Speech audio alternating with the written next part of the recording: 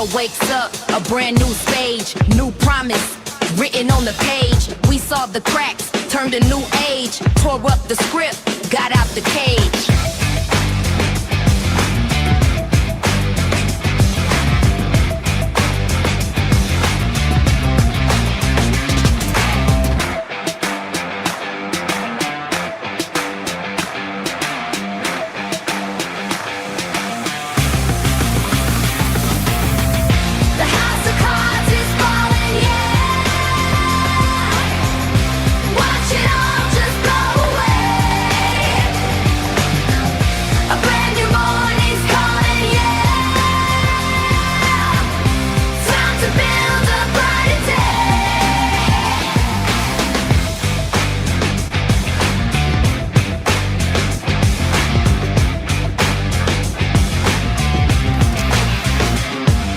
The roots dig deep, they can't be stopped. A solid truth that can't be topped. For every voice they try to drop, we rise up higher from the crop.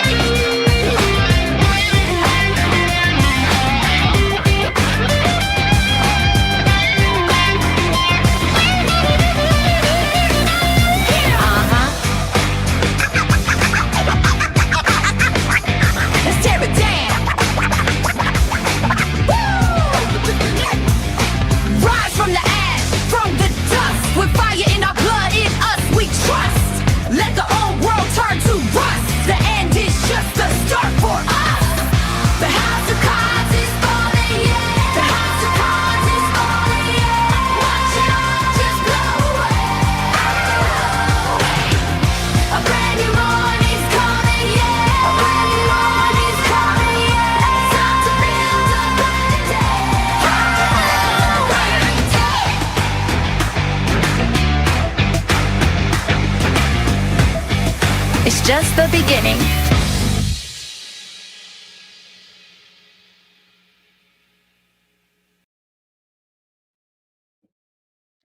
It's just the beginning. Hello, friends. Happy Freedom Friday. We have made it to the first full week of June 2026. Today is the 5th. It is a beautiful, happy Friday to all of you. And boy, do we have the best stream on YouTube. I'm telling you, we have the best mods, we have the best content, we have the best host. I'm your host, Phoenix. I'm just going to toot my own horn. Whoop, whoop. Y'all just made me feel so much love yesterday after our live stream. I listened to you. I watched the chat. I am a human being. I feel. I am. And I will share what I like, what I feel, and what I know. And what I know is all the emails that came pouring in yesterday thanking me. I'm telling you guys, you touched my heart. Thank you. Thank you for trusting in me. Thank you for allowing me to do something that I absolutely love with full integrity and heart. And I'll say this. I will say this.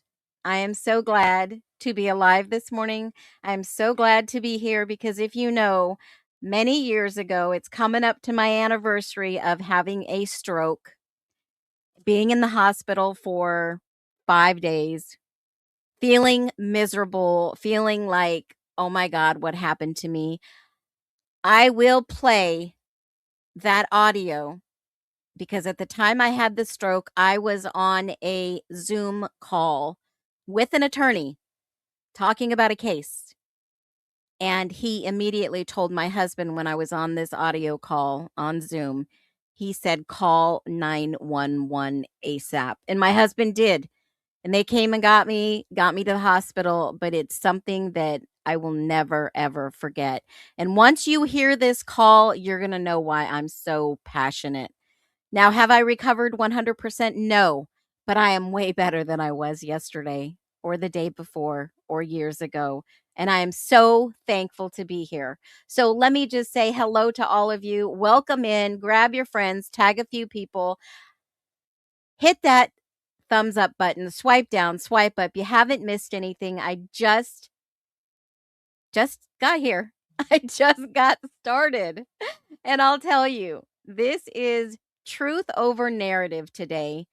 And I'm just going to give you all the positive energy that I've got in me for this live stream. I'm going to give it all to you because you guys deserve it. I feel like loving on you today. And we're not here to cause anybody a hardship. We're not here to disparage anyone. We're not here to slander anyone. I picked this because this topic has been going around social media, and we talked about it this week. Everything that I'm bringing you today, we're going to summarize what we talked about this whole week. And this is Freedom Friday. Freedom Fridays are anything goes. So, hello, Nesters. Welcome back. As you already know, I know what day it is, right? It's not June 1st, it's June 5th. I'm bringing you all the energy, anyways. Remember, it's mindset. This is the moment where we say no more blind trust, no more spoon fed narratives, no more accepting headlines as evidence, no more letting people tell us what to think before we've even seen or if it was actually even proven. So today we're talking about freedom, freedom to question, freedom to think, freedom to disagree, freedom to demand receipts, and freedom to look at a case, a story, a public narrative, or a court record and say, wait a minute, this doesn't add up. And Nesters, as you already know, if you are in here trolling, you are going to get the kick. You're welcome to stay. Don't cause any problems. Be a good little quiet spy troll. Speaking of that, I have got a picture for you. And you know, today's Freedom Friday, so we're going to get it done the right way, guys. You know it. Whoa, you guys feel free and comfortable to talk among yourself. Let's keep it clean and respectful. Most of all, let's just remember as we talk about some of these most difficult issues or context that we're bringing forward that many people maybe have never heard of. If you've never heard of the case of the Idaho 4, we have been talking about it nonstop I've made it a priority. I've made it my job. But if you are in here trolling, keep kicking rocks because we're going to kick you out. And we're going to do it in a nice way. Please, could you remember to get Scotland on your map? Yes, Helen McDonald, 9152. We are going to do it. Yeah, there's no clowning around. There's no trolling around. We've got plenty of emojis. If you are a member, I have got something exciting to share with you. No, that's not the one I wanted. Remember, my lives are real unscripted, except for some of the topics I want to talk about. But we are looking at almost 7,777 subscribers. The moment we get there, we are giving away a prize. So make sure you subscribe. Make sure you like, turn on all your notifications. You could possibly win a prize. And don't unsubscribe and resubscribe. I had someone ask me that yesterday. I'm watching the numbers. I know your number, folks. All right. Hello. Hello to all you trolls. They should make documentaries and legal stories until they absolutely. Absolutely. I agree. There should be something in place that doesn't allow people to continue to do these things. Absolutely. I agree. And you know what I agree on also? All you fabulous people coming in here to see what I'm going to talk about today. Because I know there's some of you in here that are just like, what? She said, what? And yeah, I'm going to talk about it. We're going to have some fun. So I got up early this morning, threw some sourdough that I made yesterday. I let it proof in the fridge overnight. And we are going to have some fun today. So, yep, that's me using my infrared mask that I got off of Amazon, and it's a really nice 4D. I'll tell you, it's pretty amazing. So, the 7,777th nester will win a prize. I'm not going to tell you what it is, but we're going to get into this today. Are you all ready? Drop a 1 if you are ready to go. Now, we're going to slow down a little bit here because you know that we don't come here to be chaotic. We don't come here to spread rumors. We come here to think. We come here to slow it all down because it's kind of a lot of things happening all at once out there. And we come here to use some Phoenix logic, is what I talk about. We come here with eagle eyes and looking around. And most importantly, we come here because the truth matters to us. For some reason, we have that internal little button or gene turned on to know the truth. Some people don't want to know the truth. They're too busy with life. They're too busy with their kids, too busy with their families, too busy being misled. And I don't want to be misled. I don't want to squander my time, but I want to know the truth. So before we get started, let me know in the chat. Where are my nesters watching from today? I'm going to see if we have new cities. Drop a city, a state, or your country, whichever one you want. And drop one word in the chat today because it is the word of the day is freedom. You can say freedom. You can say what freedom means to you. You can drop hearts, fireballs, because that's our theme on Fridays. And free from fear, freedom from fear, freedom from manipulation, and freedom from narratives that were sold before the evidence was shown, especially in the Idaho 4 case. Now, I know when people hear freedom, they think fireworks and hot dogs and barbecues and flags and speeches. But to me, freedom goes much deeper than that. It's a being allowed to ask questions without being mocked. That's freedom to me. Bakersfield, Southern California, welcome in. Freedom, red, white, and blue. You know me. Old house. Massachusetts, Dallas, Sherman, Texas, the Netherlands, England, Chapman, Kansas, Southern California, beautiful. Love it. Love it. For some reason, the map will not let Scotland be a color different than the United Kingdom. Are they part of it? I don't think so. Why don't you just pick green? I really need to get one of those. I turned 53 last week. Let me tell you, 3 minutes a day or every other day, it's starting to make a difference on my brown spots. Yes, and it has 7 different colors. So if you guys are interested in that, go to my After Hours with Phoenix page and I'll put it on over there. Yes, sourdough's my favorite. Oh, and I'm going to make some beautiful lemon scones later. I like them really super tart. Freedom Friday, we get to talk about whatever the heck we want. Australia, good morning. Central California, freedom is salt. Salt of the earth. Middleburg, Florida, suburb of Jacksonville. Being in my own home with my fur babies, I can do whatever I want to do. Philly, PA in the house, Michigan in the house. Whoop, whoop, Idaho. Yes, Idaho is very pretty. Very, very pretty. You know, I used to live there. Okay, so let's get on. Let's do it. Let's do it. Well, the G's are out there living their best life. Oh, my goodness. I don't know what y'all think about this whole crime con thing, but now they're killer hunters. They are looking for killers' DNA and they are going to go help people find their case killers, which I thought was an oxymoron because here we are looking at the evidence and we're not seeing that they may have the right killer behind bars. And after today's stream, a lot of people are going to be talking about it, folks. A lot of people are going to be saying, what the hell is she talking about? Oh my God, I never put that together. I never realized this. Well, Phoenix doesn't miss a thing. I listen, I see, I hear, I need a care package. LOL. Delco, Pennsylvania in the house. Thank you for your service. Fighting for our freedom and safety, that's most valuable. If this was your brother, your uncle, your son, your sister, I would be fighting for your freedom. Finally made it to alive. Welcome in, Loris.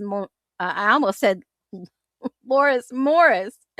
Is it Lori Simmons? 9640. Welcome in. Welcome in. I'm glad you finally made it. I know I love my replay crew, guys. So if you're driving, be careful. These people are absurd. That's a different way to say it. Yeah, you have your own freedom. You have your own opinions. We're not here to slander anyone. Good morning. We hope you are doing well. We are doing so well. But I'll say this was crazy. Some of the things they said. Now, I'm going to say they're now killer hunters, right? They're looking for DNA. Some of the things they've said in the past week kind of concern me. Like, we want your DNA. It's going to link you to not the killer, but the families. It's going to link you to the families, not the kill. I think they talk in riddles. Who are these folks? Right? They don't even know their daughter's name, and maybe they adopted her. And we talked about this earlier in the week. But you see, I kind of scrambled a couple of letters. Are they pulling a crime of the century, in my opinion? I mean, has anybody, I question the unthinkable. Did they just say, okay, we'll go along with this little shenanigans, this charade, and we'll be the killer hunters for other people, but not our own child? What? What? I think, in my opinion, the system worked against them, and now they're trying to work the system. Are you all picking up what I'm putting down? I think they are now working the system after they figured they couldn't work against the system. In my opinion, you got to respect them for that, folks. You got to figure out a way to beat the system. And if you can't beat them, join them until you can break from them. I've learned that in my own experience in my own lifetime. And that is my take on the G's. You got to respect them. They lost a daughter in the most horrific way possible. If you saw my video on Ethan's autopsy, drop a 1. I'm not going to play it, but please go and take a look at that. You're going to find a lot of interesting things. A lot of people are embellishing this autopsy report, and I'm just laying it down professionally in the most respectful manner to show you Ethan's autopsy. And you know what? Ethan didn't even have any stomach contents. They didn't mention Ethan's stomach contents. And if you know, on Justice for All, Justice for, FOURALL, that is our home website where I put every single document as possible. I'm trying to update it. But let me put it up on the screen for you so you can see it. Justice for All, scroll down just a little bit, and that's the new autopsy doc. And it's about 75 pages, and it has all 4 autopsies. You can click the button, download the PDF, or you can just read it. And I did it for 2 reasons this way. A lot of people say that they can't see this in other countries, and hopefully you'll be able to see this. And if not, and if you're not in a country that doesn't restrict you from seeing this, then you can go ahead and download it. Okay?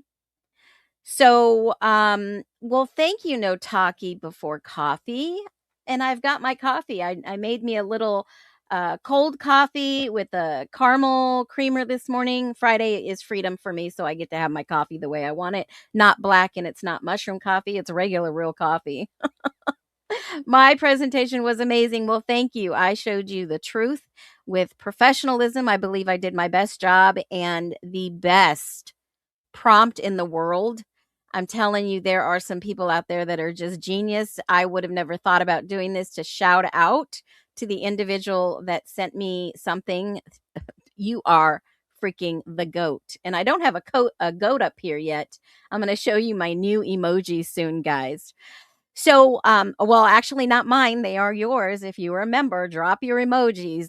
These are funny. And, there is somebody for the month of June that's gonna actually get an emoji. Have you heard anything about the foundation that Ethan parents recently opened the foundation in Ethan's name about suicide prevention? I have not. I have not. And I will say, whoever started that, shame on you. It does not look like suicide, but until somebody else can prove something differently, anybody can make an SEO appear real in Google. Anybody. I've never seen anything mention about suicide prevention. Now, if this is the case, then we need evidence. We need facts other than just a SEO that says the foundation. Anyone can go out there and make a Photoshop copy. Just and it's true. People will go out there and do anything for clicks, likes, and views. But let's vet it. Let's verify it. I'll put it on the back burner. I'll star your comment so that it saves. And I usually star the comments at the end of the stream, print it out so that I can go over and make sure I don't miss anything. Yes, it's part of the tulip thing, isn't it? I've not seen it.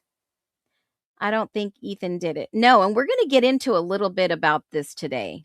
Yeah, mom talks about it. Where did she talk about it? I want a video, screenshot, anything. That would be so helpful. Yeah, I research everything. And researching the Chapins and their tulip farm and all kinds of other stuff, I've never seen anything about suicide. It was on Ashley Banfield. Oh, well, there you go. My old eyes can't see tiny emojis. I wish we had bigger emojis, that's for sure. So, Justice for All was in the Phoenix Birdies Live got into trouble for using. Oh, wow. Oh, yeah. It's a desperate cover up. Okay, let's not mention the S word. I don't remember who showed the video. Speaking of a desperate cover up, this whole case is a desperate cover up, in my opinion. In my opinion. Okay. I thought I filtered out that word, but we'll make sure we filter it out. Now, one thing that I know for sure, I'll go through and I'll watch. I don't know. I don't watch Birdie every night. Sometimes I try to jump on when I'm free. She said she's helping foundations with that. Okay, I'll do a little bit of research on that. I'll star your comment too. So, in talking about the autopsies, it's there on Justice for All, and I just want to go ahead and share this with you, and let's get the stream started. Excuse me. And I always say, show me the proof. Okay. The narrative says, here's the story, accept it. Freedom says, show me the proof. Just like what you guys are saying, show me the proof and we'll review it and we'll research it. We'll go down that rabbit hole. I'll beat it till we find the answer. And the narrative says, don't look here, look over there. Freedom says, why not? A narrative says, trust us. Freedom says, trust is earned. And that's why I fight for freedom every single day, not just on Fridays. People are tired. People are tired of being told what happened without being shown how it's proven. They're tired of being handed conclusions without being allowed to inspect the foundation. That's like buying a house and saying, no, you can't look inside. You just got to buy the house. Don't look inside. And I'm tired of court cases, crime cases, and media stories that public controversies being wrapped up with a bow before the public, and they never get the full picture. They never get the testimony. They never get the statement, the documents, the crime scene. And that's where we come in. The Nest is not here to declare something just because it sounds exciting. Yeah, that's fun. That's entertainment. We're here to ask, what do we know? What do we not know? What was tested? What was not tested? What was skipped? What was sealed? What was corrected? What was explained or not explained? What was contradicting? And what has still not been answered? It's not a conspiracy. That, my friends, you nesters, that's critical thinking. What's more dangerous, a person who asks too many questions or a system that does not want to answer any.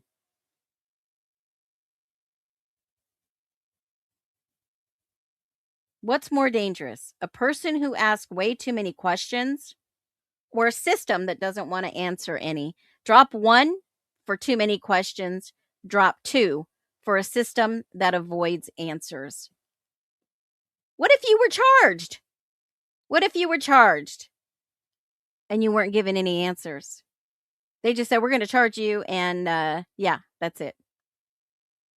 We're going to charge you for something and you don't need to know anything about it. What the heck? And I know already where most of the nesters is going to land on this one. A system that avoids answers because they don't have to be accountable because they say it is, so it is. So let's just do this. It's the first week of June. We're going to reset. New month, new clean page, fresh fire, fresh freedom. And this is the perfect time to ask. Bring on the receipts. Release the monkeys. Release the court documents. We're not going to chase the loudest voice. We're going to follow the missing explanation. Look at this lady, a Disney adult, 57, arrested after restaurant seating tantrum. A 57-year-old at Disney throwing a tantrum. What the heck are we watching? A Massachusetts woman visiting the happiest place on earth. I did a post a few weeks ago. If this is the happiest place on earth, because I was dropping my kids off, my adult kids, by the way, why are all these kids screaming at Disneyland? Now we have an adult, 57. She was at a steakhouse and she basically was denied entry because the size of her party. Usually they arrived early for a reservation. She dumped water on the restaurant manager, broke multiple glasses, and tore the name tag off a cast member's suit jacket, according to involved employees. She grabbed the manager by the shoulders and moved her approximately 6 steps. Another manager then intervened. Oh my goodness. Could you imagine, folks? I could not imagine. And basically, they got her arrested and charged with 2 counts of robbery, snatching, and criminal mischief, according to her arrest affidavit. She has reportedly been issued a trespass warning by Disney and effectively banning her from its Orlando parks and properties. That's just wild. Can you imagine a 57-year-old throwing a tantrum and having to be on the front paper arrested? This is wild, folks. 57 acting like a kid. Can you imagine? I can't. Can't imagine this. That's not freedom, right? You got to know the right time when to scream out loud, to throw a fit. Nobody's listening to you. That time's almost here for us, folks, because we see the G's and they are making some wild comments. They are screaming out loud. They are showing up. But for what? To be killer hunters? Killer hunters. I should have put DNA hunters. Now they're helping families. That's what the foundation's for. They're helping families find the killer's DNAs in unsolved or cold cases. I wonder if they think in the back of their minds that this case is a cold case and maybe did they get the wrong guy? Because they're speaking out both sides of their mouths, in my opinion. Think about this. I acted like a kid, but not in public. Right? Imagine to tell your grandchildren that you got banned from Disneyland. Oh my God, you guys are amazing. Look at the chat. She can never go there again. Unbelievable, right? So many people losing their damn minds. I thought we were in Mercury retrograde or something. Oh man.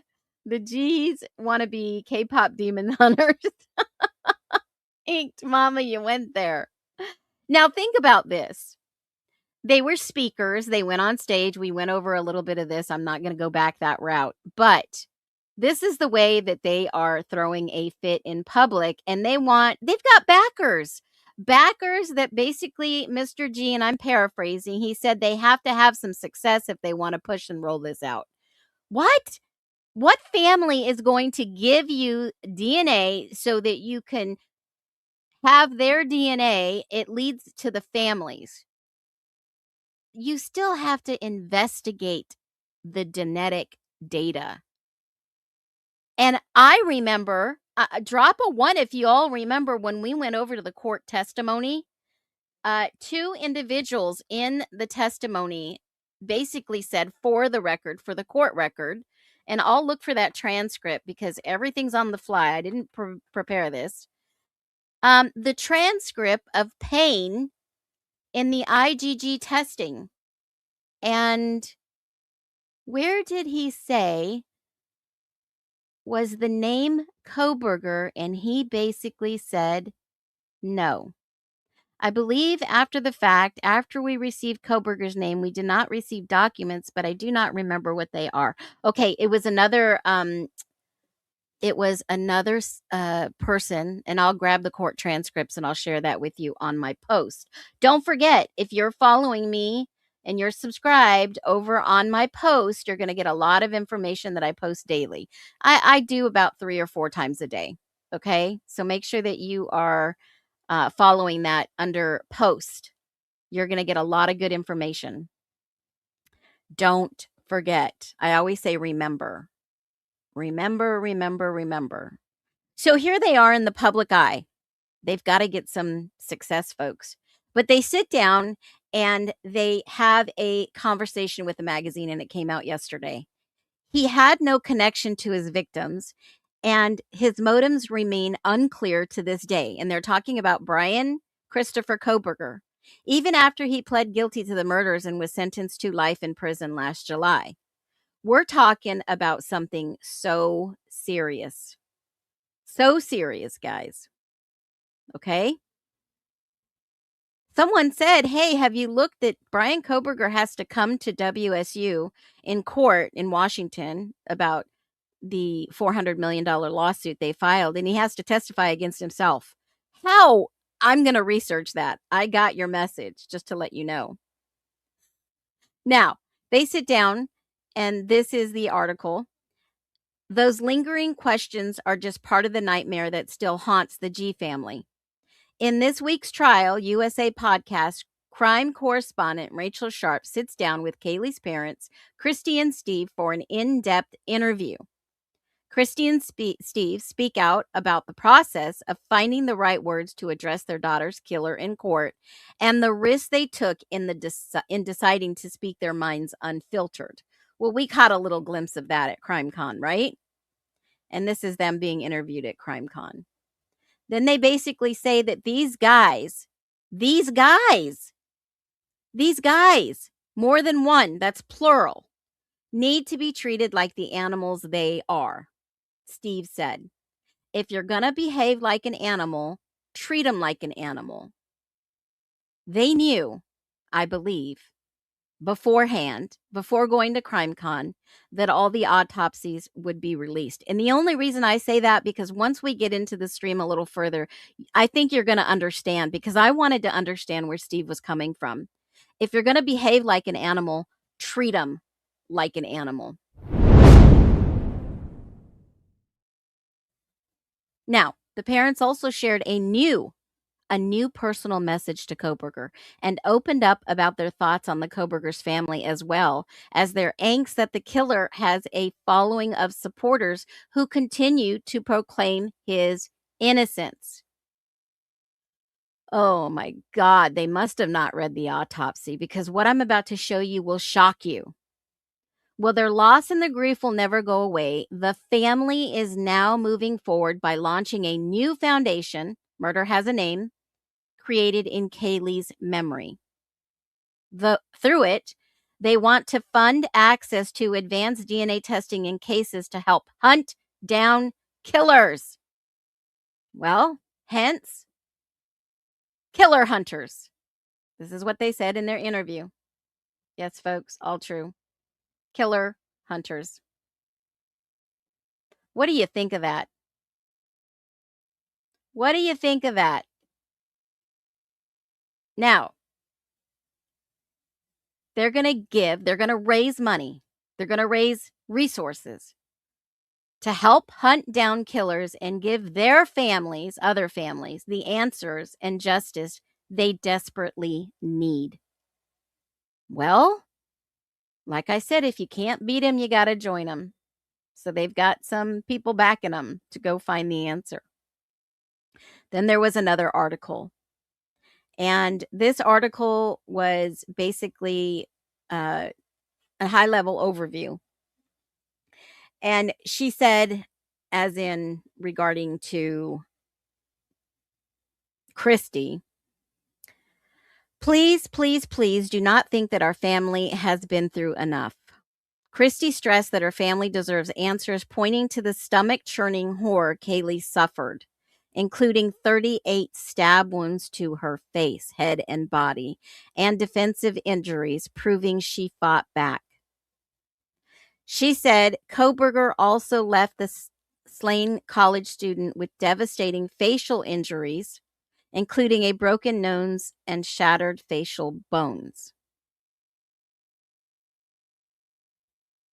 And you know this because you were there. Can't you just tell me why? Christy pleaded in a message to the twisted former Washington University graduate. I'm a mother, and you have a mother too. Can you please just tell me why?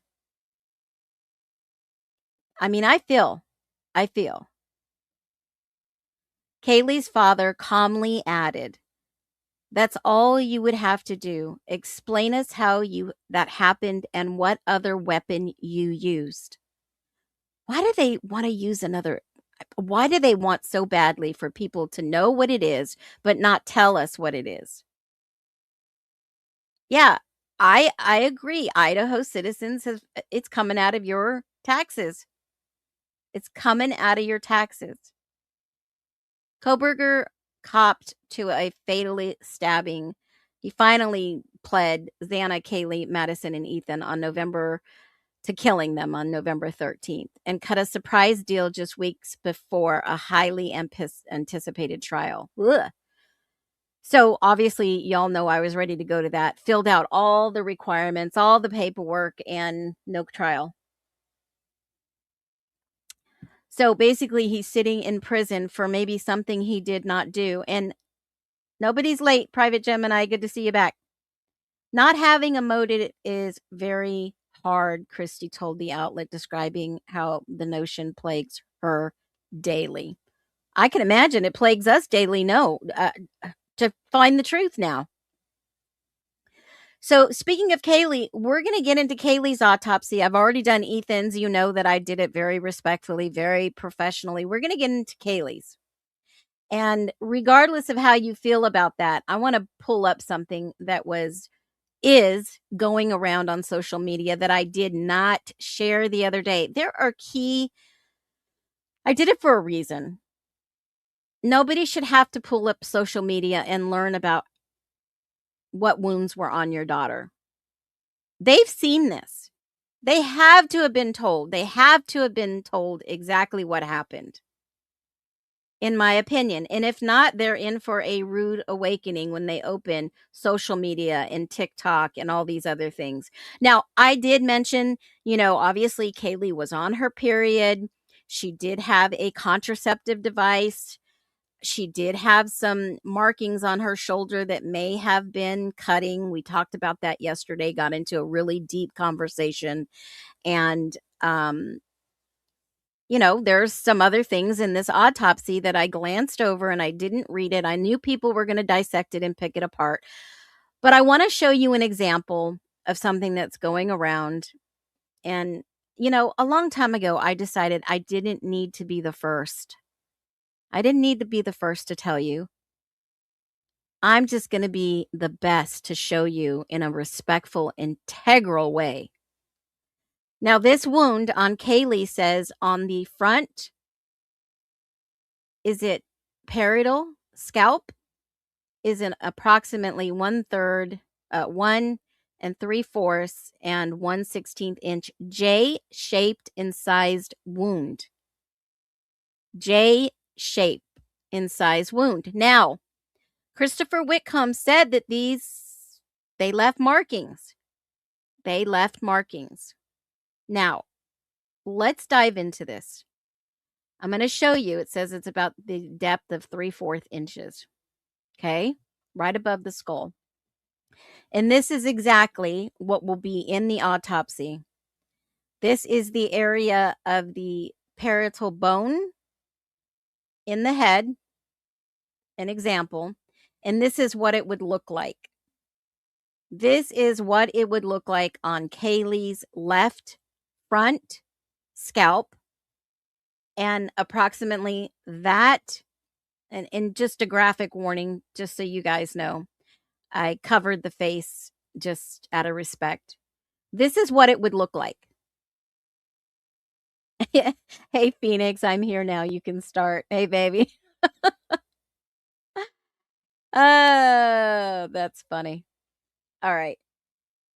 This is what it would look like, approximately length, approximately everything, okay?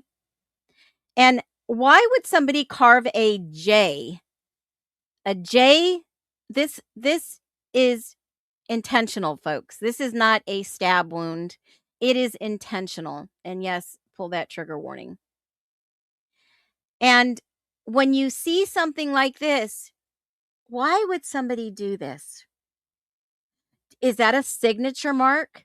And it could have been done after the fact, folks. Could have been done after the fact.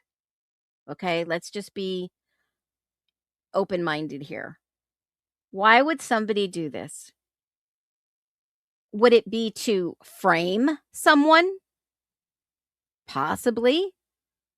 Would it be to signify that you did this? You're responsible for this? That would be pretty stupid for a killer to do this, honestly.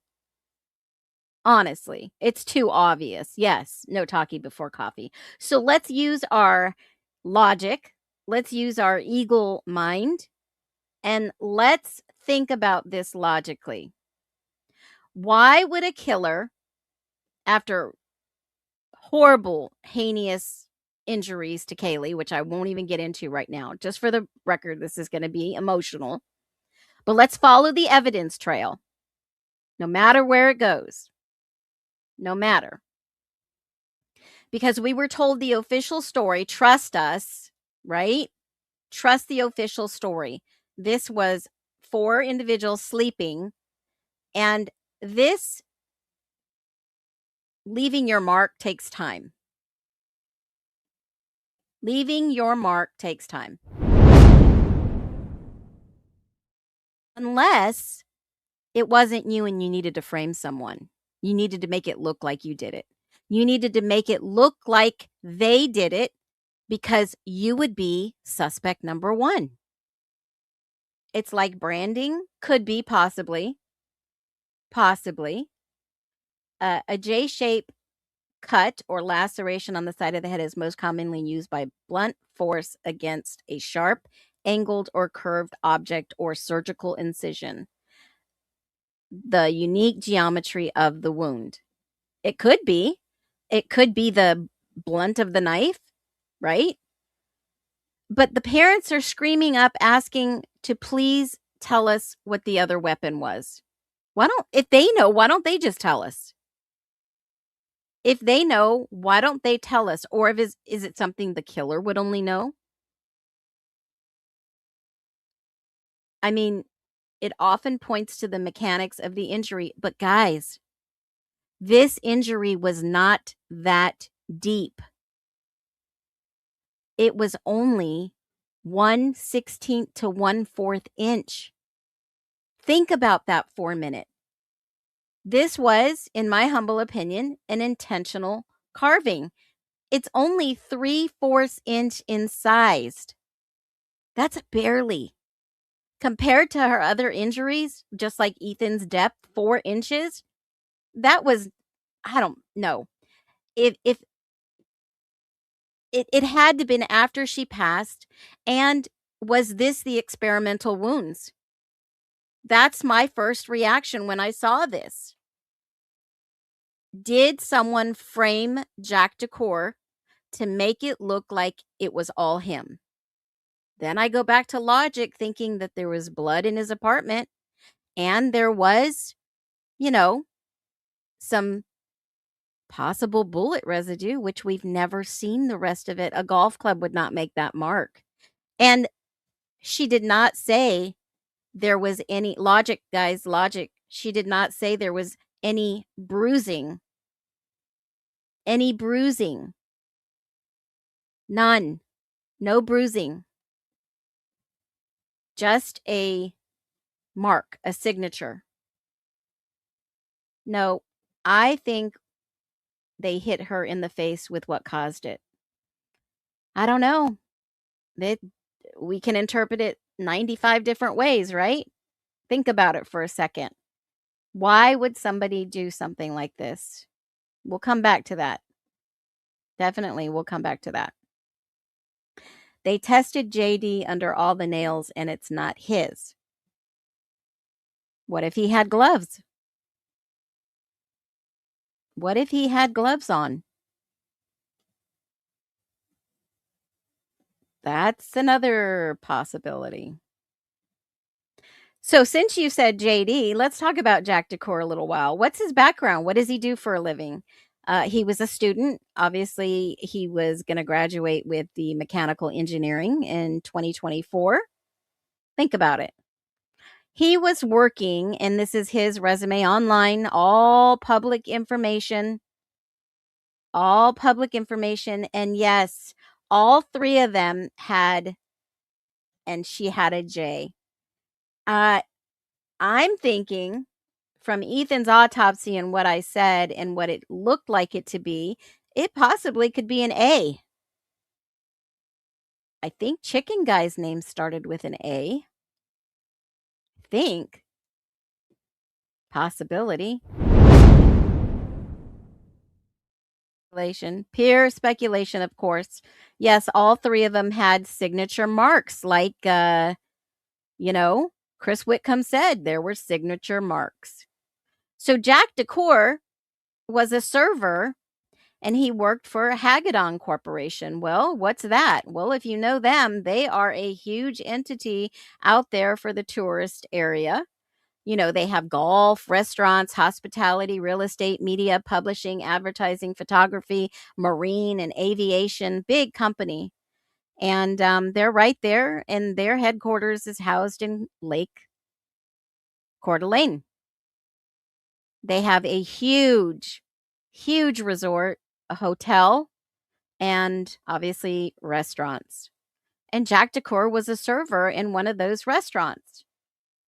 I think it was a fisherman because the fillet knife, according to Chat GPT. So who's the fisherman?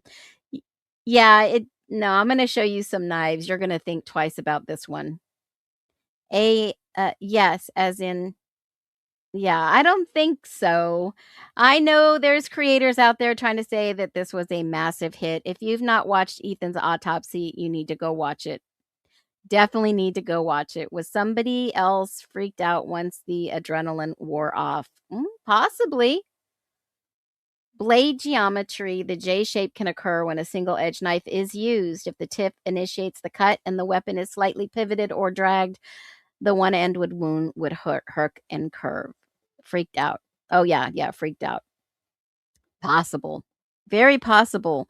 But then you go on to look, hey, they've got a live feed out there. I mean, this company's got some cash, man. This was in Golf Digest that you can go and look at the golf course. I mean, it's a beautiful area. Live stream. And who else as a server would know anything about knives, right? There's some serrated knives in kitchenware.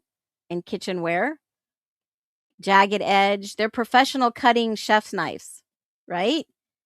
Some servers, were giving their feedback on how it was to work for this company. $23.20 per hour pay. It's expensive to live out there in that area, folks, if you don't have, reasonable accommodations. Someone said bad pay, low pay, bad management. It's a corporation, money to be made, but not a great company to work for. Yet not so great, right? I mean, you do what you do to get by. You know some people, they hire you. It's kind of like dirty dancing, right? But these are some professional knives that, you know, came up when I was searching for not Chat GPT, but just searching for restaurant quality, high grade knives that are sharp and serrated at the bottom with a guard. With a guard. And that's what my Google search engine came up with. A pair of professional knives, kitchen knives, possibly with sharp serrated ends. And this may have been a weapon, speculation, of course, speculation that possibly this is the serrated end knife that is shown in Kaylee's autopsy, which I'll give you a whole video about. And it was rage. It was revenge. It looked just like rage. But why would somebody carve and take time to put a J in allegedly Kaylee's head after all said and done? Did they want to frame someone else, blame someone else? She's the only one that had it J. She's the only one that had a J. And guess how long this knife is? About 10. About a 10. And there is a knife that, investigators were asking around and talking about. They were really serious about finding out what knife it could have been. And I think for those of you who followed me long enough, this is a Kershaw knife. And a Kershaw knife was asked about in the case. Somebody was interviewed, Chicken Guy, how to get the cut on his hand. And yeah, so there is a rainbow Kershaw knife that the officers were asking about that is shorter with a serrated edge. And this was just my humble opinion. They even took this Kershaw knife into evidence. Now, I don't believe in too many coincidences, but when you start lining them up left and right and you start to see a pattern, look there, not here, it becomes very apparent.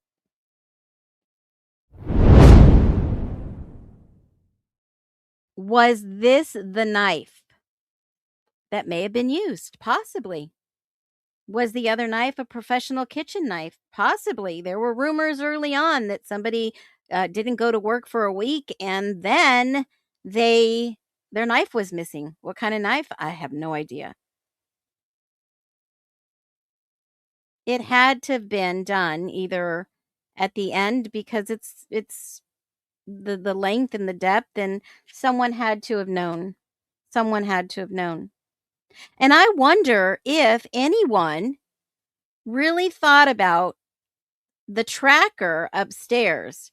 And why is it so important that the investigators are asking Dylan if she went upstairs to Kaylee's room? I've noticed that in the last couple of interviews.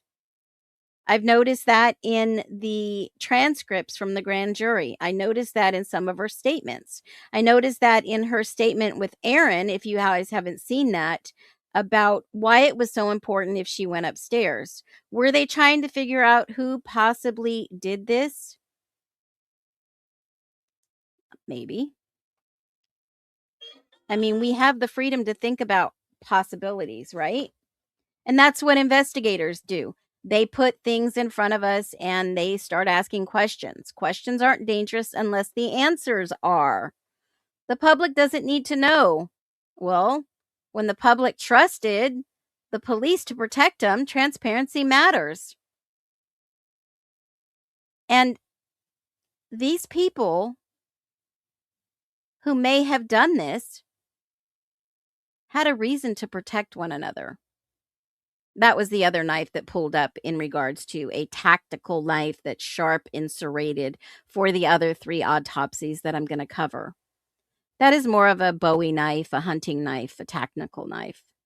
And one of the things that I kept remembering is these experts on Dr. Turvey, he was talking about the scabbard. He was talking about the scabbard on Ethan. the scabbard. And we talked about this early on. Y'all know what a scabbard is. It's like a long sheath for a sword, right? And he kept using the word scabbard and not sheath. Does anybody know what the difference is between a sheath and a scabbard? They all wanted everyone to use the word sheath. And I kept saying, why are they so like hard set on using sheath? But in the book, Broken Plea, he keeps using scabbard. Words are so important, folks, more than you know. A professional sitting there saying scabbard, a scabbard, a scabbard, not a sheath, sheath, sheath, like they found in Maddie's bed, right? I mean, it's so important to listen to what he's saying. He gave us some great scenarios. And then, obviously, I was like, I wonder if any of these fraternities have swords.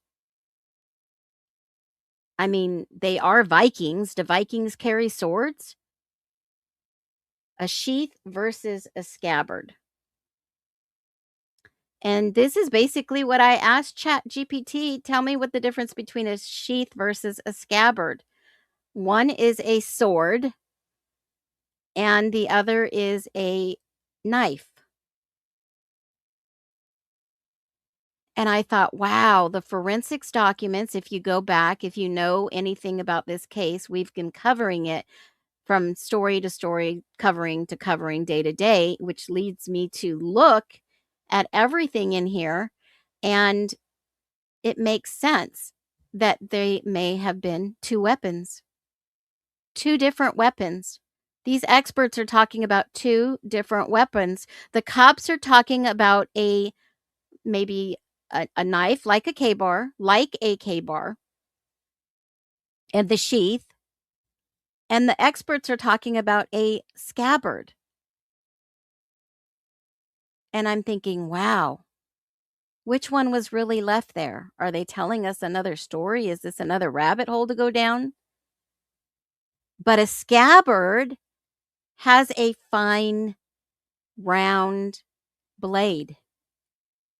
A tactical knife at the end is serrated. And I'm wondering if maybe there were two different weapons that were used in the crime, because that's what the G family's been screaming. But the authorities keep saying you'll have to ask. You'll have to ask. You'll have to ask the G family. And I just wish the G family would tell us. Explain to us how that happened and what other weapon was used. That's all I keep hearing in my head when I think of this case. Explain to us how that happened and what other weapon you used. Two people. Was Koberger there? I don't know. Nothing points to him. They say he's factually innocent. And if that is true, could any of these fraternities have some type of ritual or hazing sword? So, of course, Phoenix goes down the rabbit hole, and I find all kinds of interesting things. And this is probably going to be the stream where everybody starts screaming, "Stop telling everybody our secrets," right? It was somebody else. It was somebody else. Stop telling everybody. Well, I went digging and I found a post that said this was my great grandfather's fraternity sword. It's possible 3 to 4 weapons, absolutely. Like I said the other day, did they have a freaking knife party? Is that what they were going to do? That was not a prank. I don't think they were going to scare anyone.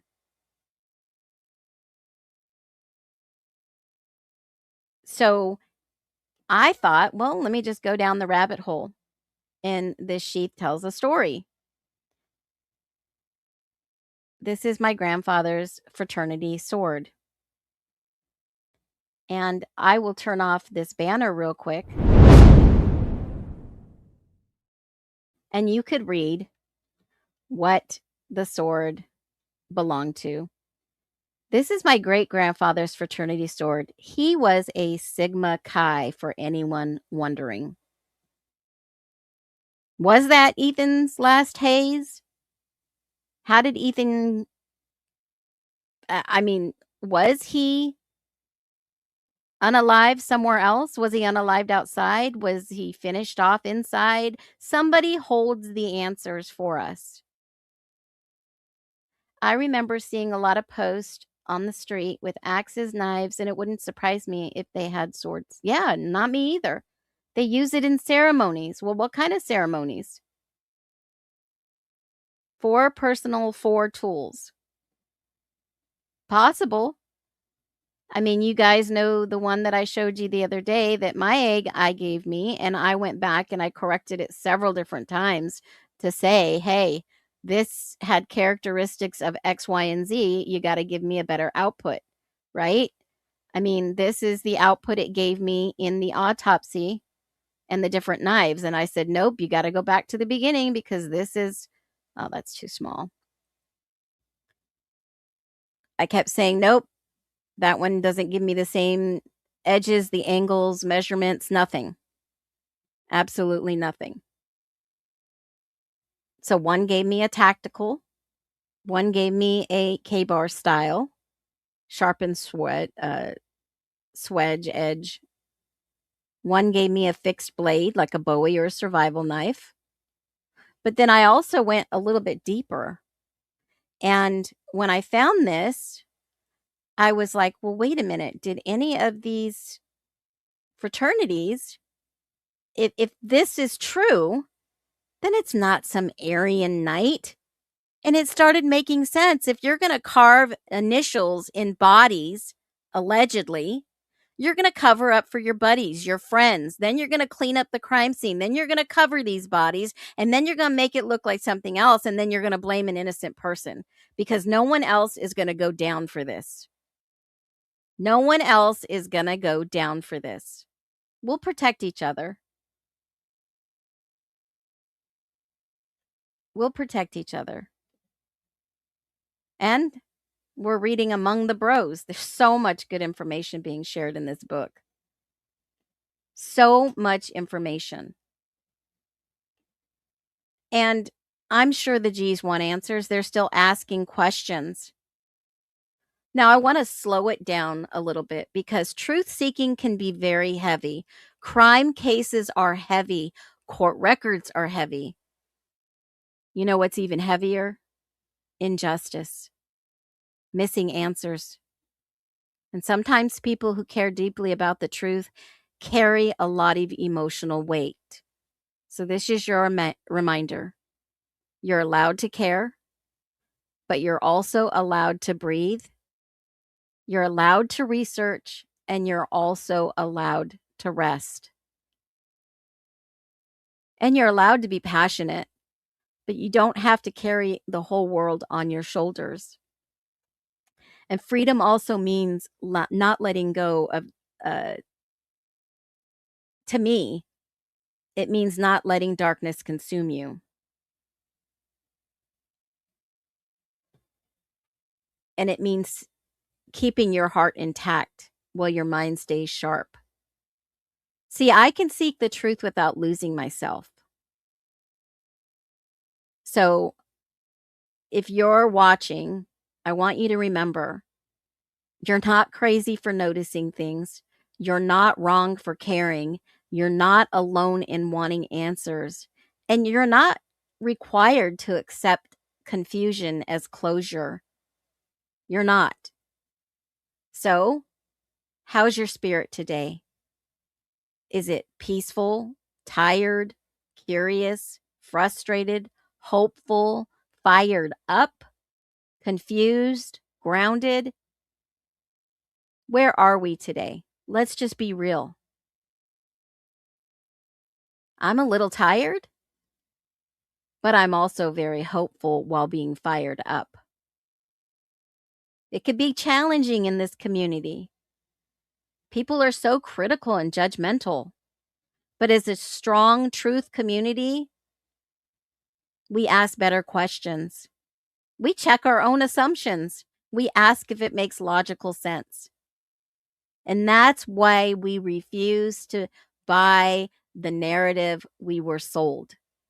One document can change a lot of information in this case. So I'm going to go through the other autopsies, which people are running around rampant, sharing misinformation, which really pisses me off. But, you know, you get better over time. You get better over time, and people listen. So, what I'm going to do in the next 15, 20 minutes, how about we go on a field trip? Are you guys ready? Drop a one. Are you ready for a live field trip? Because I want to put some logic back into this. I want to put some logic back into this. Don't get tired. It's okay to get tired, but don't quit, I should say. I don't know if he's fired Pacer, if it would be sealed. I don't know what's happening behind the scenes.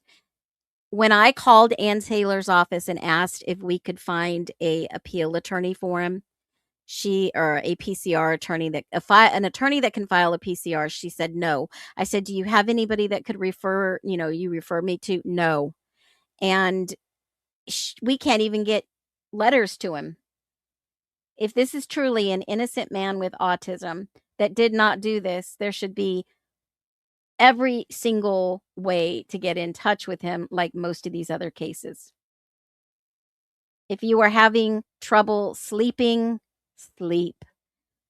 I hope every single cell comes into alignment with your body that you will be able to rest tonight. All right, so let's get into it. Let's go on a live field trip since y'all are up for it and you're hanging around. So I'm not dressed. You don't have to, you just stay right there. Don't go anywhere. Make sure you hit the thumbs up like a reminder of our absolutely beautiful, fabulous mods. Hit the thumbs up. I know a lot of people catch the replay because I do start my shows at 11 a.m. Marion, absolutely. He is on some medications that we know of, but we don't know what kind, and that could be possible. Yeah, so many curveballs in this case, okie dokie, Lisa. I agree. Love those earrings, by the way. All right, so let's go on a little live dig, and I'm going to ask you a really good question. All right? I'm going to ask you a fabulous question, in my humble opinion. I want to validate, or I don't know, vet the powers that be, that some people say, here, let me drop it in let me do a poll.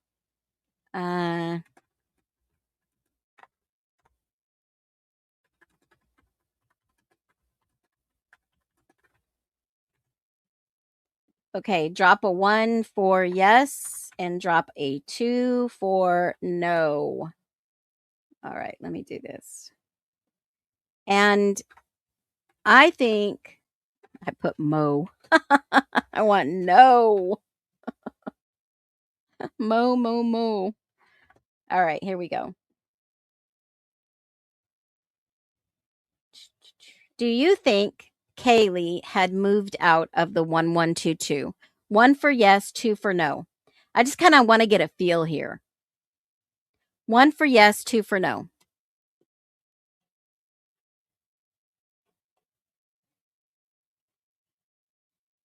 Did Kaylee move out of 1122? Try to get a general feel.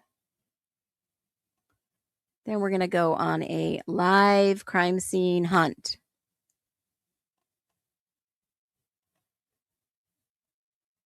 All right.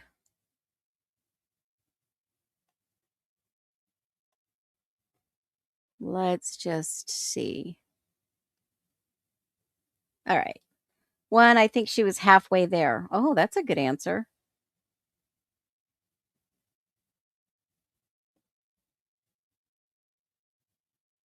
Okay. Oh, it didn't pick up the poll. I wonder. Well, most of you are, oh, there it is, 50-50. Wow, you guys are 50-50 on it. Wow. I'm not sure. It's okay to not be sure. I think she was halfway there. When I move out of somewhere, I don't leave I don't leave half my things. Absolutely. Physically, yes. Maybe physically yeah. I think she was going to leave that furniture and start new. Absolutely. I don't think she wanted to move her things twice. I agree. Not really sure. Halfway. Yeah, that's why I said two. Okay. Well, that makes sense. I mean, yeah, absolutely. So let's just see. Mentally, yes. Well, there's a reason why she went back because she was Dylan's plus one for like less than an hour. I think she was there, maybe just to see some old friends and then left. I think she was beginning the process. I've always been caught on her reasoning for coming back in that to go to the formal thing with Dylan, but they weren't good friends. But you know what? Even if you're invited to go back to a organization that you left, you still probably have connections and friends there, right? Totally had some connections and friends. And, one thing that I really think about when you move out, you usually take everything you have unless you leave in a hurry, right? So, whatever happened in October, Halloween, there was a lot of stuff going around the neighborhood. Whatever happened in October, I do believe that Kaylee did leave because there was something serious.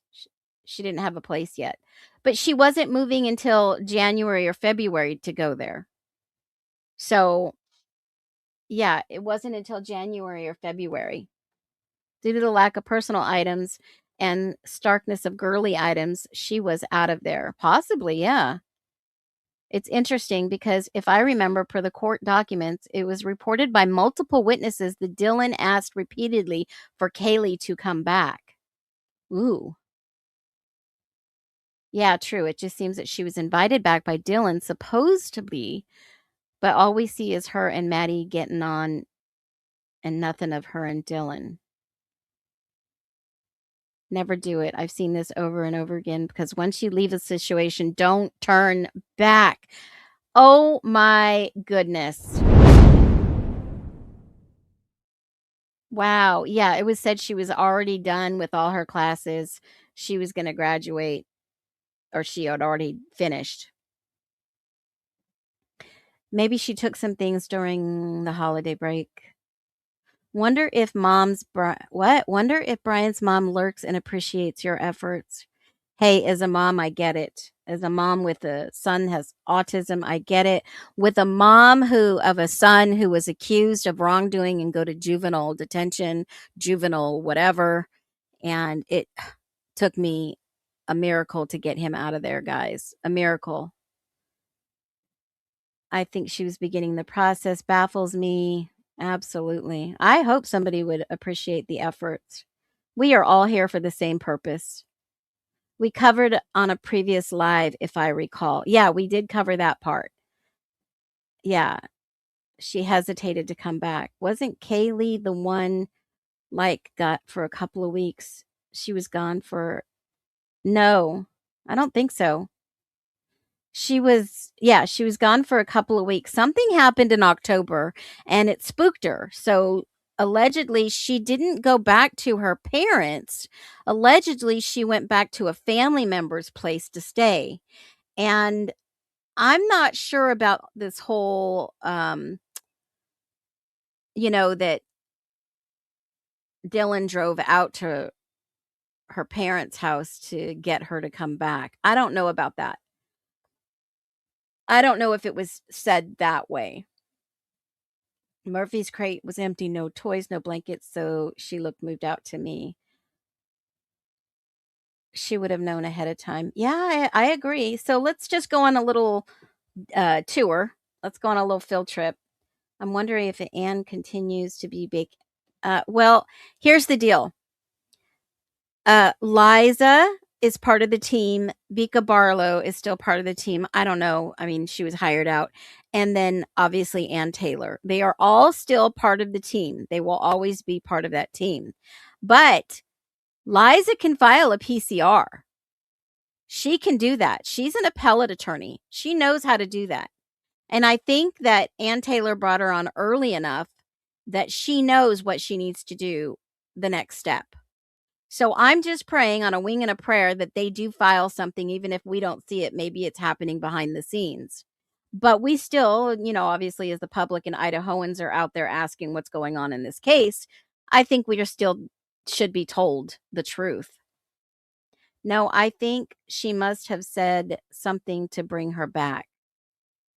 I wonder. Yeah, she's an appellate attorney. All right, so let's go on a little field trip real quick. And,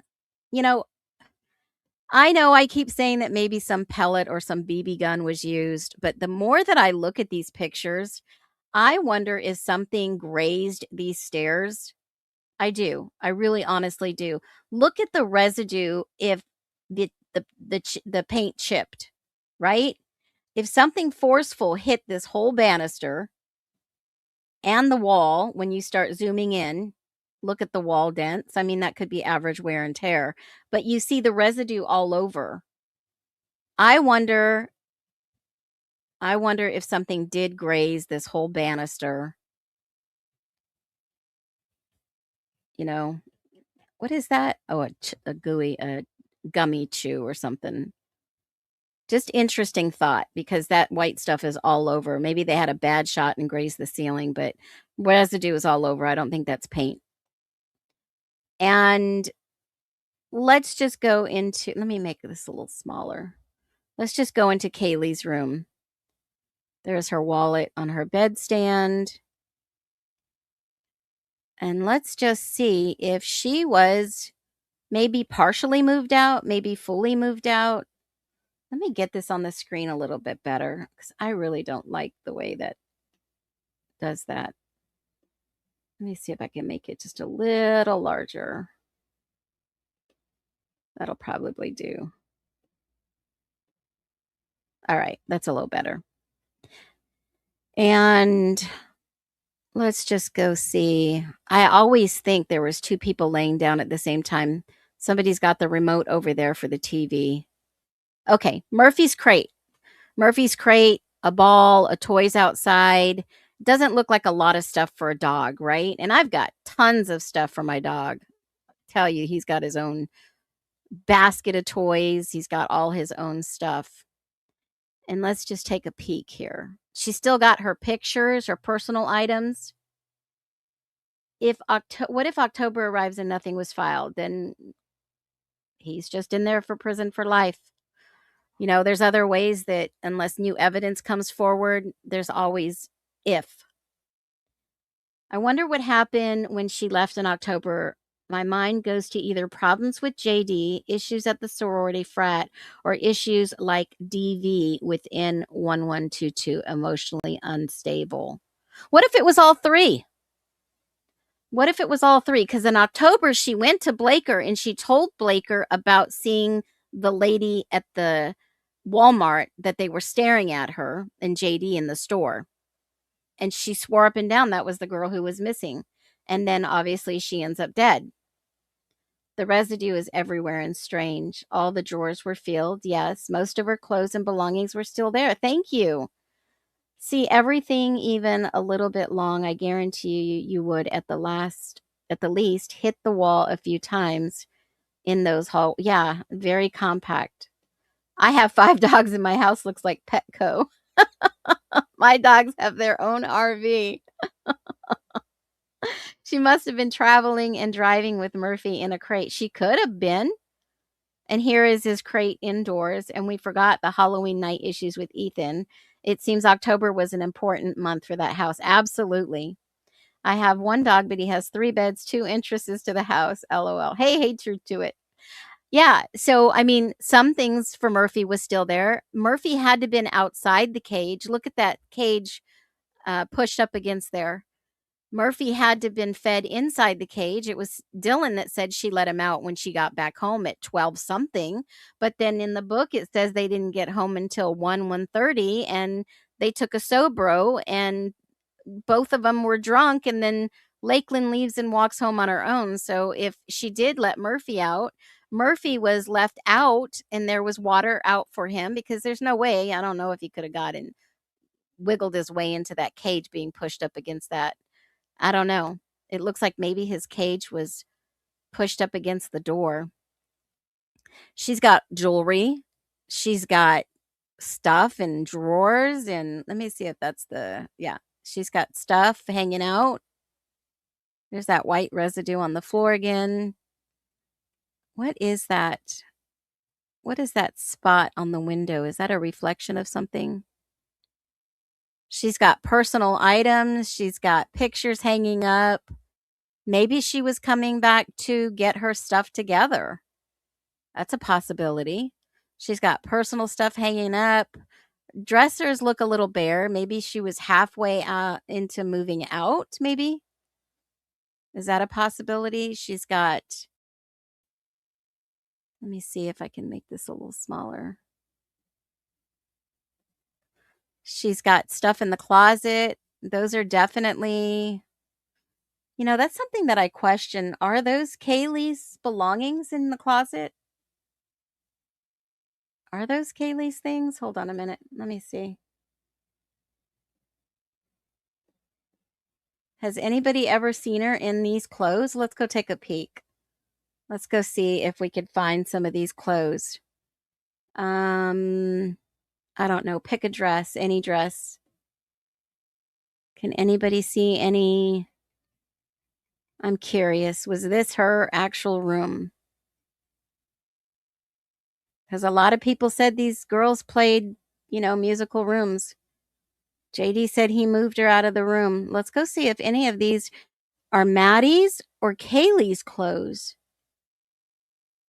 Let's go see if we can find these clothes that belong to Kaylee. That would tell us a little bit more about this story. Do you see anything that she's wearing that would be hers? I mean, some of these are pretty. Here's a little skirt. I see a green jacket in her closet. Let's just see. Could she, let's see. Shoes. There's shoes, but I've seen those shoes on other people too. What would tell us if this was Kaylee's bedroom, other than the Dell computer being with Extreme Networks, the shoes? Because I often wondered, these college girls share shoes, share clothing.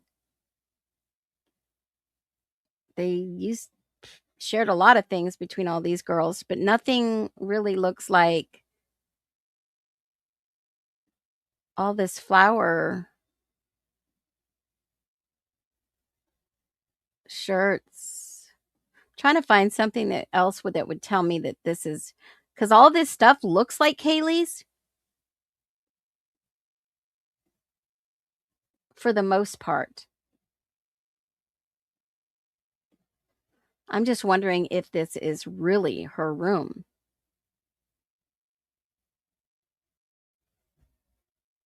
Let me see if I can find this little dress. There's one similar. Has anybody even thought about that, with everybody pointing to everyone else's room? Like, who really belonged in what room? Was Kaylee in the spare bedroom that night? Was she afraid to sleep in her room? I don't know. This is just weird. Why would you be in Maddie's room? We know that it possibly was staged. I'm just looking for something. Okay, here's a flowered dress. Kind of looks like something in her closet. Just trying to find something that would solidify, yeah, this was Kaylee's room, but was she using it?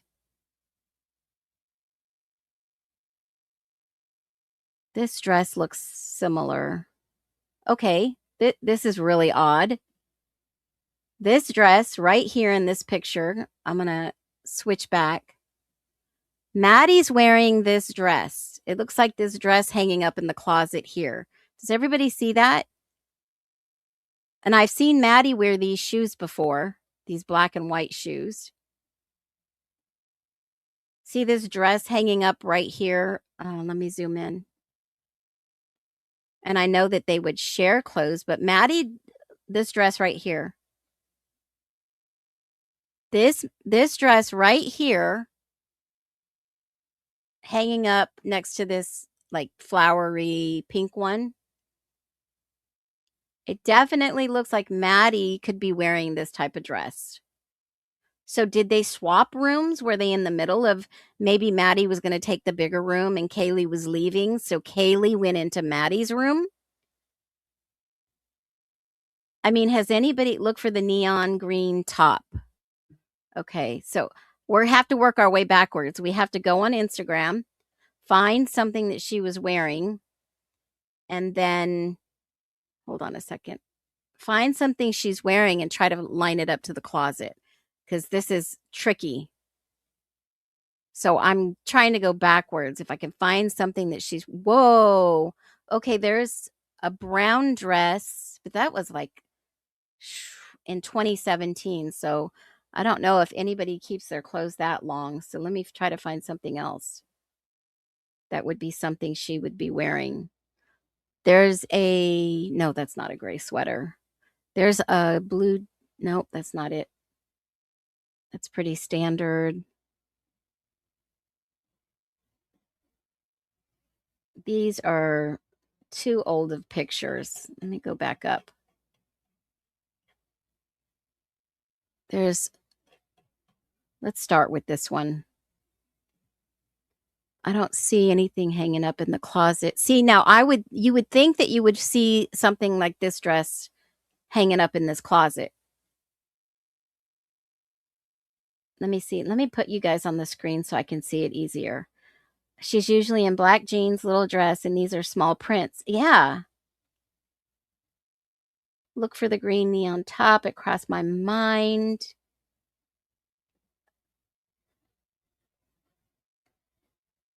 Okay. Something neon green is in the closet. Yeah, I see that neon green. I'm kind of working with what I got. So those formal dresses doesn't look like they're in the closet. Black and blue jeans. I didn't see this top anywhere. That was in 21, so, and that was 21. Let me see if there's any more pictures in this. Doesn't even, she looks so much different in 21. Let me go back. Let's see if there's any other clothes in this. Okay, there's a little dress. Don't see anything like that in the closet. It's a black top. It's kind of like a leopard print top. Don't see that. Nope. It's like finding a needle in a haystack. White top. Nope. Let's see. She'd probably be wearing the same thing. Nope. See the shoes, right? So hold on a second. Where did those shoes go? Dang it. Hold on. I didn't see that green dress. There's this white dress that's not in the closet. White shirt not in the closet. Not in the closet. That dress is, it looks like Maddie's dress. Those are younger pictures. The shoes, right? Now, this is what got me. Maddie's got these shoes on, okay? And when you go over to this picture, see the black shoes? The black shoes? Those black shoes are on the top of the closet, right? So I'm wondering if maybe they switched rooms. I mean, could that be a possibility? Those shoes are in this room over here, right up in the closet, right here in this area.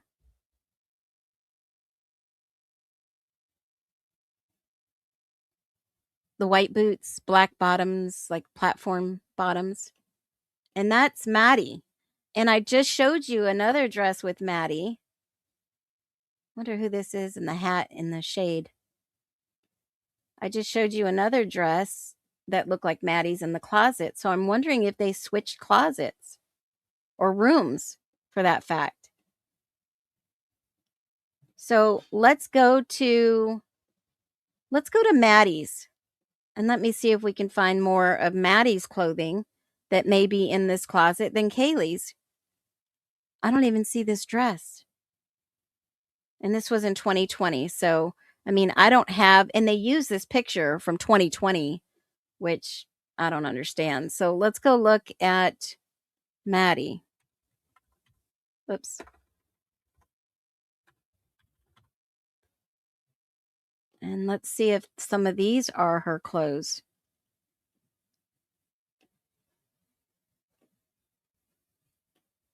She's got the black shoes. Were those in the closet? Yep, those shoes are in the closet. Wonder if they swapped. Nope, that's Halloween. Those black Doc Martens. Okay, so that's all Maddie. Black shirt, blue jeans, that's pretty normal. You're not going to find that.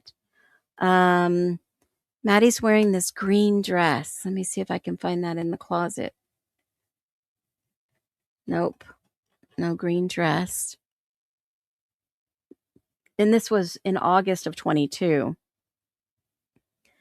That dress I've seen before.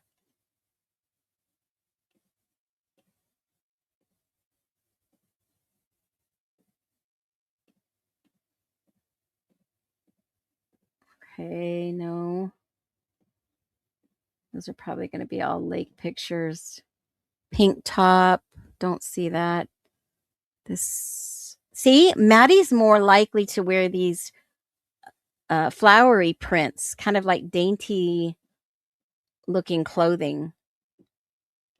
Whoops. That purple. Nope. Pink. That was in 2022. Nope. That's more outfish. Red, white dress. Nope. I mean, it's really hard to try to put these closets to match. Fringe. The only thing I see, the boots and the shirt and a couple of other things. Pink dress, don't see that. No, that's pretty standard. No, don't see that hanging up either. Maybe she was just trying it on. All right, Maddie, black. There's a lot of black clothes in here. White sequins. I'm wondering if they did at one time switch. Big Little. I mean, that crossed my mind. That really crossed my mind that maybe, see, Maddie's always in these floral type of shirts.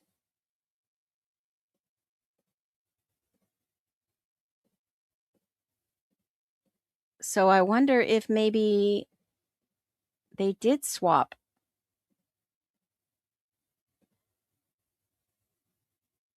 Huh. That makes me wonder.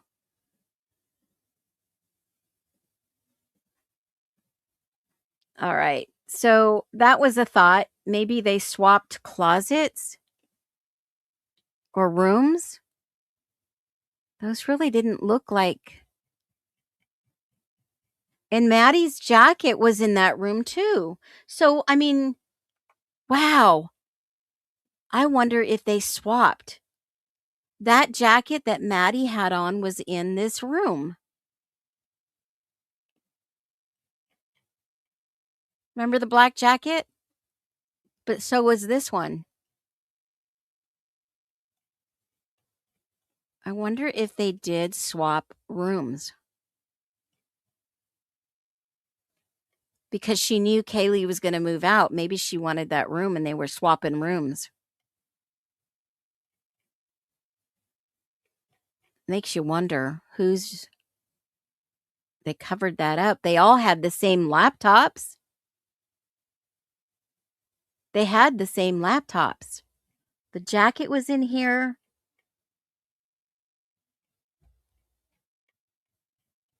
The computer.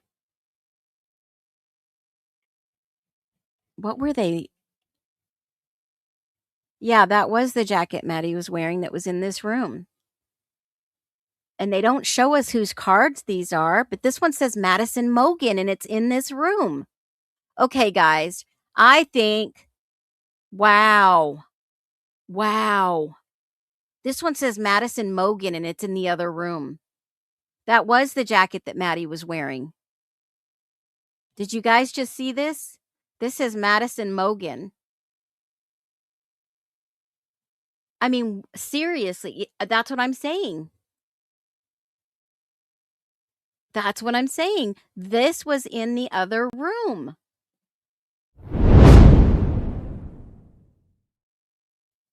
I mean, is it possible they swapped rooms? That one said Madison Mogen on that one. Whose room was this? They both wear lashes. They both wear...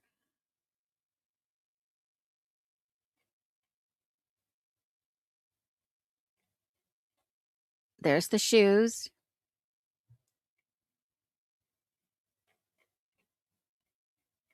I'm wondering if they did swap rooms before Kaylee was going to move out. They both had extensions. They both had eyelashes. They both had colored hair.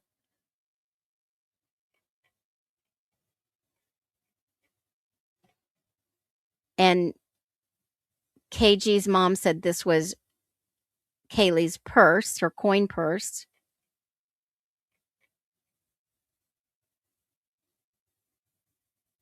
And if she knew Kaylee was going to move out, then maybe they were going to swap rooms.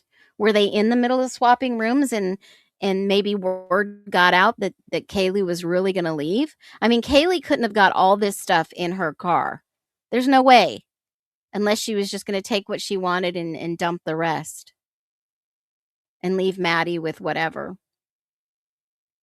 But I always wondered if maybe they moved rooms, moved bedrooms. But Maddie's stuff was in that room. That is so weird. There it is right there. So did Xana change rooms too? Maybe. I don't know. Did somebody move down to the bottom? What does the other room look like? Okay, so this was supposed to be KG's room, but it could have been Maddie's. And Maddie had the checks because she was working at Mad Greek. Folks, I think this was Maddie's room. What if they switched? What if they switched?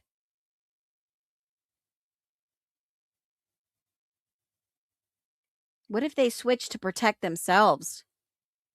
Holy moly. That would make sense. KG's mom said the Coach wallet was Maddie's. I thought she said it was Kaylee's. Hold on a minute. Hold on a minute. I'm going to go over there and I'm going to get the video and we'll watch it. Hold on. She had a video up there and she explained that it was Kaylee's. Hold on. Let me grab it.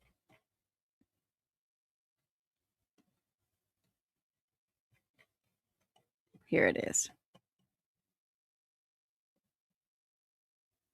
A couple of things she got from the box. They gave it to her. Okay, she says,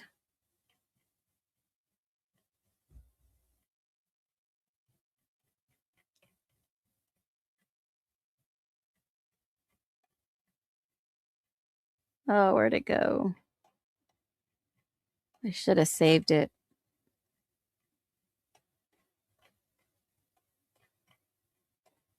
Here it is.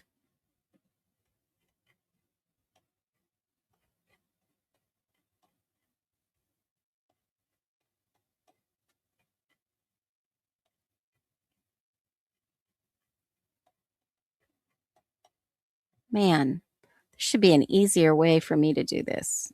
rather than having to. Oh, my neck. I wonder if they did switch rooms. She went to lunch and they used the money to pay for lunch and they left a tip. Here it is. Kaylee and Maddie bought our lunch. Here it is. Let me share this. So I have a little story to tell you all about this little wallet here, little clutch that was in Kaylee's room, and I got it a couple weeks ago when I was going through all of her stuff. And some of you may be familiar with it as it is laying on Kaylee's bedside table in a lot of the photos. But anyways, this little wallet, when I looked inside, had some stuff in it, and I will share that. So it had a little lip gloss and a little lip liner, a bunch of change, in addition to $100 bill, a couple tens, a couple fives, and a bunch of ones. But it also had some things of Maddie's, which was like her identification, her debit card, her medical card. And so I originally thought, this is Maddie's. I need to get this back to Karen, you know? So, but I kept looking, and it also had Keely's debit card, and there was no ID of Kaylee's, but a couple other things that belonged to Kaylee in it. So I thought, that's kind of weird. So I called Karen and I told her about it. And she said, that doesn't look familiar to me. I don't think it was Madison's. So we kind of thought maybe the girls just put their stuff in one thing that night and went out, it was all safe in one, which makes sense. So I said, well, what about this money? What should we do with this money? Should we split this money, or what do you want to do? So we decided to go to lunch. So last Friday when we went to lunch, Kaylee and Maddie paid for our lunch. So, and then lunch was only $75. So we wound up putting the 100 down and all the rest of the money. So our waiter, who was amazing, our little waitress, got a really nice tip from Kaylee and Maddie as well. So I just thought that was a cute little story, fun little story to share. I don't know, maybe you guys think it's stupid, but I thought it was fun, thought it was cute, and wanted to share it with you all. Love you guys. You guys, I think that was Maddie's. I really believe it was Maddie's. So let's, oh, this is going to be wild. I think it was Maddie's. So let me just do something real quick. The reason I'm saying that is because this paycheck, Zion's First National Bank, Moscow, that had to been Maddie's. She worked at the Mad Greek, okay? And that would make sense if they swapped rooms, that would be Maddie's. Maddie took the jacket off that she was wearing that night. And Kaylee let Maddie clean or borrow the wallet. The one thing that always stood out to me on this fork is Kaylee was super cleanly, like super duper. I don't think Kaylee would leave a fork with mac and cheese right there. She would take it immediately to the kitchen or the bathroom, wash it off. Kaylee was very cleanly. So it would drive her crazy to see a dirty fork. I wonder if this was Maddie's room, knowing that Kaylee was moving. I am wondering this to the hilltop, screaming that maybe they switched rooms, knowing that she was leaving. So one thing that I will say is some of this stuff in this room looks to be more like it would be Maddie's, in my humble opinion. And that's just me, because she did like NYX or NYX, whatever you say. I buy some of their products, New York cosmetic company. And I wonder if this was actually switched. I wonder if they switched. And Kaylee may have said, okay, I'll take, Murphy's stuff out of here in the morning. There wasn't much stuff of Murphy's. Some of the outfits in the closet and the shoes are Maddie's. That would make sense. Wow. Zoom into the books. What? My emojis are gone. They should be there. So Maddie got the bigger room. If she was moving, then yeah, Kaylee and Maddie would have swapped rooms because Maddie was basically in charge of the bills. If you go and look at the Venmo, everyone was paying Maddie. The only thing that they were paying Kaylee for was the internet. But that would make sense. Except for the laptop that was in the closet, and I don't know why it wasn't being used if she was working. Maybe she wasn't working for them anymore. I don't know. But that laptop was supposed to be in the closet. And that would explain why. Maybe they did swap rooms. Maybe they made, an agreement that if I move out, you'll get them. So I'm like dumbfounded, mind blown. Let me go back to, let me get out of this one. Let me go back up. And somebody said, what does the other room look like? Okay, hold on a minute. What does the other room look like? Maddie's room? Let's go and look at Maddie's room. There was hardly anything in there. Dang it.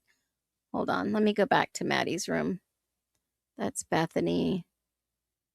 That's the spare. That's Maddie's. So let's go and look at Maddie's room. There was hardly anything in there. Everything was pretty much cleaned out.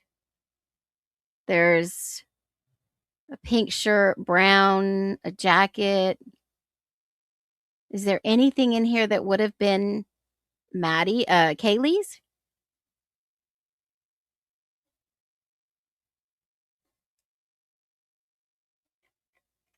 And then there's not much. Maybe they just decided to swap rooms. I don't know. Something's not right. It seems like maybe they did swap. Is that even possible?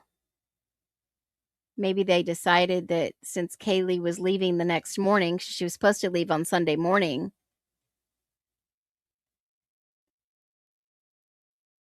I'm wondering if it is. That would make more sense. Huh. Other than the shoes and the jeans. God, this doesn't make sense. Were they sharing both of the rooms?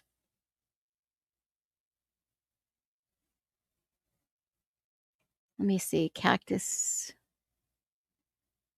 They both had. Let me see if there's any university. There was no other descriptions of anything that would indicate this was somebody else's room. The Uggs.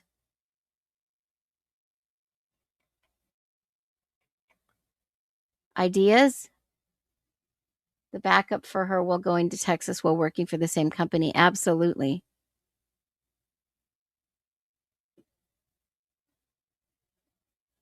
I'm wondering if that is why you see Kaylee's blood on the door. She was staying in that room. What if Kaylee gave up her room so Maddie can sleep in the other room?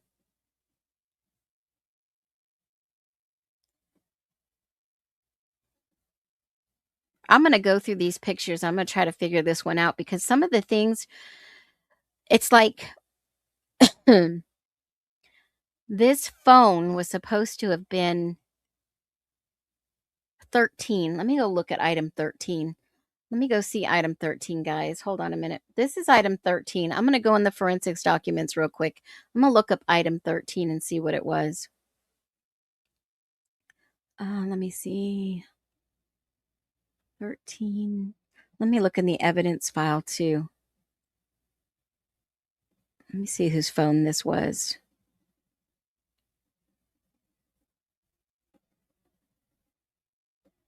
That would have been booked into evidence on the 14th. So let me go to the 14th. It's probably just going to say phone. Yep, it just says phone. Dang it. Let me see if there's another way that I can pull this up by the witness list. Oh, the new document that came out the other day. Shoot, I should have thought about that before. Hold on. This is really good too. This document that came out, holy moly. We didn't even get to go over some of these new documents, guys. It's wild. Some of these documents are freaking wild, not just the autopsies, but if you got a chance to go through some of these, holy freaking moly. Jury transcripts. There is a document in here that shows, let me see if it lists Kaylee's phone. This is the document that I was talking about with the DOJ letter. This was from the defense. The DOJ had written the letter and they gave it as submission to the court from the DOJ. Isn't that wild? The defendants, this is an exhibit list. And obviously the witnesses, the 3 witnesses were, well, 6. Emily Allant, Hunter Johnson, Jack Showalter, Jack Decor, Bethany Funk, and Dylan Mortensen. So I think the alternative perpetrators are your 4 right here. Jack Showalter, Hunter Johnson, and Emily Allant, which would line right up to the forensics amino black bloody prints on the sliding back door. Okay. And then obviously Bethany and Dylan. So there was, let me see if it has exhibit A, cell phone, D, Apple phone, Google, custodian of records, Gary Shuttner, DOJ, Detective Payne, search warrant, Apple, affidavit, search warrant, trap and trace, register, pen register, AT&T search warrant. Regarding reference, email. Okay, so it's not this one. I'd like to see what all of these are. Oh my gosh, can you imagine? Can you imagine the defense filing this to the judge, to the court, saying, we're going to bring all this into exhibits, and this is what we all agree on, and these are going to be the defense witnesses. They need to be in court. We're going to give them all subpoenas. Can you imagine that? Yeah. Can you freaking imagine that? Crazy. All right. Not only that, I wonder what was in these documents and a letter from the DOJ. Wow. All right. So there is a document in here that talks about Kaylee. This is interesting too. This is the defense document they released. This was Lawrence Mowry. I don't know if you guys had a chance to read this one, but the state has disclosed Lawrence Mowry, forensic detective for Moscow Police Department. In this supplemental discovery response, it's anticipated that the state will call Detective Mowry to testify generally as an expert in the field of digital forensics. In addition to testifying in the areas not required special expertise, such as search warrant applications. This notice serves as a supplement the information in Detectives Mowry reports by summarizing areas of anticipated testimony, but does not repeat the specific findings that are detailed in his reports. Okay? And basically, in addition to this document summary, he'll testify that many of the subjects identified in the reports may identify and testify to chain of custody extractions, electronic data files, location records identified in materials made available to the defendant. Hey, Reggie Stack, how are you? Based upon Detective Mowry's experience and training, which is detailed in this curriculum vitae, which is exhibited in S10, he will discuss the extraction, imaging, examination, processing, verification, transportation, and chain of custody. It is anticipated he could testify in the following areas: 1112 King Road surveillance, the router interrogation as to Charter Communications account information, the IP address, which they never tell us what it is, private networks, which probably have to do with who knows what, and Mac Airbook Kaylee G. Mac Airbook, all of these. All of these, okay? This is wild. Dylan, Xana, Maddie had the Dell in the spare bedroom. I'm wondering if they all did play musical rooms. I'm wondering if they were all switching their rooms. I wonder. And then the Dell Precision belonging to Extreme Networks that were in that closet. iPad belonging to Bethany Funk. So anybody who says they didn't get it, they got it. iPhone, these are all the iPhones. And this is what made me freak out last night right here. Y'all, iPhone belonging to Jack Showalter, and then they cross it out and say item removed as this item does not exist and was erroneously included in original disclosure. What the hell is that all about? What was that all about? They had Eric Gower's, Ethan's phone, Bethany, Dylan's, but then they say, oh, whoops, we made a boo-boo. Jack Showalter's phone is not included in this. Whoops. Whoops. Yeah. iPhone, Kaylee, Maddie, Xana, Emily Alant, and Jack Decor. So all these phones were very important. They were going to bring to trial. See, you don't just bring any type of evidence. You have to have specific evidence. You have to have specific evidence to put IRE and what you're going to testify to these devices. Amazon accounts with defendant, which we know were pretty much bogus, perhaps. iCloud accounts belonging to defendant, Bethany Funk, Dylan, yada, yada, yada, all the people. And obviously, Jack Decor is highly mentioned in this, right? This whole thing. Records with defendant and Jack Showalter. Now, I'm going to ask you a question. Stay open-minded, folks. Nesters, you know where I'm going. Did Jack Showalter know Brian Koberger?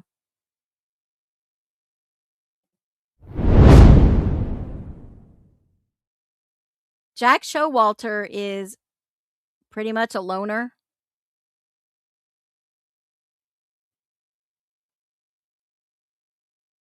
Jack Showalter is very sus. Did the defendant know Jack Showalter? And then 6 degrees of separation, Jack Showalter knew Maddie, Xana, and however. Defendant's records and Jack Showalter, Maddie Mogan, and Xana. They show Maddie Mogan twice. Wonder if that's just a typo. DoorDash records, Dropbox accounts with defendant, Gmail accounts belonging to defendant and Kaylee, geofencing, Match and Tinder accounts with Maddie, Kaylee, and defendant, Meta accounts between all of these people, Microsoft documents with defendant, Reddit accounts belonging to defendant and Kaylee. What is a Strava account? Is that banking?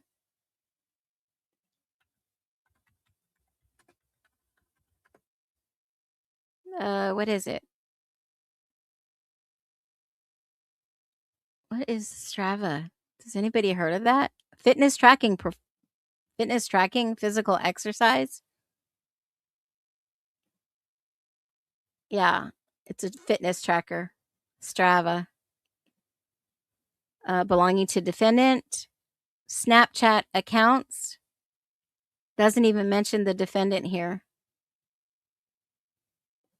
Lawrence is going to go in and talk about all these frats, sorority, very specific Snapchat accounts, TikTok accounts, the defendant and everyone. How come he's only like associated with some of these?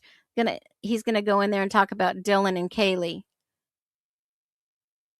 Twitter accounts to the defendant, Uber accounts for Gower. He's gonna go in there and testify about Ethan Chapin, Bethany, and Jack, Verizon accounts, Yahoo, Yik Yak. So the defendant was on Yik Yak. Weren't all these kids too? Isn't that how they communicate? Yeah. All the rest, defendant.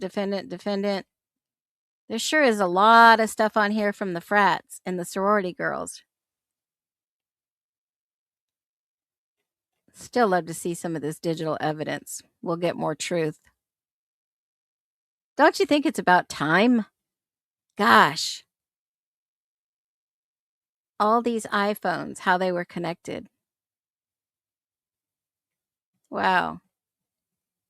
You know, the one person I didn't see on that list that was submitted to the courts for witnesses? I didn't see Hunter Johnson on here. And they're one of, yeah, he is. Sorry, that's my bad. He is on there. He's one of the 3 of the handprints. All right. So that document was there. It shocked me to see some of that on there, especially the Jack Decor and then crossing out of Showalter. Why would you cross out and say, oh, no, we got it wrong?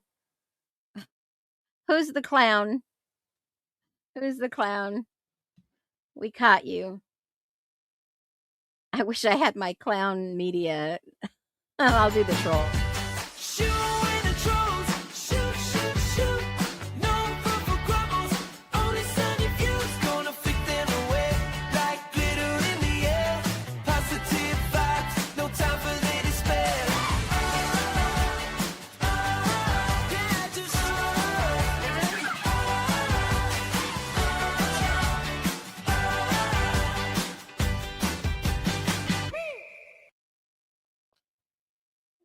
All right. Telling you, y'all are pushing buttons. We're not going to deal with the clowns. We're not going to deal with all this. You guys, let's just, if you're trolling, keep on going. All right? If you're trolling, keep on going. There's no reason to come in here and be like that. So, you get vulgar, you're going to get a boot. We'll kick the trolls. Who should I kick that troll? I need to make a clown. Let's kick him out. Let's kick him out. All right. Cool. All right. So let's do this. There is one more document. I mean, we can do whatever we want. It's Freedom Friday. I didn't see anything else that was like red flag, except for there was a document from the defense that wanted to keep some of this stuff out of the court. And I get it. You don't need to go on a witch hunt. You don't need to go and get other people's important information. But check this out. Defendant's Exhibit A, to keep under seal. Discovery to keep under seal. So that basically means keep it quiet, hush, hush, right? And it's interesting, some of the documents, and that now we know that they had in their possession. So let's just take a look at this list, because some of this stuff is like, whoa. Here we go. Let me see if I can make this larger. All right. Investigator Batani reports, right? That's the defense investigator. Investigator, is that Jaquanine? Scene photos. So they took their own scene photos. They did their own interviews with WSU employees. Investigator Trinkle report with Duff. I don't know what that is, but somebody can start FOIA-ing all this. Hint, hint. And transcripts obtained by the defense. Mowry interviewing Mortensen, Johnson, McClure, and Beck. Some of these we've seen, some of these we haven't seen yet. And I know, let me look and see if Connor has any update. We saw the Fitzgerald interview. I haven't seen if he had any updates today. Let me look. Nope, none today yet. So we'll keep looking for more interviews. Then they have audio visual. These are actual recordings. Second interview of Mortensen. Amended second interview with Funk. They do have Kiva Blossom X Bliss, which I have no idea who that is. Does anybody? Let's go on a dig. Kia Blossom this. Who? What? A YouTube channel. Who is this? Kiva Blossomless Bliss. Well, she's got a social, but it's been scrubbed. No about, no friends, no photos, no check-ins, nothing. Looks like we are late to the game. Damn. I wonder who this is. Let's see. Let's see what else we can find. Evan Brothers Fruit Company. What? In Yakima, Washington, she works payroll assistant at Evans Brothers Fruit Company.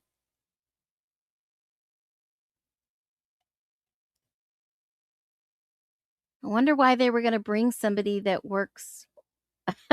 Ink Mama. Did anybody look this person up?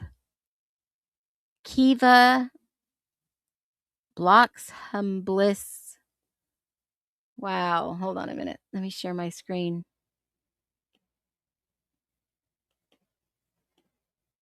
All right. Kickstream.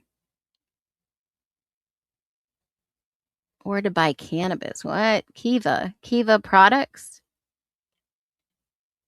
It looks like it's a name. Let me do an image and see if anything pulls up. Washington. Criminal Justice News 2022. Hold on a minute. Criminal Justice News. Let's see. Happy 10th anniversary. WSU. Kiva. Who's Kiva? Oh, wow. Okay. This says it's is that a GSA staff recognition awards. Here she is. Kiva Blossomless Bliss.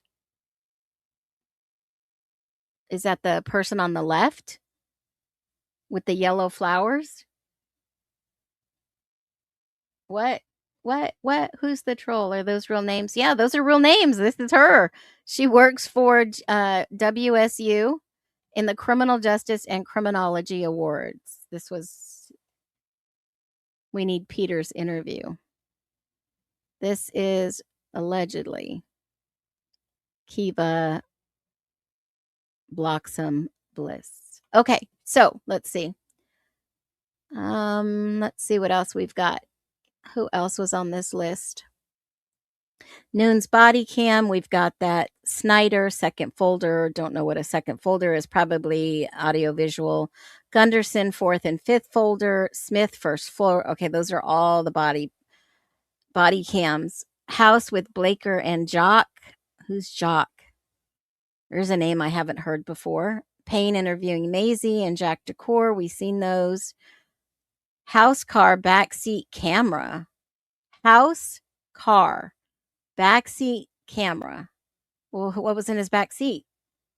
Why would they need a camera? What 911 call? Interview. Jake Schreiger. We haven't seen that yet. Did anybody get a FOIA in for that one? Inked Mama. Oh. Connor Chestnut, we haven't seen those. There's two more that we should probably look into. Jack Decor, 1, 2, 3, 4. He was interviewed 3 times. How many have we seen? Those are all different days, too. The 15th, the 17th, and the 22nd. Somebody needs to get those. Showalter, we've seen that one. Mary Ann Koberger and her mom being interviewed. There's video, audio video. Balanced testimony in the Lori Vallow case, parts 1 and 2. Testimony in Chad Daybell's case, part 1 and 2. Agent Balance testimony in Chad Daybell case, part 2. What? What is that all about? Agent Balance, that was Nick Balance. Nick Balance. Chad Daybell.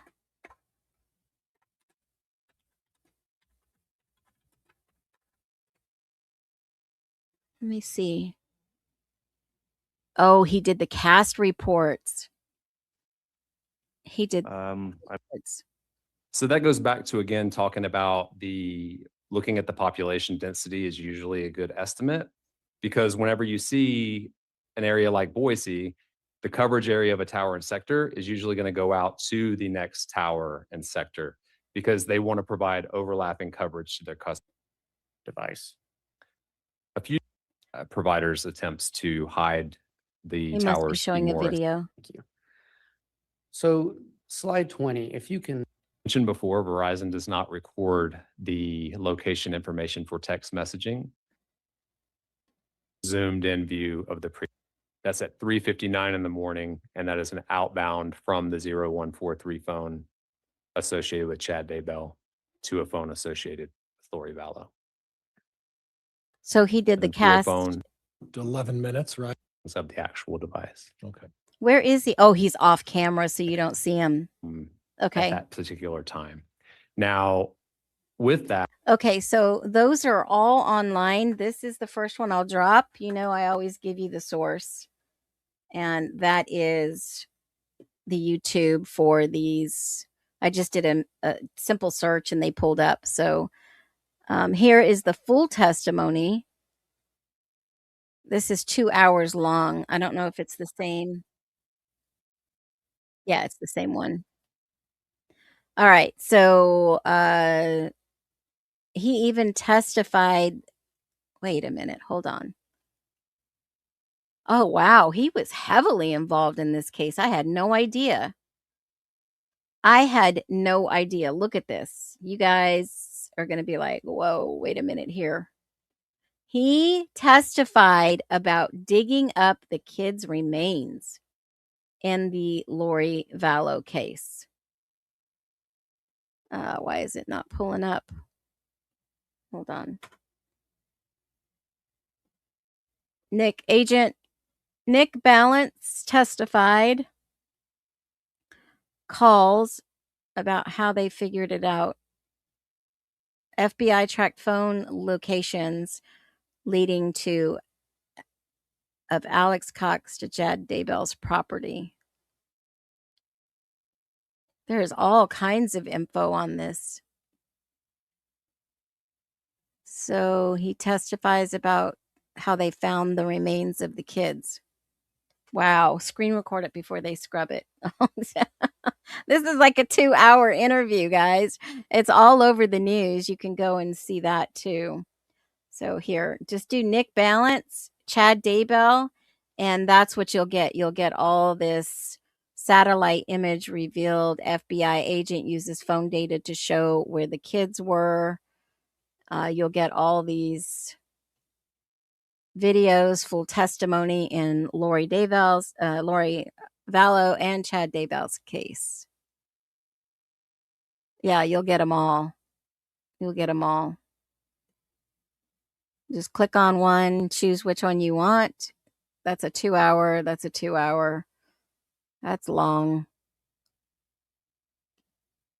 Here's a sketch that FBI testifies. All right, so that's interesting. We'll go down that rabbit hole. And then let me grab the rest of the document. I want to see what else they had on here. So here we go.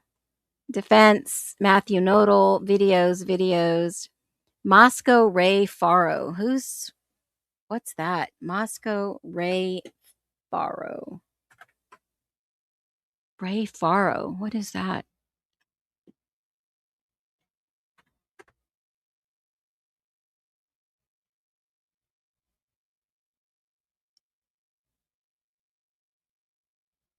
And what did he mean? What did Mr. G mean when he said that this guy's killed before? Who did he mean? Has Koberger killed before? They're buying time to rewrite a narrative. I would probably say that. Yeah. Yeah. Murphy in the back seat. I always thought he put him in the back seat of the truck with plastic on a seat. Wow, I don't know about that. Yeah, they want to, yeah, it's the distraction. Look over there, not here. But what is Ray Faro? What is that? What is Ray Faro? Moscow Ray Faro.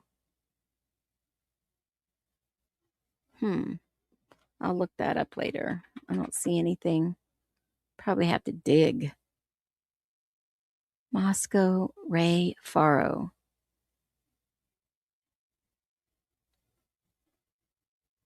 Moscow to Faro. Private jet company? Moscow Ray. I'll look that up. I'll highlight that. Let me see. What else? Nodal scene to go. These are all nodas. Photos of replica knife. So the expert, the tools and firearms expert, had a replica, photos of replica knife. J. Interesting. Materials from defense expert Cy test drive data mitigation. Now, this is what they wanted a protection order to stop them, the obviously prosecution, from getting anything on Amanda Koberger, CHP records, a rise above PT, Geisinger, Mount Pocono Pediatrics, hospitals, medical, Social Security earnings, Kids Peace, Northampton Community, East Stroudsburg. Wanted to block getting records from Brian Koberger, BJ Wholesale. Did he have an account there? Integrity Solutions, Weston Senior Living. Why would they want to block Weston Senior Living? Did he work there? Yeah, they had a replica. That's what Steve G said. Yeah. Why would they want to block getting a death certificate on Carmine Raganus? Who's that? Carmine died in 2023. Carmen. Who is that? Carmen,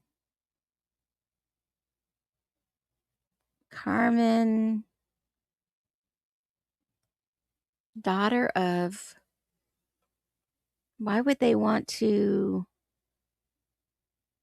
Newchester? They immigrated from Italy for a better life in Rochester, New York. Lieutenant, she's got grandchildren. I don't know if this is who they're talking about, but they tried to block information getting, if this is the person. Carmen Raganoush, she died at 104.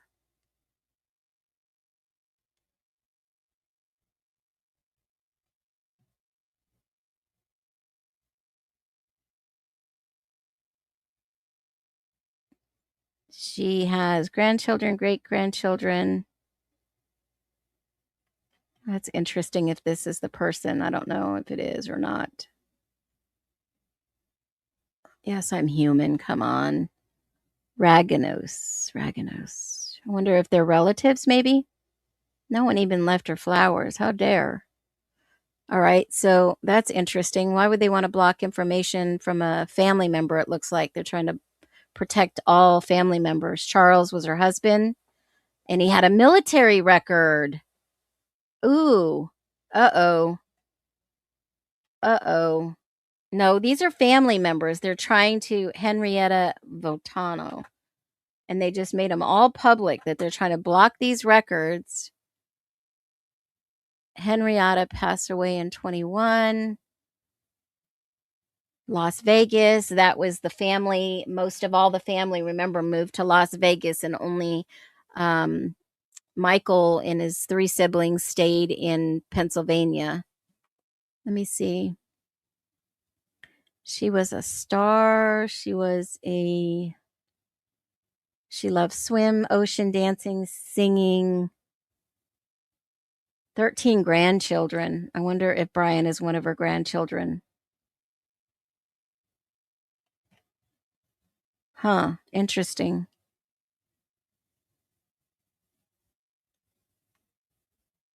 They were trying to protect all the family's information from, they wanted a protective order on family information.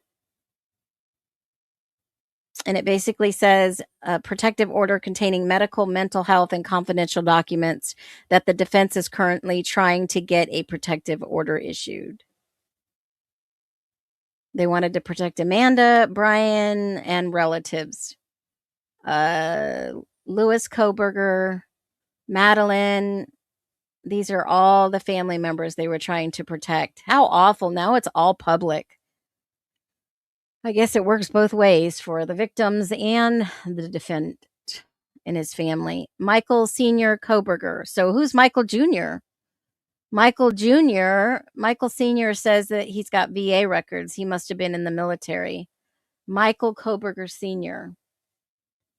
Well, they're going to try to expose as much as they can of them. They're trying to get all their history so they know what they're up against. Michael Koberger is a junior, by the way. Michael Koberger Sr. is right here. Let me see. I want to see what he served in. Says he was in the VA. But they said on the stand it wasn't even his last name. It was somebody else's last name. So they were going after him hard. He comes from a military background family. No wonder why he wanted to serve so bad in the Army and be a ranger. He comes from the background of military family. Oh, let me see. They were trying to protect him. Scrub or protect him. I bet probably some of this stuff is already scrubbed. Let's see. Michael Francis, history of Michael Francis Koberger Sr. Yep, their spouse and children, Henrietta Catherine Votano, Louis Koberger, Deborah. These are all his family members. And spouse, sibling.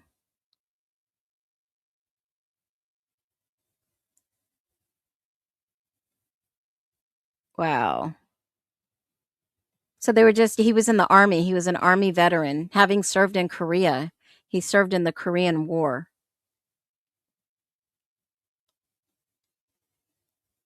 They had 7 children. Wow. Yeah, they're just trying to protect his background. They'll probably scrub him soon anyways. Let me see. Where am I at? They were just trying to protect him. And then photographs were taken by the investigator Batani of 1122, apartment photos, evidence scene photos, evidence photos from Pennsylvania, photos from 1122, and photos from PA. So they were just trying to protect all this information. And they unsealed it. But I had no idea that Agent Balance testified in the Lori Vallow case. Did you guys know that? Had no idea, and it was actually recorded. Let's see. Supplemental witness list was filed. These are all the documents that dropped. Crazy amount of documents. Oh, gosh. This one is a kicker. This is the court minutes that was unsealed in the sealed closed hearing. Sealed closed hearing, Judge Hippler's notes. Now, court minutes are basically what the court, that means the associate court reporter, and the judge looks them over, or he's even actually taking the notes, but sometimes they have assistants to take notes. So this was the hearing on 1/21/25. Remember, we went over it a little bit. So they're talking about the records request for media to witness the hearing. And then they went 17 minutes long talking about that. Then they make a record of necessity of having the hearing closed because they said there would be no recording. And then for about 8 minutes, they start talking about the defense request to unseal the IGG information, the Franks motions. And then Mastoff gave argument on the motion to unseal. And Hippler basically says 6 minutes after she's done, questions counsel about unsealing the whole case. I'm wondering if he just wanted to unseal the whole case at that point and say, look, we're just going to go and we're going to duke it out. And then they stipulated to sealing of lots of motions. Both sides stipulated. So the defense and the prosecution stipulated to seal a lot of those motions. They didn't want that out. So the defense attorney responds to continue the argument. And then Hippler comments a discussion with the counsel. And then a couple minutes later, the defense attorney for Koberger responds with continue the argument. And Hippler raises questions about the Amazon search, okay to be open. Then the defense attorney argues no, and then he discusses it with counsel and basically responds comments. And then Judge Hippler, just a few moments after they rebuttal it, they basically say concerned about IGG may or may not come in. Continuing to pour information to a jury might make it difficult to get a jury because you have to explain IGG. And for someone who doesn't know about IGG, it's a catch-22. You explain it, they may ask the questions like, how did you come to this conclusion? So I bet the IGG probably wasn't even going to be a big deal in court because then he'd have to go back and explain and give an education session. I bet they were just going to throw it all out or stipulate. Then they continued the argument, and then Judge Hippler questions the position on sealing certain documents. And then the attorney, probably Ann, responds to the court. And then later, he's just opening up information. Are you seeking to have it suppressed? And then she says, no, only as it relates to IGG. And then we've seen some of this play out in court.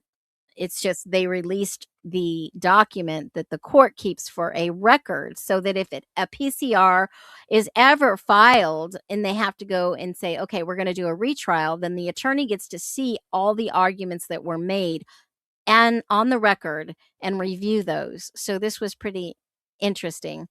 Then judge says it's going to be public. And who should it be open to? And then if we're going to seal anything to date. And this continues on for 7 pages, folks. 7 pages from this one hearing going back and forth. Back and forth. I don't see anything that stands out that's glaring. Streaming would be the best way to have portions of the hearing closed. Maybe the court should be all public, Hippler says. Jeff Nye, the special counselor, says response to the court protecting the jury pool, why we think it should be sealed. He was all for being sealed. Concerns his ability to have the jury pool that's not heard this case and the media might not be admissible. Interesting. And then Mastoff was standing on the right to a fair trial and impartial jury. Then they went back to talk about DNA. Holy moly, what a big freaking cluster freak. What a cluster. IGG, Frank's hearing, the Frank's proffer or argument based on evidence. Might be going overboard to an extent. We'll see we'll seal the witness. Thank you. And now and will not seal the protective order. Wow. Wow, that was an interesting hearing where nothing was beneficial. Then they went to the 23rd and unsealed this hearing. And again, they were talking about IGG and Constitution.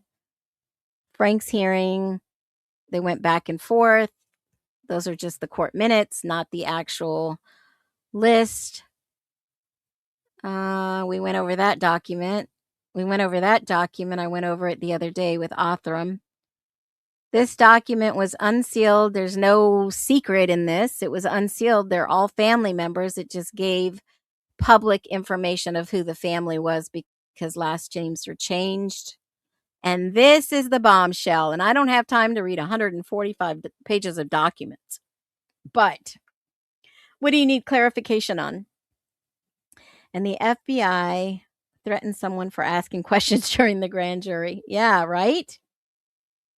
Yeah, this grand jury document is wild. Has anybody had a chance to read it or go through it, kind of take a peek at it? It's wild. It's Dylan having two scenarios in her head and talking to herself. And that one thing I will say, it's a freaking cluster. They're asking Dylan, check this out. They're asking Dylan about the day that Koberger's arrested, right? And she's trying to explain the situation. She says, well, let me read it from her statement, and then I'll read the rest. This is wild. Dylan says, obviously, for me right now, like, I'm very, like, numb. I don't feel a lot, but it was like a gut drop in a way because I was like, okay, finally. This is her response to him being arrested. But, like, now it's like, it's real now, Dylan. Is she talking to herself? Like, real now, Dylan. Like, I've had, like, since this all happened, I would break down where, like, so when I kind of try to explain it from my therapist is like this glass wall. This whole situation's in front of the glass wall, and I'm behind the glass wall, so I don't feel it. Like, I don't. Like, I know it's there, but I don't realize how big of a situation this is. Now, I'm going to throw in my common 2 cents here. And I'm just going to say, I hope that they raised enough money to put her away somewhere, okay? That's just my humble opinion. Allegedly, something is definitely wrong with this girl. Else is going to say it, but I just did. Yes, she needs to raise money for security, safety, and whatnot, because if this family ever finds out the truth, I'm sure Dylan needs to be in hiding somewhere or locked up somewhere. This is wild if you read this testimony, folks. How could they even say, yes, we're going to go arrest Brian Koberger on her grand jury testimony? What is wrong with this person? There's, like, only been one time that I was, like, in front of the glass wall, and it hit me all at once for, like, 15 to 30 minutes. And that was, like, the worst thing ever. And then today when we found out he's arrested, I think it was, like, 5 a.m.-ish. How did she know? Was she glued to the internet waiting? Somewhere around that time, like, I was happy. But and that's where they end it. That was her interview with Detective Lake, just a portion of it. When they asked her how she felt when Koberger was arrested, the guy she couldn't even describe bushy eyebrows about.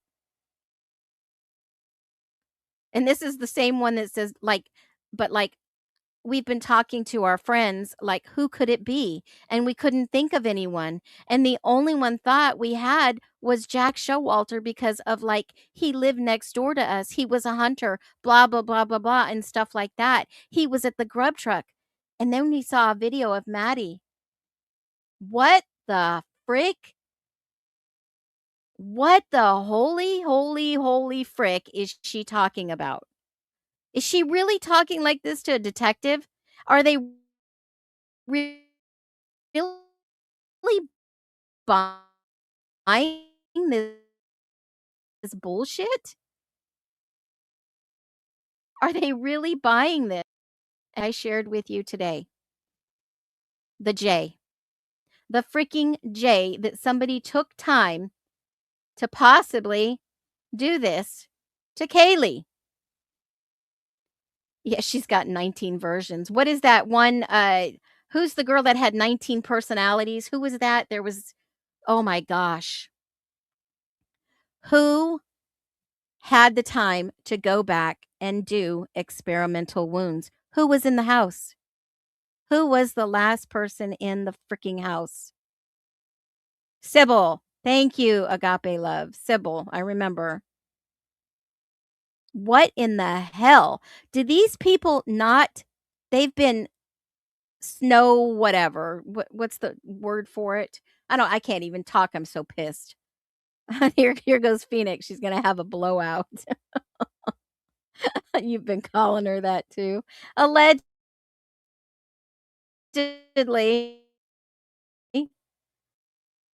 Did Ethan pull? But I'm gonna do something real quick since we're. Let me go back to this. I can't believe this. This is just wild. All right, let me look at this. Let's look at this. I want to look at part of it. Oh my goodness. Like, I'm going to put this in Chat GPT. I'm going to ask it to tell me what it thinks. With your best detective BS radar on. With your best. Oh, hold on. I need to start a new one. Dylan. With your best bullshit detective radar on. Read this statement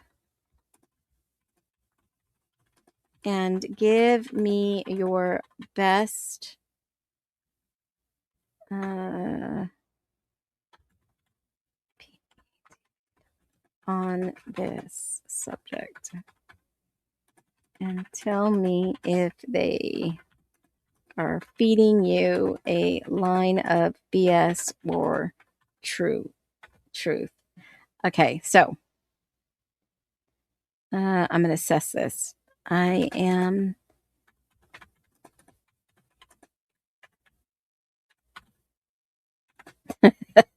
I love it. All right.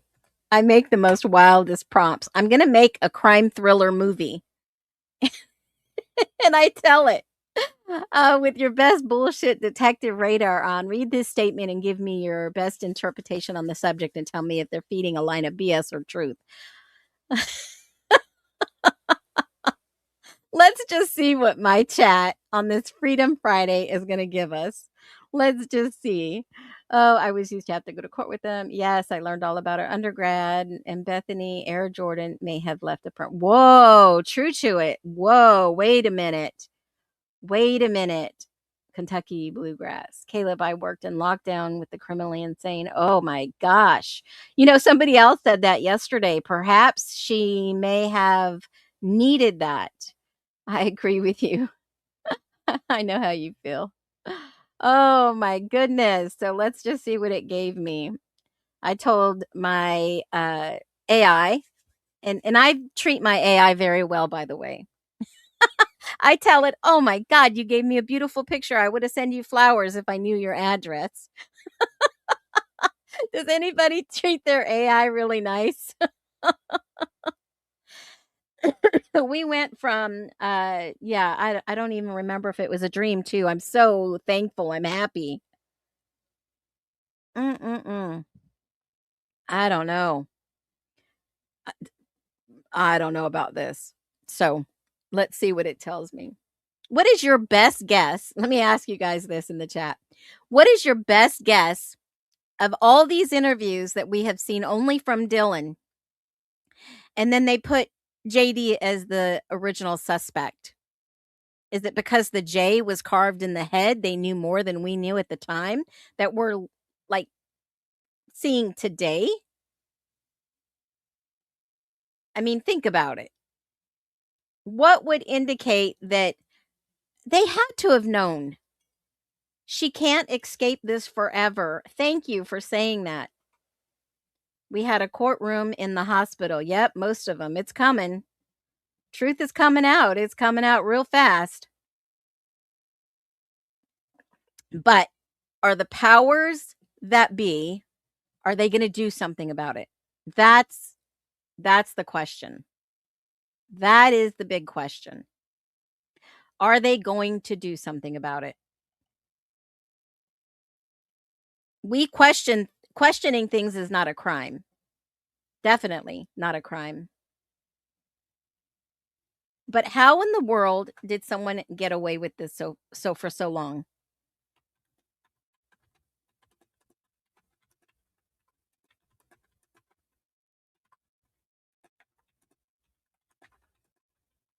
Okay, it didn't like my prompt, so I'm going to have to ask it again.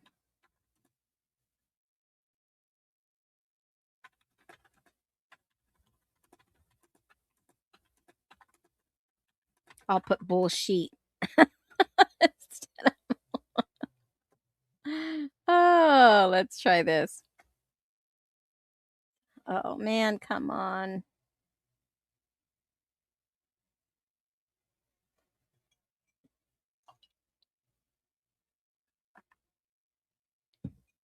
All right, let's see what it said.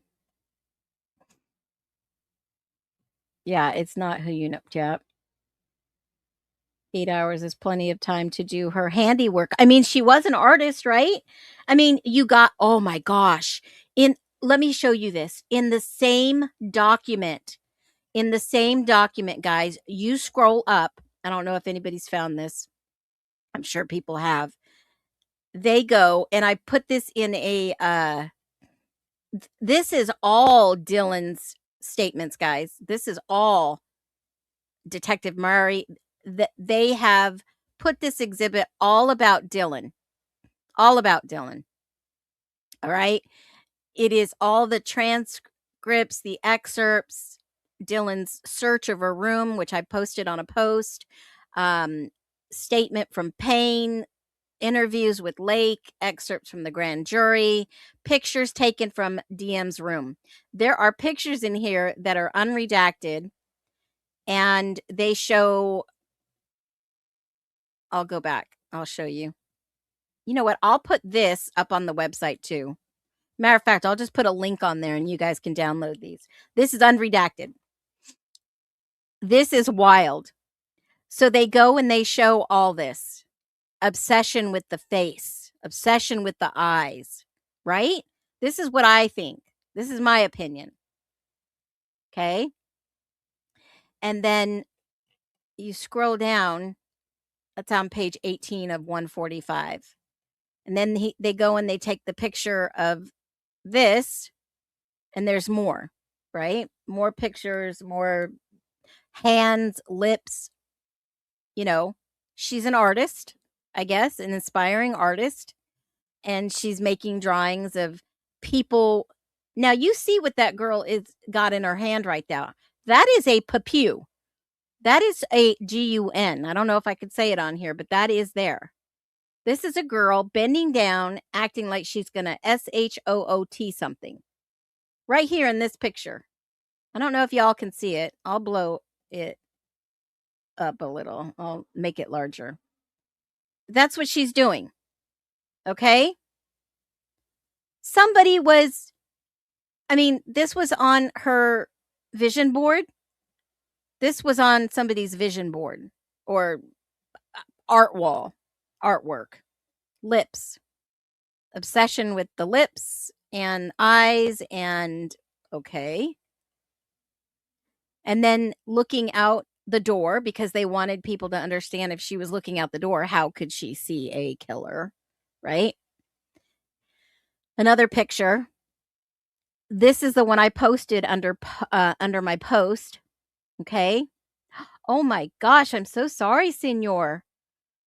Oh my gosh, it burned down and you lost your puppy. Oh my goodness, I'm so sorry. I hopefully you have somewhere to go, you have somewhere to stay, a roof over your head, shelter, food, your necessities. I hope so. Wow. I am sorry for your loss. We will definitely he'll be on my list, on my prayer list. They've got to know. We're talking about 100+ years of detective work with all these experts. They have to know. They have to know what they're looking at. They've got to know, folks. Yeah, we're definitely going to be holding you up. She didn't see anyone unless she saw her own reflection in the window across the way. Yep. Staying at grandma's, all humans are healthy. Well, thank goodness. Thank goodness. You are in our prayers. Yes, call the Red Cross, Salvation Army, St. Vincent. Call everybody. Hopefully you had some house insurance. Ashley Banfield has his parents on asking what justice is. Yeah, I saw that. To protect the university at all costs. Yeah, and I saw the Nancy Grace. If you guys want to watch it, we can watch part of it. But, they just beat Brian Koberger down. Well, they should have been beating down somebody else. Funny they didn't show the drawings that resemble Kaylee. Well, there was one in there, but it was cut off. Yeah, the idiot ran back in 3 times. I was the only idiot. Oh my gosh, I couldn't live with the bird and the animals. And I hear you. I hear you. Oh my goodness. If the family has money, they can get out on anything. We had insurance, but you know how that goes. Yeah. And here's just a PSA since Senior just went through this. Document everything of value in your house. Sit down, get a binder or a one of those magazines that the boxes, the steel ones that you can get if you have ammo or anything left over from the military, or go to a military shop, or even I think you can buy them nowadays. Get a binder, write down all your valuables, and I mean anything that's valuable to you, that if you had a fire tomorrow, you write down all the serial numbers, you write everything down, take pictures, put it on an SD card, put it in that binder, and put it in a metal box, folks. You have to document. If you have any receipts for those items, write it down. Save yourself hardship. Save yourself time and energy. I'm telling you, if you do it right now, you will always have that in your back pocket for protection. Just a PSA real quick. I am so sorry, Senor. We are going to be praying for you. Absolutely. If there's anything you need, let us know. They are devastating. And hopefully you did not get burned, but you saved your animals. I know how important that is. I was wondering where you went. We hadn't seen you around. I had bad GFI receptacle, nothing plugged in, and it was a short in the wall. Check your electric. Yes. Yeah. Absolutely check your electric. I know we need to upgrade on our panel. Check your electric, especially in the hot summer. Does anyone know if Dee's hair was pulled? We don't know. Blood on pillow. There was residue. There was blood on her blanket, guys. Put the pieces together. There was blood on her blanket. They seized the sheets. There was residue on it. We never got the update. There was blood on her jacket that she denied it wasn't hers, but then the DNA proved it was hers. Even though he sprayed Blue Star on Dylan's jacket, it still detected blood, and he wrote it in the evidence log that it was presumptive blood. So the detective who did that wasn't smart, in my humble opinion, to spray Blue Star all over it, but he did write that it showed up presumptive blood even before they could still get the DNA off that jacket. Yeah, that's what I'm saying. Look at her sketches. That's what she's right. That's premeditated. Was she angry when she did those? What about the video that allegedly Maddie wouldn't take down of her and they were humiliating her? Would that drive someone to do this out of revenge? Sure. Absolutely. Oh man, all over your upper body. Oh my gosh. I had a horrible burn. My fault. I was wearing shorts on the back of a motorcycle, got burned by the tailpipe. My fault. It was bad. I hope and pray that your hands heal up from your body and going in and out. Oh my gosh. Fire extinguishers. Make sure you have a few around your house too. That is so important. Or just make sure you have baking soda in every single bathroom, every single room. Yeah, fire extinguishers, the small ones. Wow. Do you have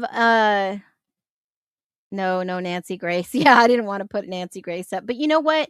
If you go and you type in Brian Koberger, I'm telling you guys, they're still putting him in the media, front and center, right in the media. You go to the news, you know, autopsy reveals sickening moments. I mean, this is what's all over, guys. 15 hours. Parents of Idaho victim have one question for the killer. I mean, they still have crap up, you know? He's still in the news. They're still keeping him relevant because they have to keep up this narrative when the truth comes out, and we're talking about the absolute truth, right? I mean, it's wild. It's wild that they're fighting this battle and they want to keep it silent. Shh. So they go into her room, and Lake and they go and they take these items and these photographs that are in here because they know something's not right. This is on the 19th. They go back. They searched her bedroom with the FBI. Obviously, she was on the list. They had reason to believe she's the one that saw the killer. She's the one that did all this. She wanted to be at the center, right? In my opinion, she said she was at her doorway. You can't see shit. And the bloody shoe print. Who made the bloody shoe print? Who was that? One of her friends? Why was she spared? Oh, maybe because I knew him. Maybe they knew me. I don't know. This case will never make sense until somebody says, "All right, uncle, you caught us." The bedroom, oh, but they totally 100% excluded her prints from the back door, guys. Excluded her prints from the back door. Now, she lived there. Of course, her prints would be all over. The bedroom had a low amount of alcohol compared to the others. Artwork with human figures with an emphasis on the eyes and eyebrows. Don't you think that odd that these seasoned investigators never mentioned the eyebrows until the day he was arrested? Isn't that odd? The cops are the ones that said eyebrows. She never said eyebrows until the day he was arrested. Yeah. It is wild. Absolutely wild. And then it admits here that the letter, remember I kept saying, what was that letter in her closet? The one that was in the box. They said it was found in a clear box. A letter from Mortenson's sorority big sister, Emily, later confirmed to be Emily Allant, was in the clear plastic shoebox in the bedroom closet. What did that note say? What did that note say? I wonder. And then a personal diary, obviously with the journal from the bedroom. A sorority accountability voting letter was located in a black backpack, which was under the bed. Accountability voting.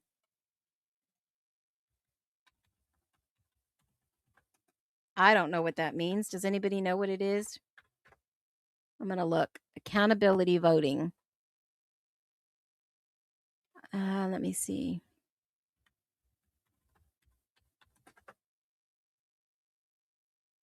They don't have a timeline without the survivors. Yeah.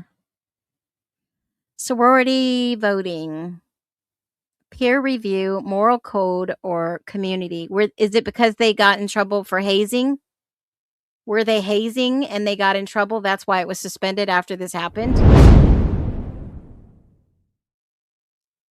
Bylaws, code, conduct, and government document and governing documents.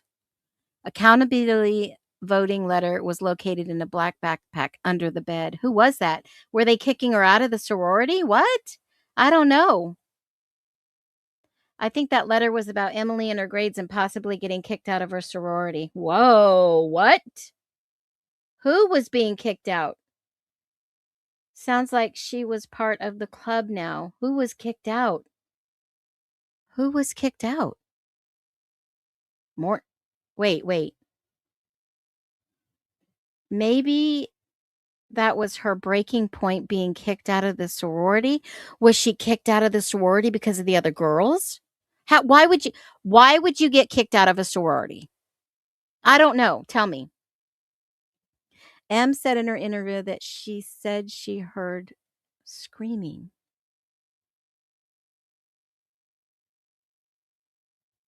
I think she was getting kicked out of the sorority because she used Maddie's wristband to attend a frat party. What? Oh, that's rumor. That's rumor. There were rumors they wanted DM out of the sorority. Well, Xana, well, wait a minute. Emily was okay. Let me find this picture. Hold on.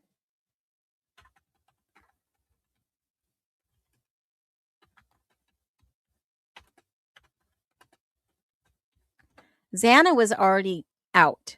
Okay. Was Emily ever a part of that sorority? Because it didn't seem like she was like active, maybe? I don't know if that's the word I want to use. Wasn't Xana and Emily, they were good friends. I wonder if this picture's been scrubbed on the internet. I bet you it was. I grabbed it a long time ago. I wonder.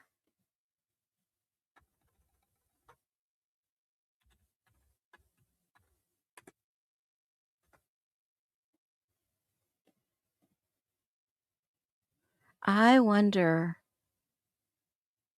Was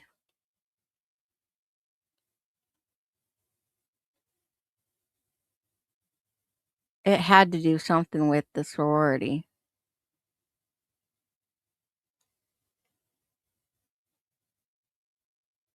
I think it got scrubbed. I'll have to find it. Maybe it's in my pictures. Hold on. This is wild. I tell you, just come hang out for a little bit and we find out a lot. Let me see if I have that picture. It's all of them standing there with like bloody and knives and all that stuff. It was pretty harsh. It was a Halloween picture or something a couple years ago.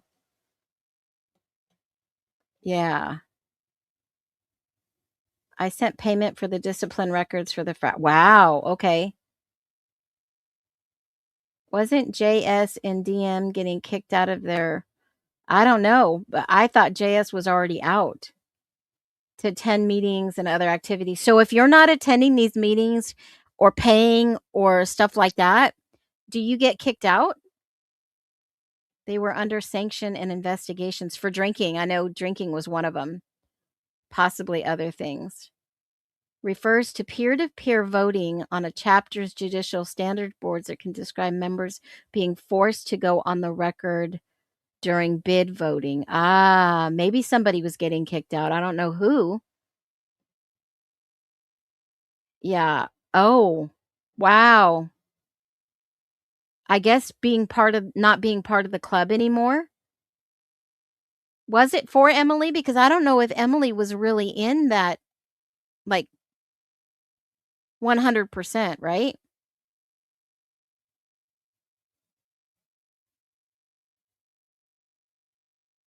I guess maybe all her friends left. Why would somebody get kicked out? I mean, unless, yeah, they have codes and standards. I can understand that. Yes, thank you for requesting those records. DM is Emily's little. Yes. Yes. Can we all agree that don't? Yeah, I would say that would give enough motive, but we don't know if she did or not. I saw that was before it was scrubbed. Okay, so you got it too. I could be wrong, but I heard it was Dylan's bag, but it was for Emily. That's weird. Why would you have someone's information in your bag under your bed? And then obviously Emily sent a Venmo to Xana for food. That Xana's autopsy, I'll share that with you. Xana's autopsy says partially digested. 15 minutes ago, if you eat, that would be fully undigested. Okay, if they're going by this timeline. We know that's wrong, but I'm just saying partially digested. Yeah, no, they're giving you another narrative there. So how in the world do we find out pretty serious being kicked out follows you for life? Oh, like part of the club. Well, I can understand if you miss a meeting or you're not participating or philanthropy work or motive doesn't mean anything negative. No, it doesn't mean anything negative. It just means possible, right? Because when the rooms were switched, they forgot some things. That's why some of Emily's stuff in DM's room, EA was on the second floor, on the first floor. Yeah, I was thinking that too.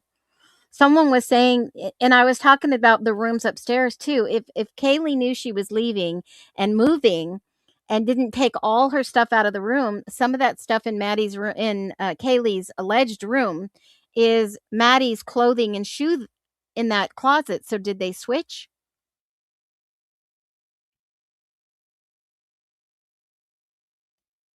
Yeah, I always felt like Emily, yeah, something. And if Emily was living there and maybe even Hunter, I don't know if that's alleged, then there would be some type of love triangle or swapping going on.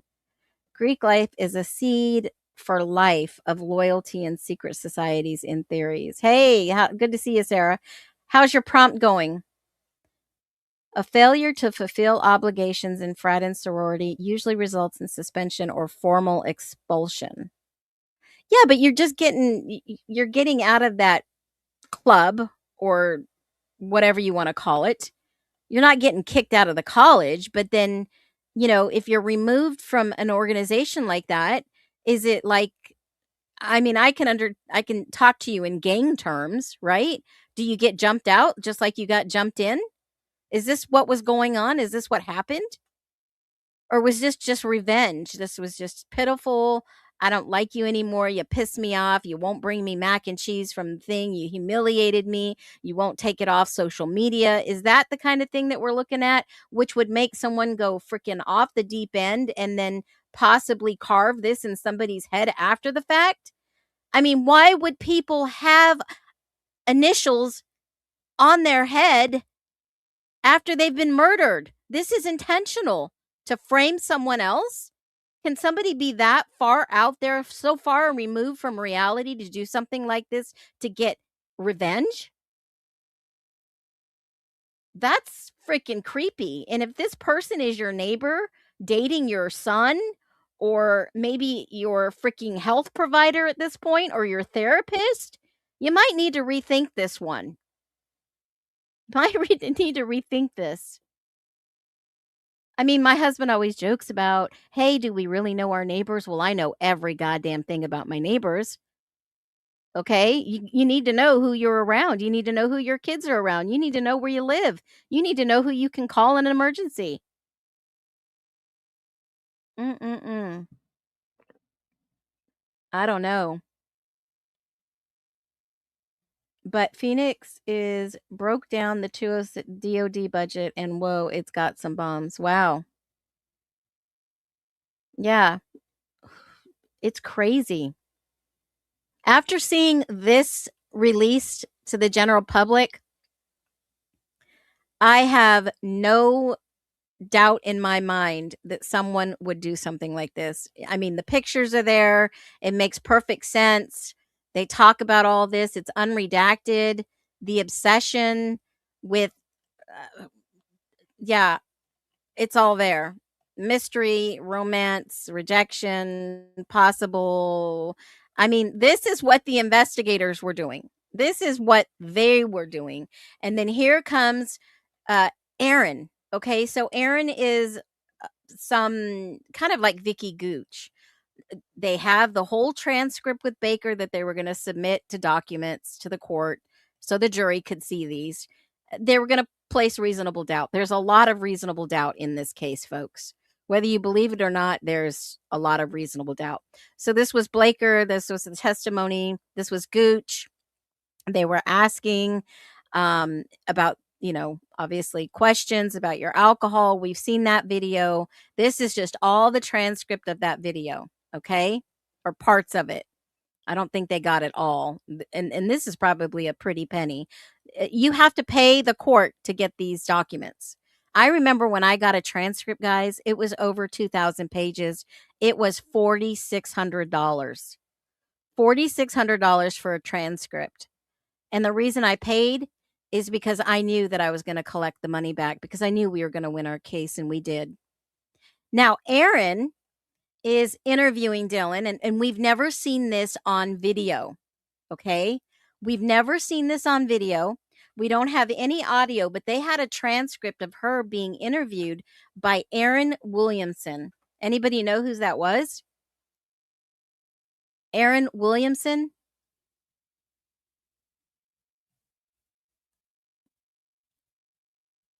There's a couple of people that would maybe fit that profile. I don't know if she works in the area. Let me see. Hold on.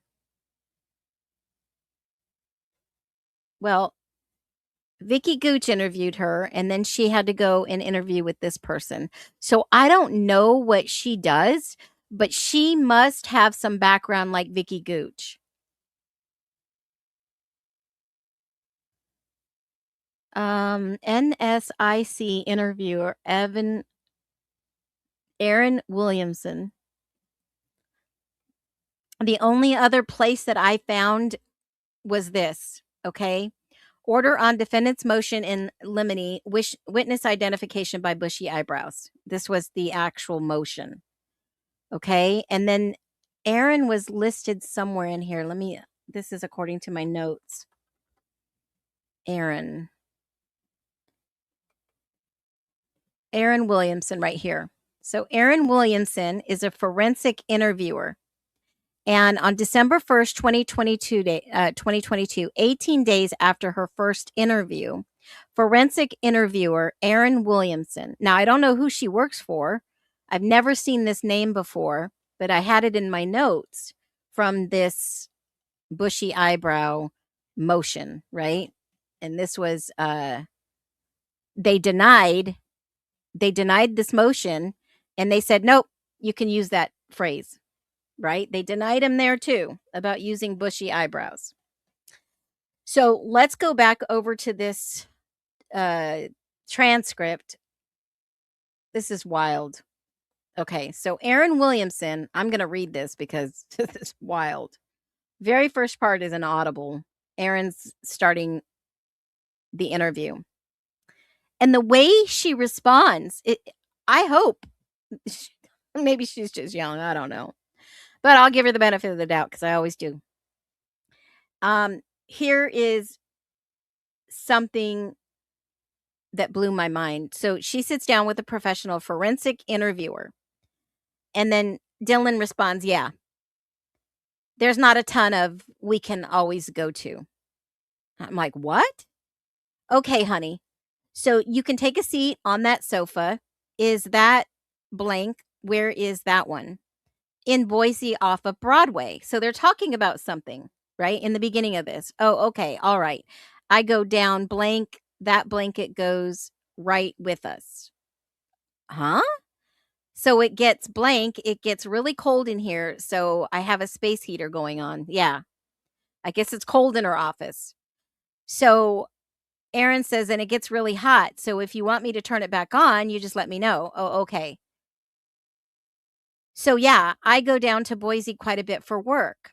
So, all right, you said it's on Broadway.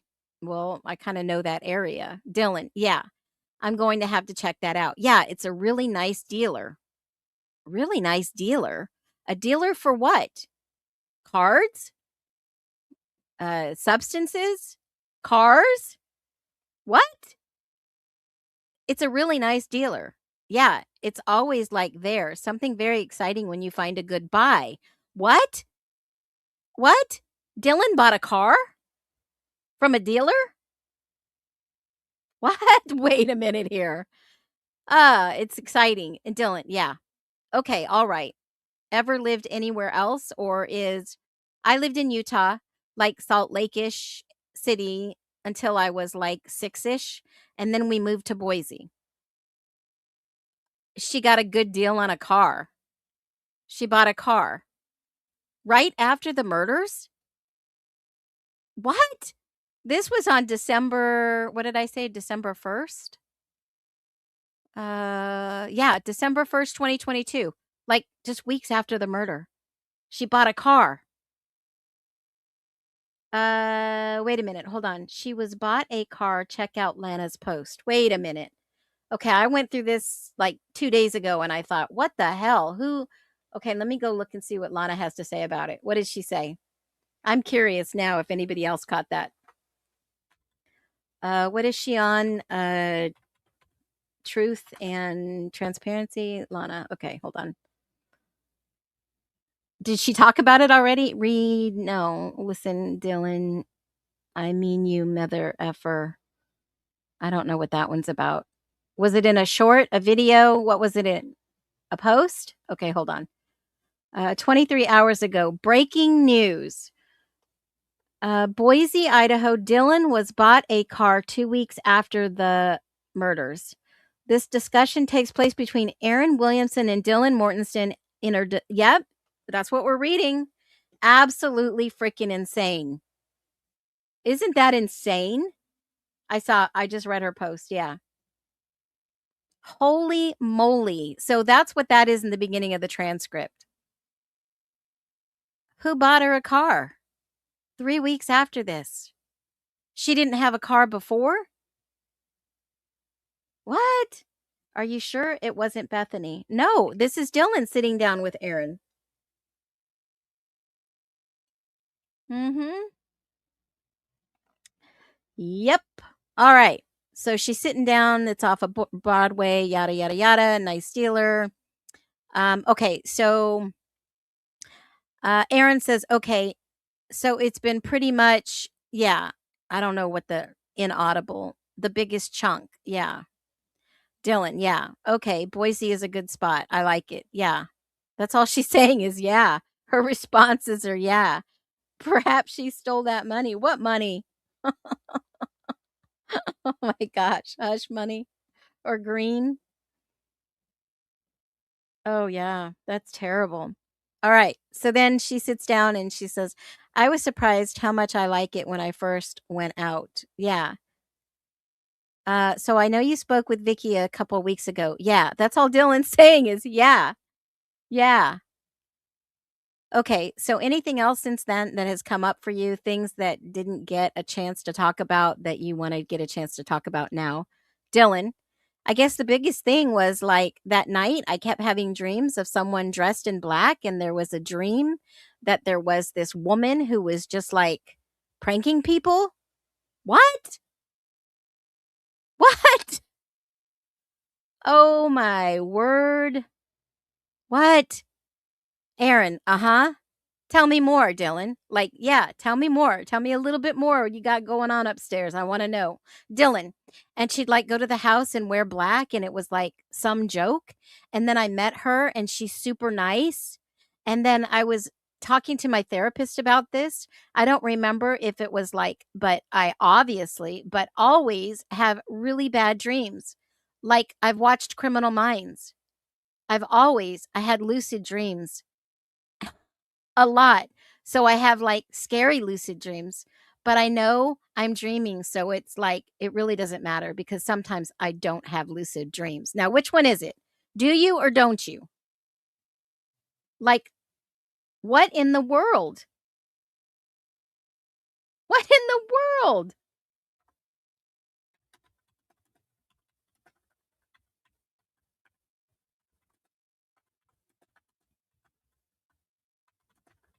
Okay, my prompt came back for the question I asked it finally. But what in the world? I'm dumbfounded. How can somebody, I mean, you experience this, but it's like no big deal. It's like that glass wall. I'm happy now. What the frick is going on in this? But I don't. I think it was like one of those dreams, but it was like the figure and like all black and like kind of mask, because again, I don't know exactly what kind of mask it was, but it was like he was running but with high knees. What? Like a cartoon? What does that even mean? Running with high knees. But super she's super nice. What? Something is not right. I feel like I'm watching that movie where that guy has all these different, what is that movie? Split? No. Glass? No. What was that called? What was it? Running but with high knees. Almost like prancing around, which is kind of weird. And I kept getting that mixed up, if that was like real or if that was a dream. That's how a lot of this is. Like I don't know exactly what parts are real or what parts are a dream. How many times did she say like in this interview? Yeah, right. I just thought the same thing. Is she just whack? Think about it. If someone is carrying Kaylee from the living room upstairs, high knees. Huh. Wow.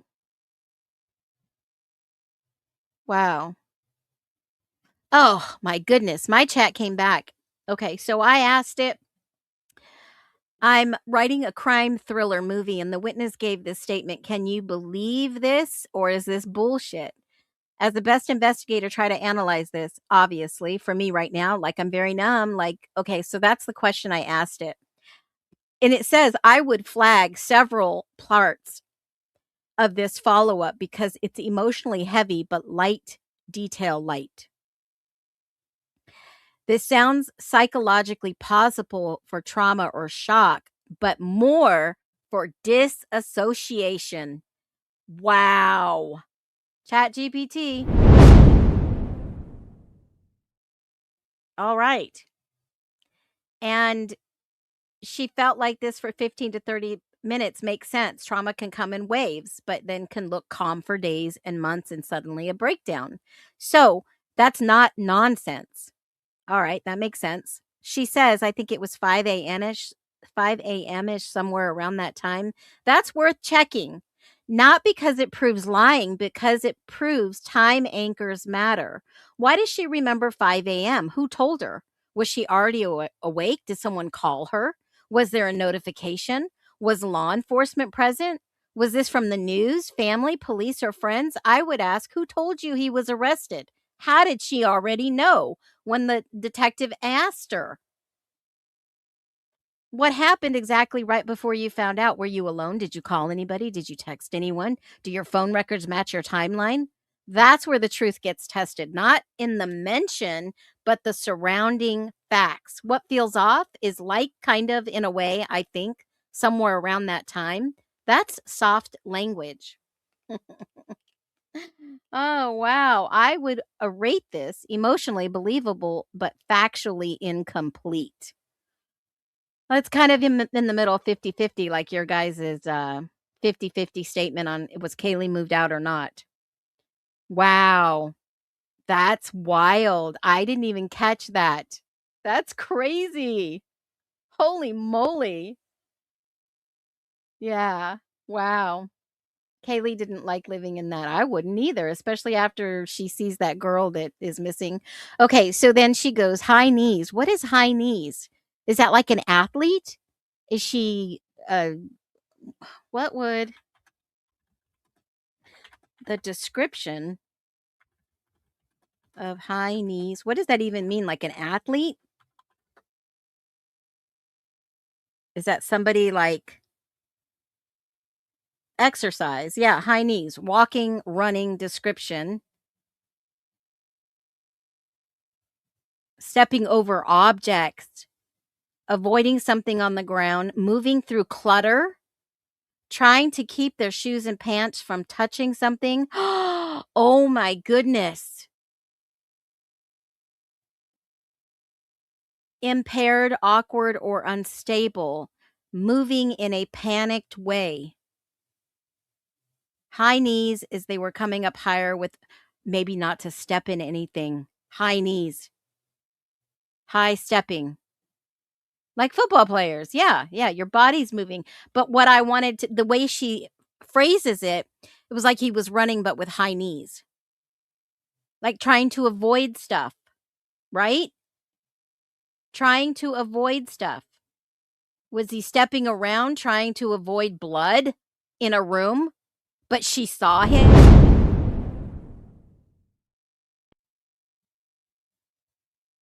I mean, think about it. If you saw something like this took place and the guy's trying to get out of the room and he's running with high knees, he doesn't want to touch the floor. But somebody stepped in blood and it's right outside her door. You can't see high knees from below, but you can see high knees right in front of you. You can watch somebody do high knees right from where you're standing. And we know people step through the blood, yeah, because they wiped it up. High knees.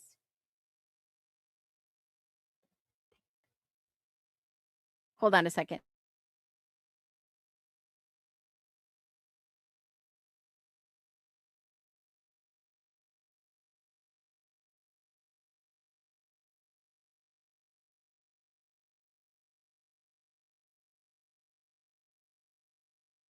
Okay, so if she's watching now this is her statement, guys. This is not my statement. This is her logical statement here that we're looking at. She says, but it was like he was running with high knees. So she saw more than she's saying. Hello? This is her description of seeing somebody running with high knees. Inside the house, of course, with some kind of mask. Think about this. Like almost prancing around. She was watching them prance around the blood, the crime scene. And yes, that's freaking kind of weird, Dylan.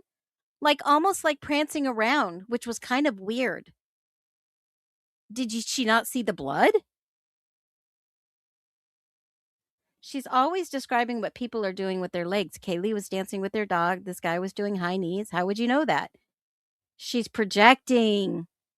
Ooh, true to it. That is powerful. Wow. That's powerful.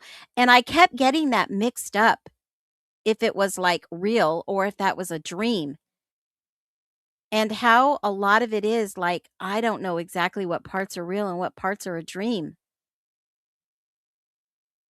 Her own high knees. You can lie. They had to have known. These guys had to have known. Susie, Little B, Judge face while Maury and Payne were on the stand. Latah is priceless.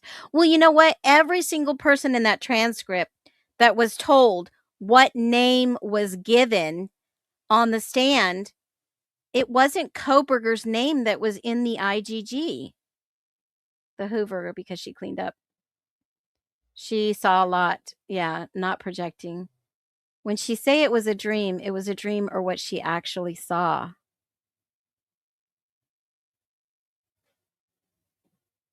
I think it's, well, you know what? In my opinion, she has given us more. And then she throws in the dream because I don't know if it's real or if it's dream. I'm just getting mixed up. I wonder what Dylan was like as a child. Does anybody know? Has anybody heard? Did she play with Barbies? Anybody have any idea? Anybody seen anything on Reddit or Post or any of her friends talk?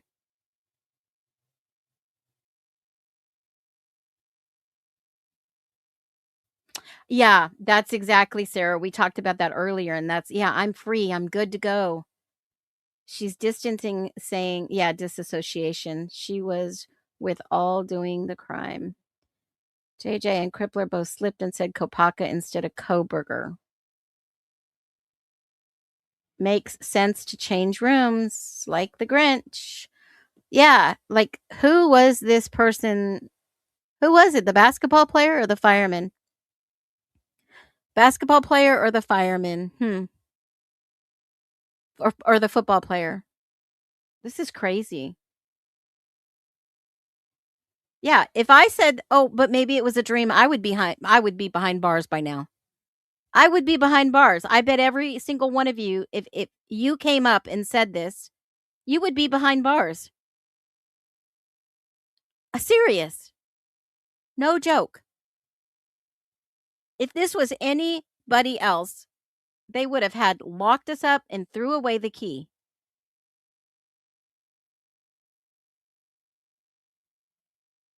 And if Bethany was downstairs, if I'm just saying if, or not even there, Dylan's the only one in the house besides the other 4 that are already dead.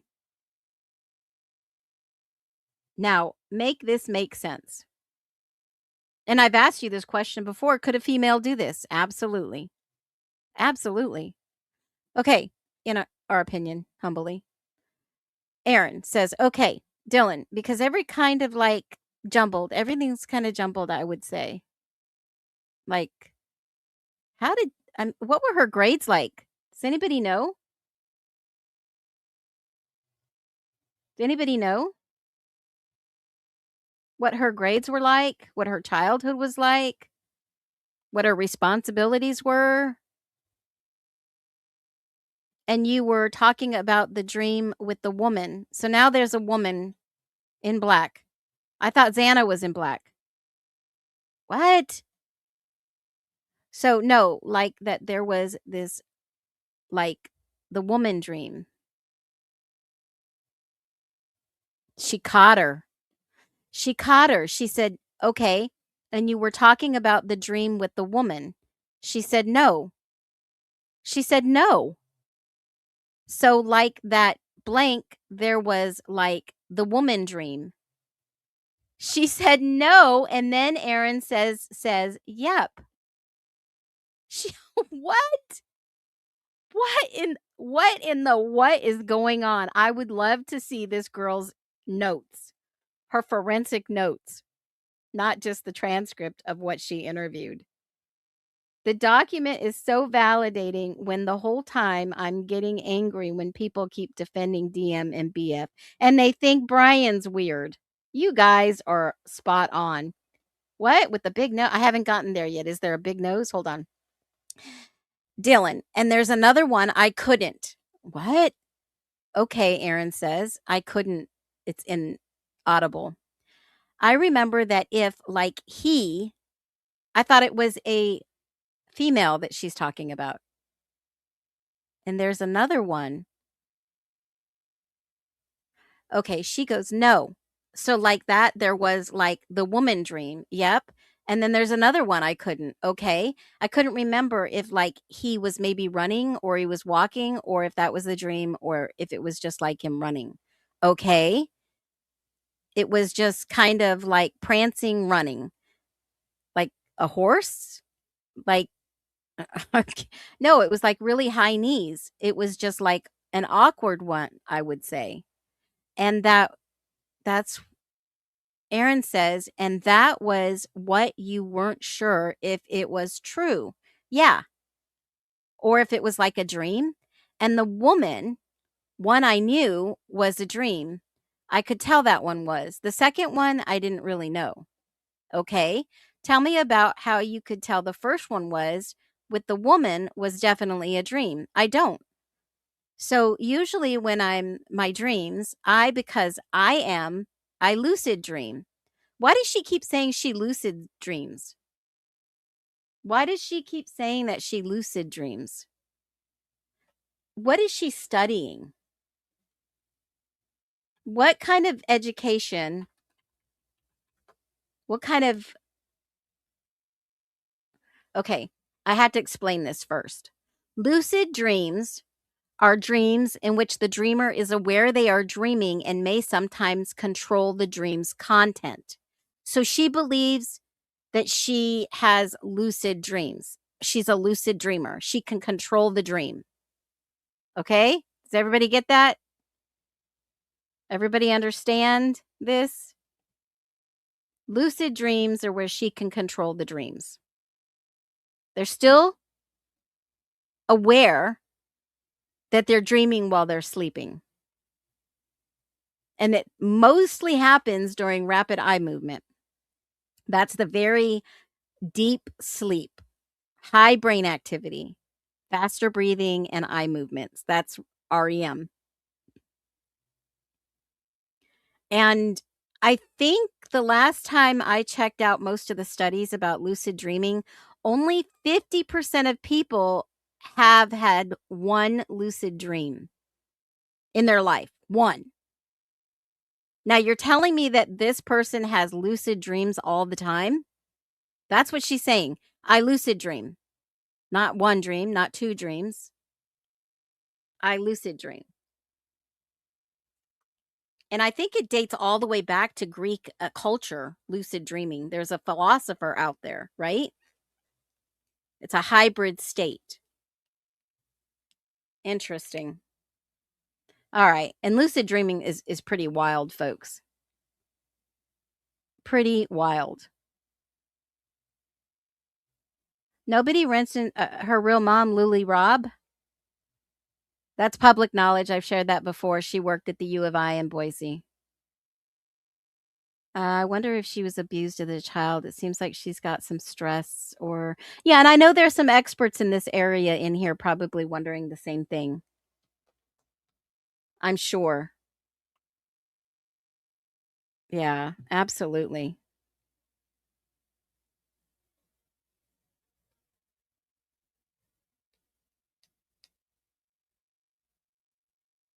Yeah, I mean, this is a pretty interesting conversation because there are some therapists in here. There's a couple of professionals in here that I know personally, and even those that we email back and forth. There is something really concerning about this, right? Yes, I agree with Sarah.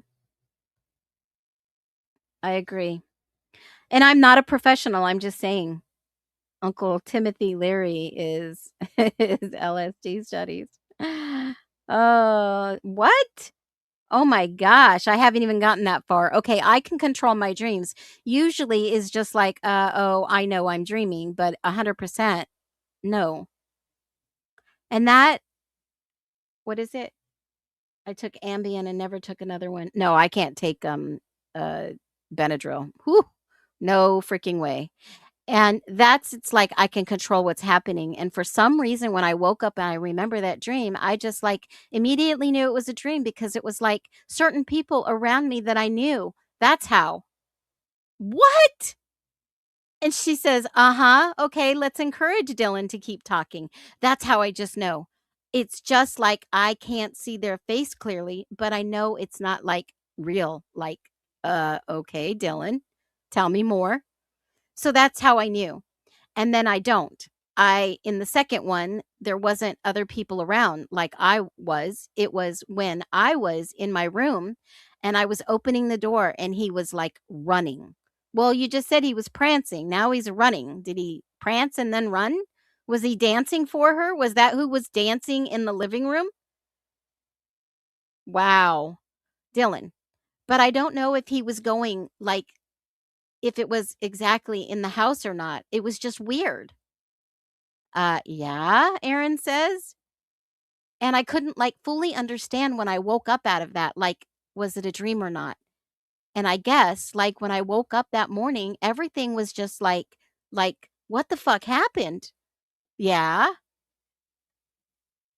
Interesting. That's interesting. Wow. This is wild.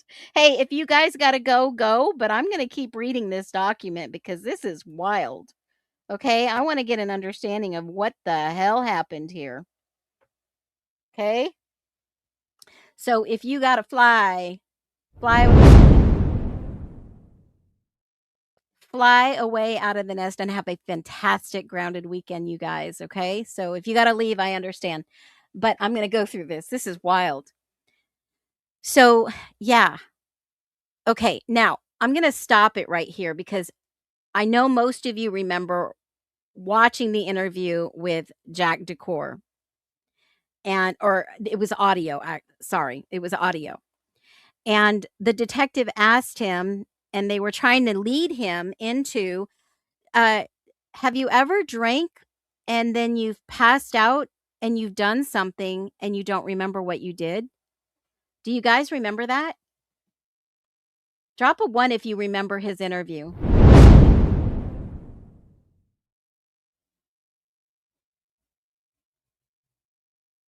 Drop a 1 if you remember that interview. Yeah, but you don't get trained like this. Yeah, this is not, this is not training. Yeah, Freud or Jung said everyone in our dreams are actually different versions of ourselves. Absolutely. Absolutely. Okay, you remember that interview. The police tried to tell him, "Do you remember maybe dreaming and doing something you don't remember?" Do you guys remember that? Oh my god, that's what just came to my head when this girl is interviewing her forensically. And I just thought, "Holy moly." This is what the cops were asking JD. High stepper. Uh-huh. That's what I just thought about.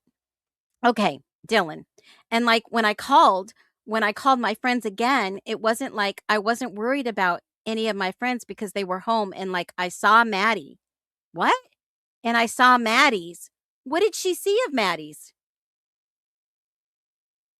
Oh, because I have Maddie's Find My Phone and I saw she was at home. So it was like, okay, we're at home. We're safe, you know? Like you always feel safe in your house. Well, wait a minute. Wait a minute. Let me ask you, Hive. Let me ask you, Nesters, when was the last time that you had such a wild dream and you pick up your phone and you call your friends and you remember? When's the last time that you were dreaming and you called your friends? Wow. When was the last time? I feel like this is like broken. When's the last time you dreamt such a deep sleep and you called one of your friends in your sleep and you're such a lucid dreamer that when you wake up, you remember? Wow. And like when I called my friend, it was because I thought someone was in the house, but I didn't know. Okay, I'm just going to say it. This is a bunch of bullshit. This has to be bullshit. I'm going to call it, in my opinion. I can't even believe I'm reading what I'm reading. I cannot believe this. And like when I called my friend, it was because I thought someone was in the house, but I didn't know if they were there or not. So I wanted them to come check with us. So it was like I didn't know, like when I didn't know what happened. What the fuck? Like we didn't even think that. Like I called my friend over. She doesn't even remember calling Emily. What? How did they let this go? This was December 1st, 2022, even before they named Koberger. What is going on? This is like the forensics document I showed you the other day that said, hey, stop your search. Stop your search. I bet you some of these detectives, some of these cops, they gotta be freaking pissed. They have got to be pissed. They have got to be, wow. Aaron, okay, tell me more, Dylan. imaginally happening. It was just weird. Okay, tell me more, Dylan. Shit, I guessed. What do you mean you guessed? You just said everything that you knew, and now you're guessing? Yeah, so I want blank a couple things. One, I forgot to mention, I've got some chats and pictures that we may look at to see if you can help me out with them. I'll let you know when we get there.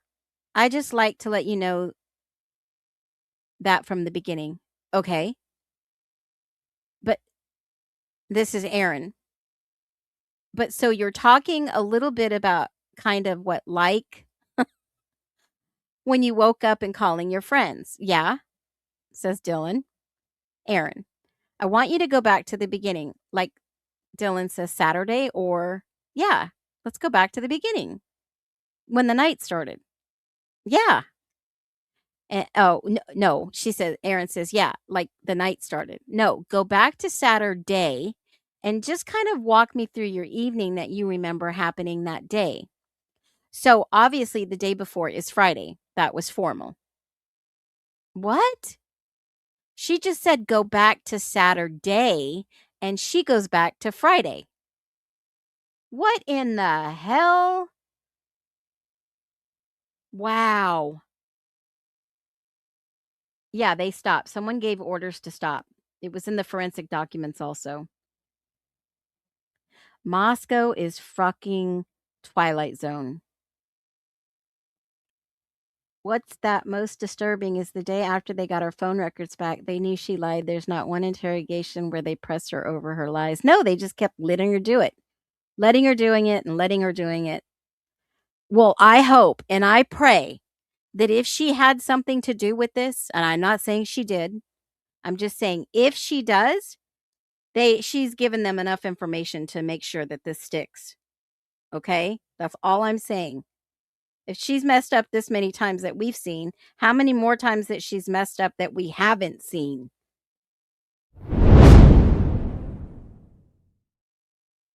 This is crazy. This is wild. Aaron says, uh-huh.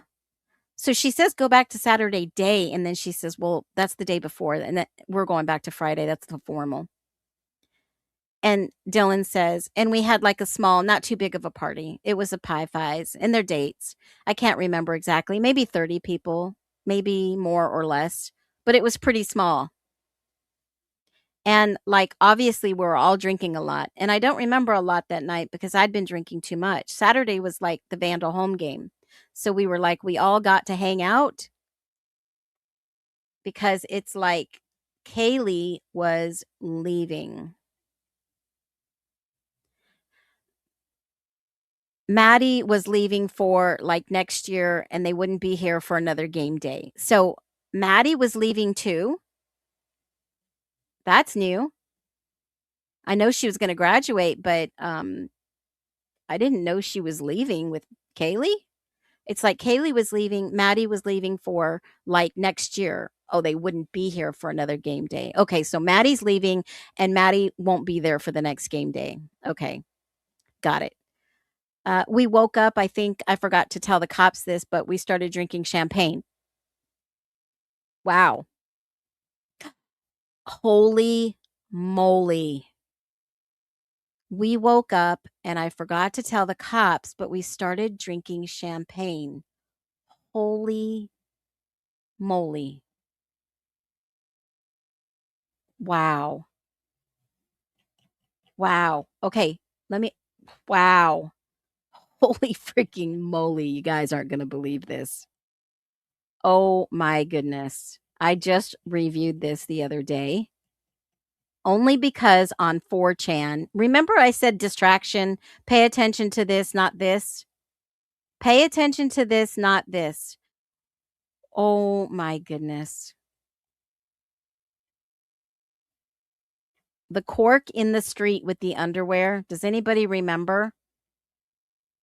The cork in the road with the underwear. The witness that said he saw the panties and the bottle. Anybody remember? Drop a 1. This is wild what I'm about to show you. This is freaking wild. Oh my God. I can't believe this. This bottle, remember I gave you the stream with Ethan's last hazing? Remember I told you distraction, look over here, not there? Guys, when I originally put this into AI, I said, narrow down, what would this be? It said a champagne or a wine bottle. You guys aren't going to believe this. Holy freaking moly. You're not going to believe this, because I thought to myself last night after I did that, because of that 4chan, they were up putting this shit all over so people wouldn't figure it out. Look here, not there. Look here, not there.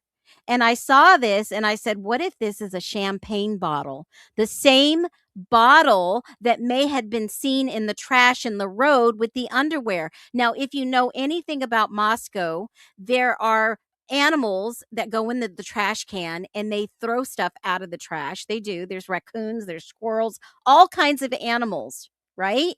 And if they got into a trash bag that was probably in the trash and they spread it out, because obviously in Moscow, everyone does their laundry and they leave it in the streets. If somebody threw away that in the garbage can and it was out in the road, that is why you see the cop out in the road on Gunderson's body cam picking up all the evidence in the freaking street.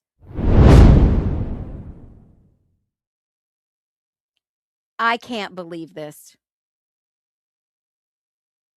Every little piece of information that keeps coming out. Wow. But we started drinking champagne. I don't know if I told them that or not. Well, hell no, you didn't. That would have put some clues together for the cops that were taking pictures of the blood with a bottle. And possibly in the garbage can. Oh, some days I just can't. Some days I just can't.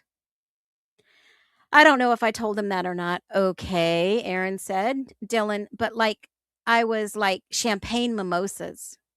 Okay, she's talking about the bottle. Okay. Yeah, Caleb.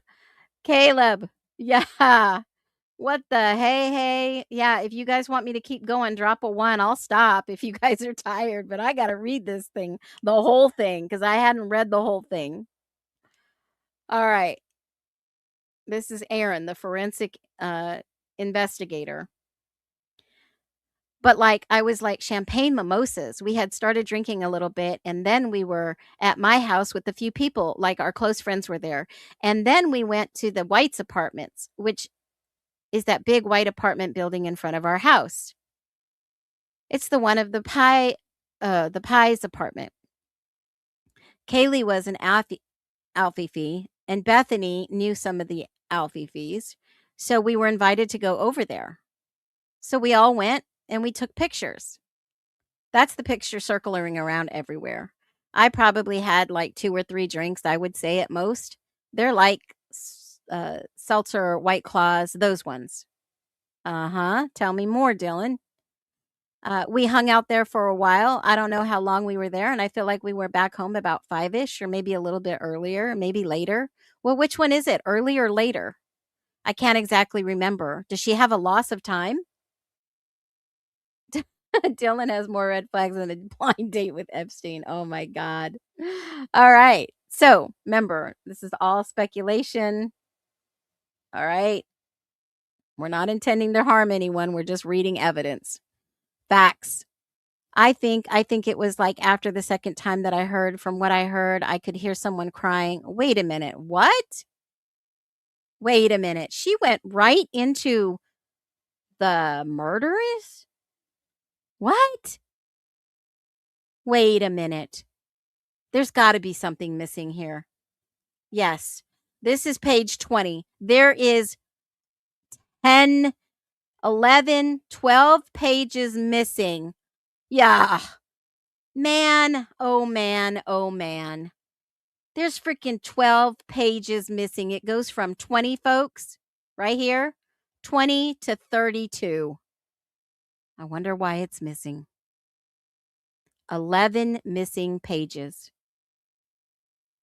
That freaking number 11. What is going on? 11 missing. I'm going to make a note real quick. 11 missing pages. 20 jumps to 32.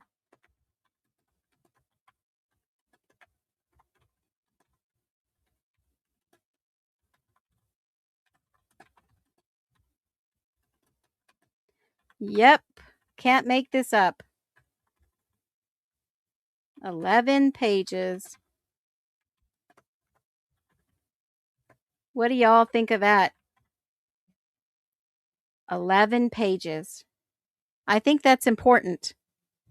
Whatever happened that night, that's important because it jumps from, I can't exactly remember when we got home that night, all the way to, I think it was after the second time that I thought I heard what I thought I could hear someone crying for some reason, believed it was Kaylee. Oh, don't really know why, but I just, at that moment, I was like, that's Kaylee. What the heck? Why would they not give us 11 pages?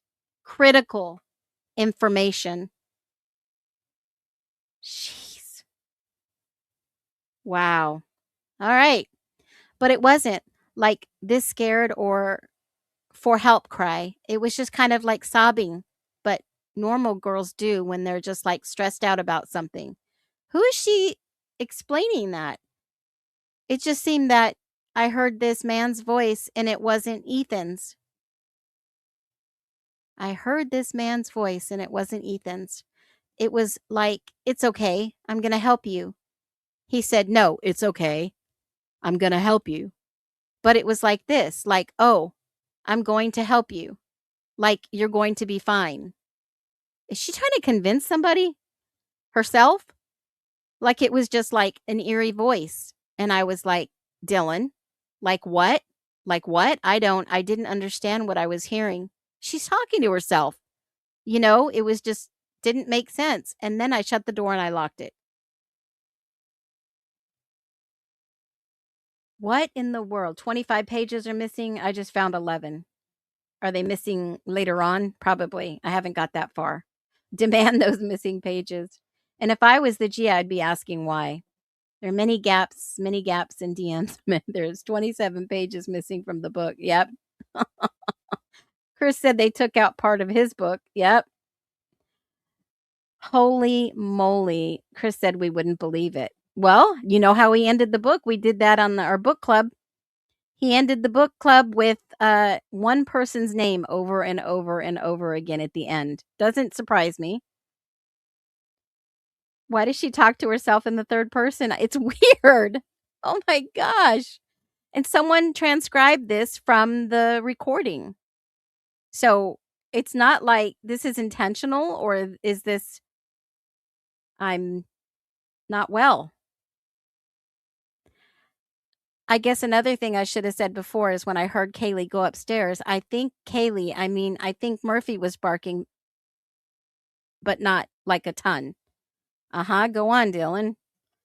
And then the main thing I remember was just like hearing Murphy's bark, like distant. Well, who let him out of the house? That's why I thought he had gotten out of the house. Here I'm going to make an observation. Don't put me on the cross. I'm just saying it, just a form of expression. Okay? Let me just say this. How in the world and why in the world would someone send their kid to college in the same state, 6 hours away? Okay? 6 hours away. Because I would want to stay close to home. I'm just saying. I would want to stay very close to home. That's just me. Okay. If I was going to college, I would have stayed very close to home. Because they say most people who go off to college usually stay in the area or they move somewhere else. They don't go back home.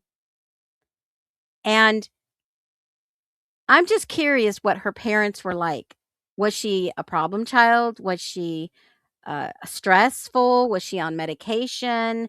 Was she anything concerning about her behaviors? I mean, what do you think these parents are thinking if we have to speculate? What? Oh, that is a good observation, Brenda. It's possible high knees could be tiptoeing to be quiet. Wow. Get them up to your chest. Yeah. There's no follow-up questions. I don't think she had another follow-up interview. Yeah, she did on the 30th when they arrested him. I think that was the last one. Her parents knew she's disturbed that they would never let her go to college. Wow. I just want to know why Chris Whitcomb thinks we wouldn't believe it. We would. I would. After seeing it? Oh, my goodness. All right. Okay.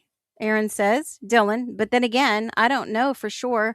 So then back to the bathroom scene. Is she writing a movie? Back to the bathroom scene. I thought they were in the bathroom. I don't know why. I just could tell that it wasn't the living room because I would have heard it better. Like immediately, my mind was like, bathroom, Kaylee, some man. What? A bathroom scene? A movie? A show? And Aaron's like, okay, tell me more. So then I locked the door again. I don't know if I called or texted about Bethany about it, but no one was answering. I don't know how long a period I kept opening. I opened the door and how long I had this door shut. Wow. I wonder what Dylan's friends are thinking that were coming to her rescue. I wonder what they think now today. I wonder what they think now. I wonder if they're scared.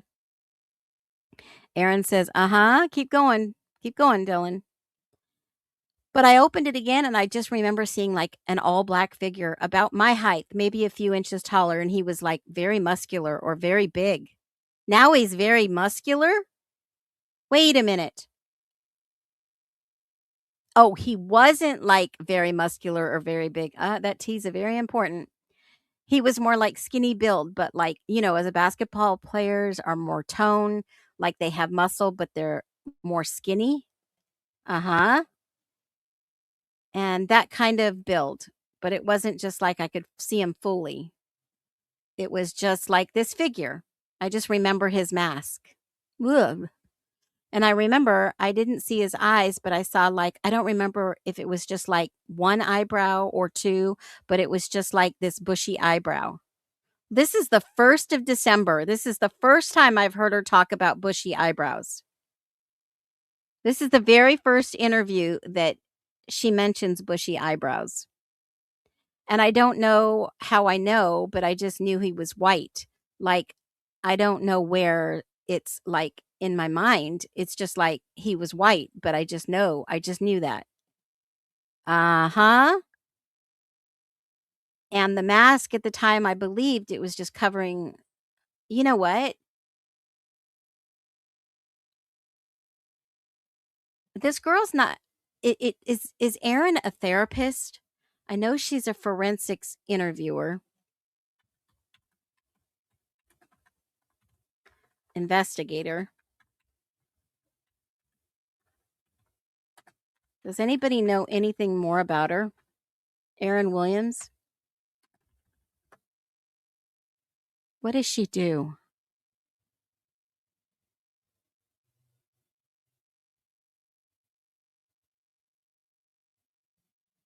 What kind of investigation? What else does she do?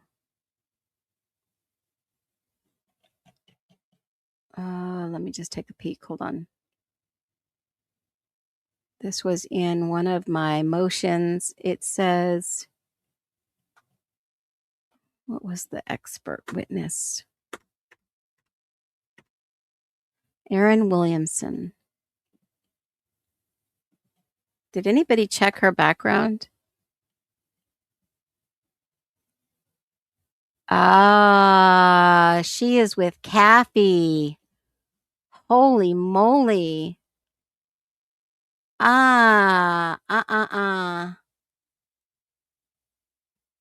CAC. Interesting. Wow. She is, wow. Wow, wow, wow. You guys know what she does. I'll just put it in the chat for you. This is what she does.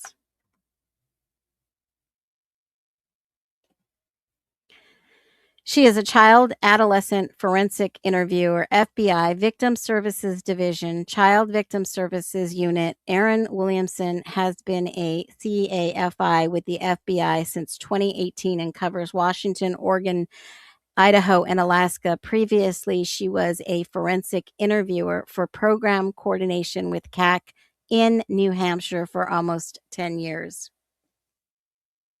Yep.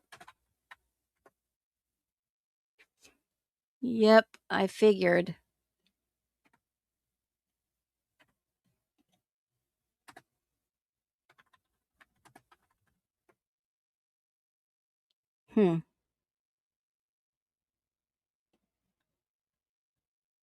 Now remember, CAC is Child Advocacy Center. It's not what you guys maybe think of. Okay? That's not, yeah. It's not what you think it might be. Okay?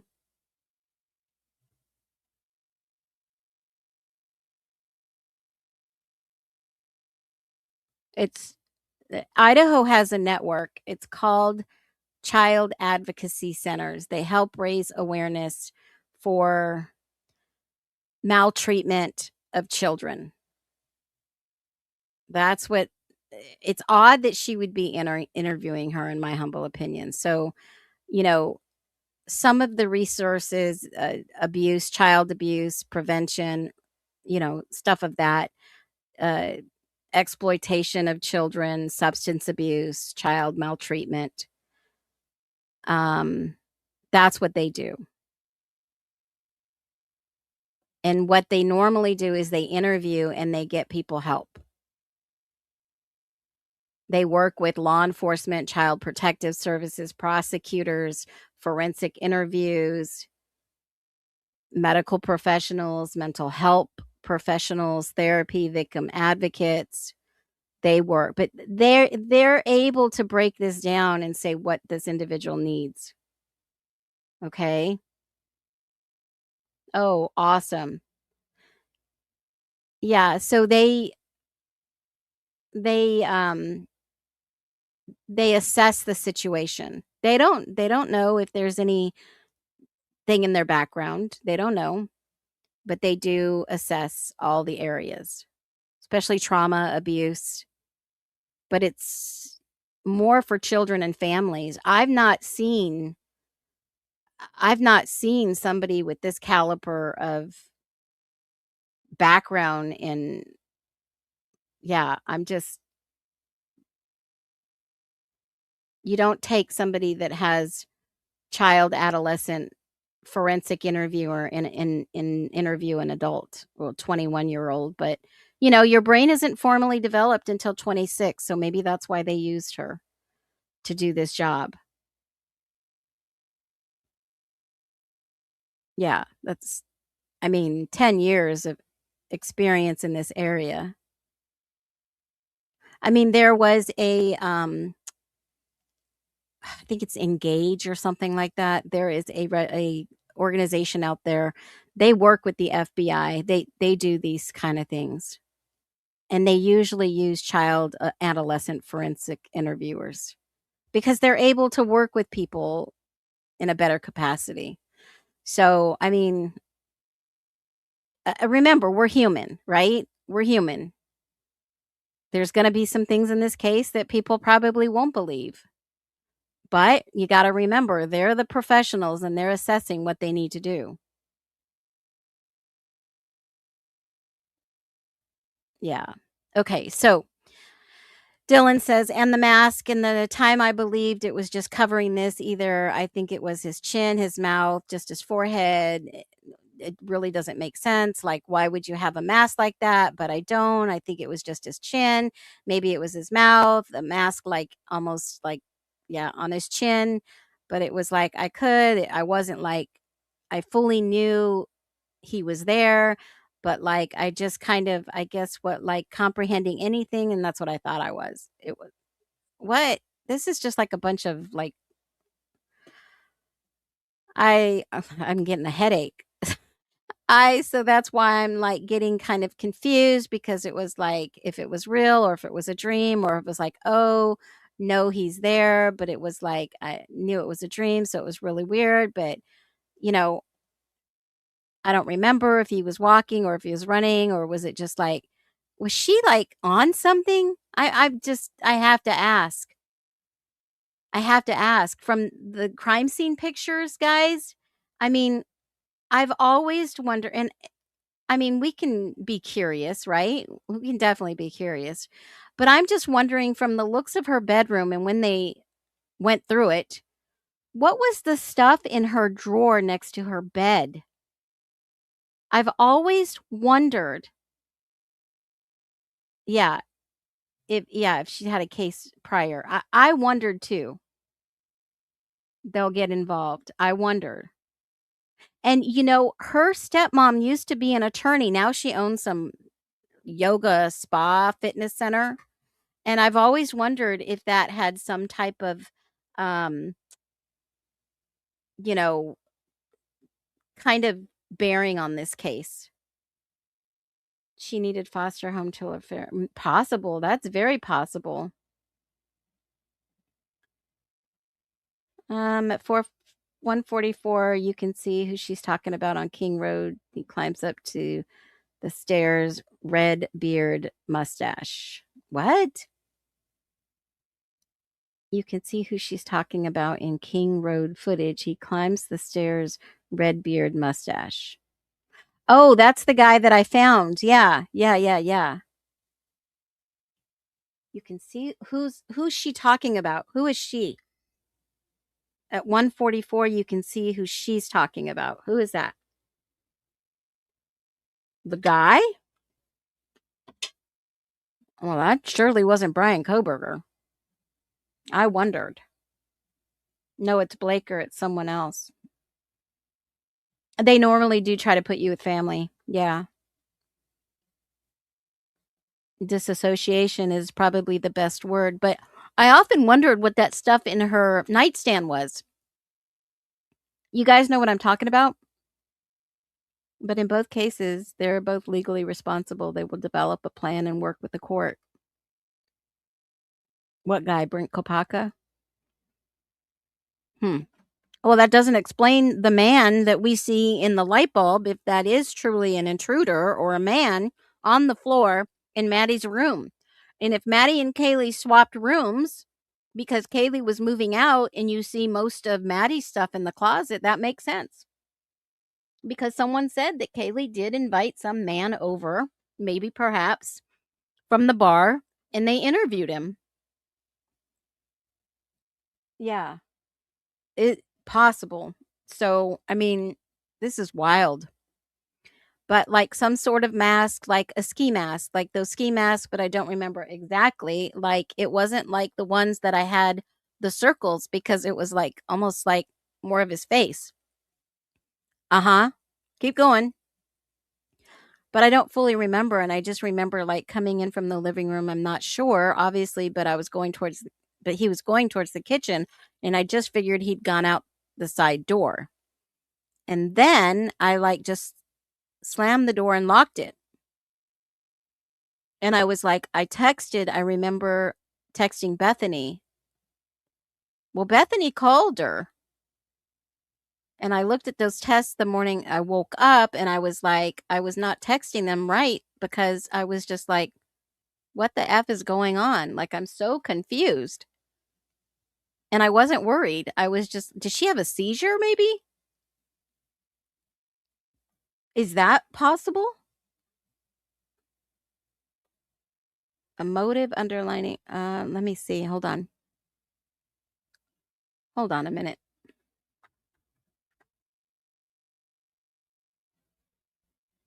Hold on 1 second. Okay. All right. This is the video that I shared. This is the video that I played this clip super slow, and I was able to find the guy walking up the stairs at 1122 and possibly Kaylee behind. Possibly. This is the video that I combed hours through, and I saw in the reflection the guy walking up, and he goes off to the right side of the camera, and there's two girls behind him, but this camera was messed with and it glitches. So you have to look real close. So I'm the one that found that. I'm the one that shared that. And, you know, I appreciate other people sharing what I find, but come on, guys. And I'm not saying I'm the only one that has dug hard and deep and long and vetted and searched. I'm not the only one. There's plenty of people out there looking. But if you want to come to the channel, you're going to see a lot of first here because I'm giving you the facts no matter where they lead. I'm giving you the evidence no matter where they lead. Okay? So he tiptoes up the stairs and you see him.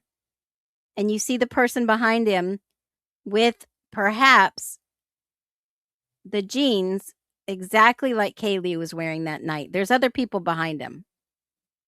Okay? I believe this house knows what happened also. All right? So there you go. And that was found in February 22nd, 2026. Right after that came out. All right, so let's do this. I know you guys have been here forever. I have been here forever too. I'm going to go through and read the rest of this, but it just doesn't sit right with me, folks. It doesn't sit right with me. Something is so not right here. And like I said earlier, I think that, in my humble opinion, someone was trying to frame JD. And I'm going to share this picture once again. Because humbly, if you look at this, it would have to be, this is not some random Aryan hit. I'm just going to say it. This is ridiculous. This is so ridiculous, guys. This is not some random Aryan hit. Aryan would not clean up. They would not cover up for their brothers. They would not do that. But a frat would. A sorority would. Right? Shower girl, towel girl, chicken guy, all the girls who gave him assistance instead of going to the hospital, then he finally went. But you have to remember this. The only people that would maybe put a signature mark on a body would be that of somebody who's going to frame somebody, not somebody who did it. Think about it. They thought JD was suspect for a long time, folks. They probably vetted and ruled him out, checked everything out. I don't know what this was from, but it looks like a J, and that's what the, forensic doctor basically said. It was in the shape of a J right here, in the J-shaped incised wound. That's intentional. That's not, oh, I nicked you. Sorry. That's intentional. That's after the fact. That's after the fact. And if there is an A all over these bodies, how do we know that they didn't frame A with the chicken guy that cut his hand earlier in the night like he said he did? How do we know that? We don't. But I do know for a fact, honestly, that if somebody knew Kaylee personally, on a personal level, and knew everything about her life, she would know that her ex is Jack Decor. and maybe I could get away with hurting her and blaming it on him, so they'll go arrest him and go investigate him, and he'll get in trouble for what I did. Or Adam, that's right, J or A, because there was blood back in his apartments. There was, factually. So when you think, did somebody cover this up? Maybe. Only the people in the house could do a cleanup, right? Or invite their friends over to help. Or, oh my God, I did something really bad. So we have a handful of suspects. Don't you think the police vetted all these people? There was a carving or known on all 4 of them. All 4 of them had something on them. Unfortunately, all of them. No, there was not a J. There were 3 marks. And let me bring up the autopsies real quick, and I'll show you. Remember, the autopsies are at Justice for All. You can go over there and grab them. You can see for yourself. Madison, all you have to do, here, let me share this. All you have to do is go over to the autopsies, Justice for All. They're on the main page, and type in 3. Type in 3. All right. 3 occupants, 3 other occupants, 3 other occupants. Okay. There are 3 distinct linear defects that are under the rib. All right. There's also 3 intersecting wound stabs. If you watched Ethan's autopsy, I showed you what it looks like. And then type in 3 again. That was on Ethan. And then you go and you look, and there is 3 for Xana. Same exact linear defects. Somebody marked on them. Ugh, I hate when that doesn't do that. 3 distinct linear patterns on Xana. And there are 3 distinct on, I believe, on Maddie. Yep. Hold on a minute. Let me grab it. I think it was Maddie too. Wasn't there one on Maddie?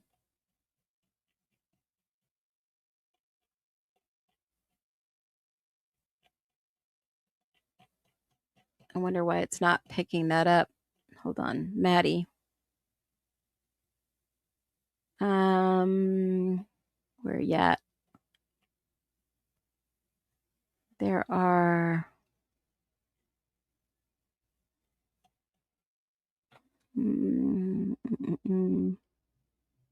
where is it?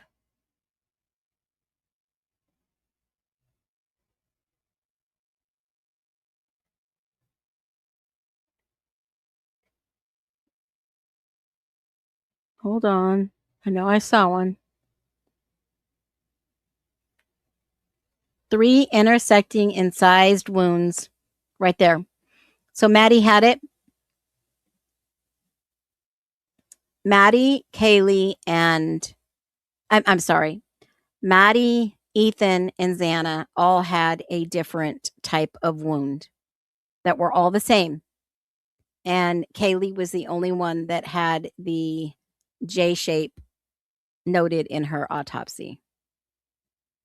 Now, if you go to my YouTube page, you'll see Ethan's autopsy. I'm not going to play it, but you can go and watch Ethan's. And this is what Ethan's look like right here. Hold on. And I did the best I could in this video, if you haven't been able to see it. Here it is. This is the complex wound of Ethan right here on the back of his leg. And it does look like he was moving to protect himself, but he did have superficial other wounds in area. And it's good that we're talking about this because I want to get your thoughts since y'all are the best, right? So this guy, Phoenix, search the sword yellow. Oh, interesting.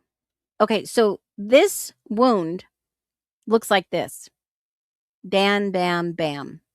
And that's what the other wounds would probably look like on Madison, Xana, and this was Ethan. They really did try to pin this on JD, I'm sure. I'm sure. Sorry, word yellow. What do you want me to search? Type it all out. Search for yellow. Phoenix, search the word yellow. To make a pact. Well, they all got tattoos. After a mark. I think they're trying to frame people. That's my opinion. Okay. So, but here's the deal. There is no way Ethan could be laying in bed on his right arm, folks. I'm just going to say it. I'm going to let the elephant in the room. I'm going to talk about it. There is no way that Ethan could be laying on the bed. I mean, let me see if I can make a picture real quick. Hold on.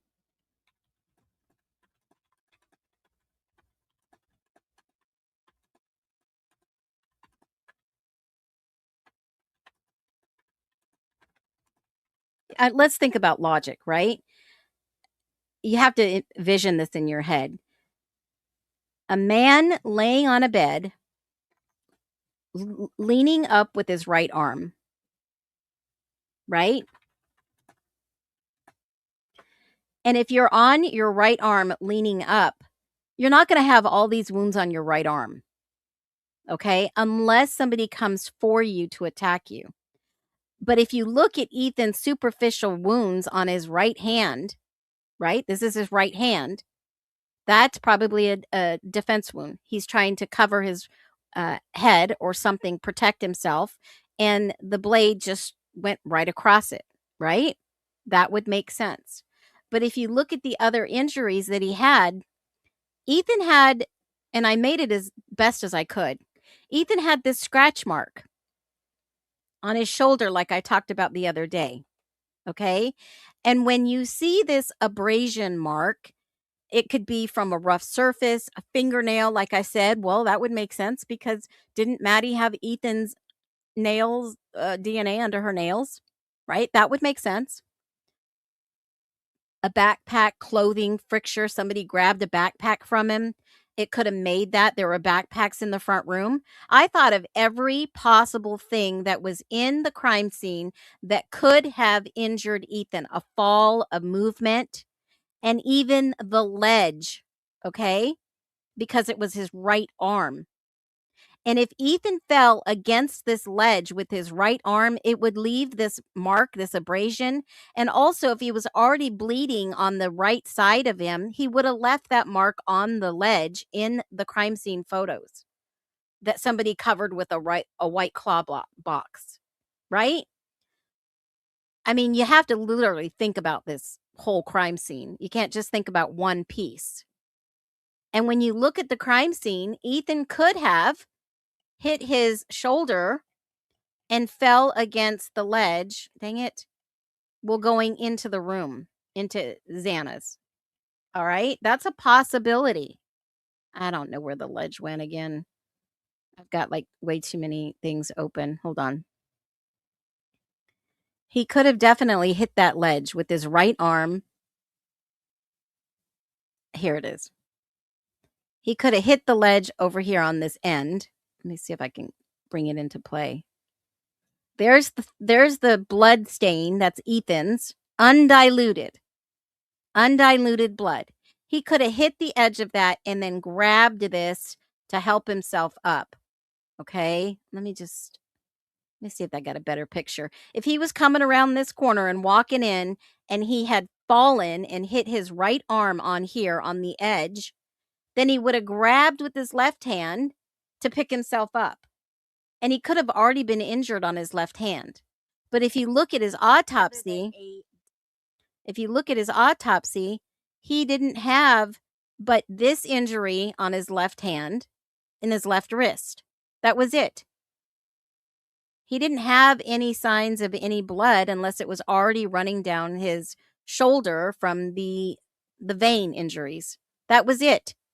He didn't have some horrible, like, it is horrible. And I didn't even talk about his head because I think he was injured in his head first than any other parts of his body, which is weird. So, because once your circulatory system, once your cardiovascular stops, you're not going to bleed as much. And if you're drinking and you've got that level of Adderall in your system, it's like a blood thinner. You're going to bleed more.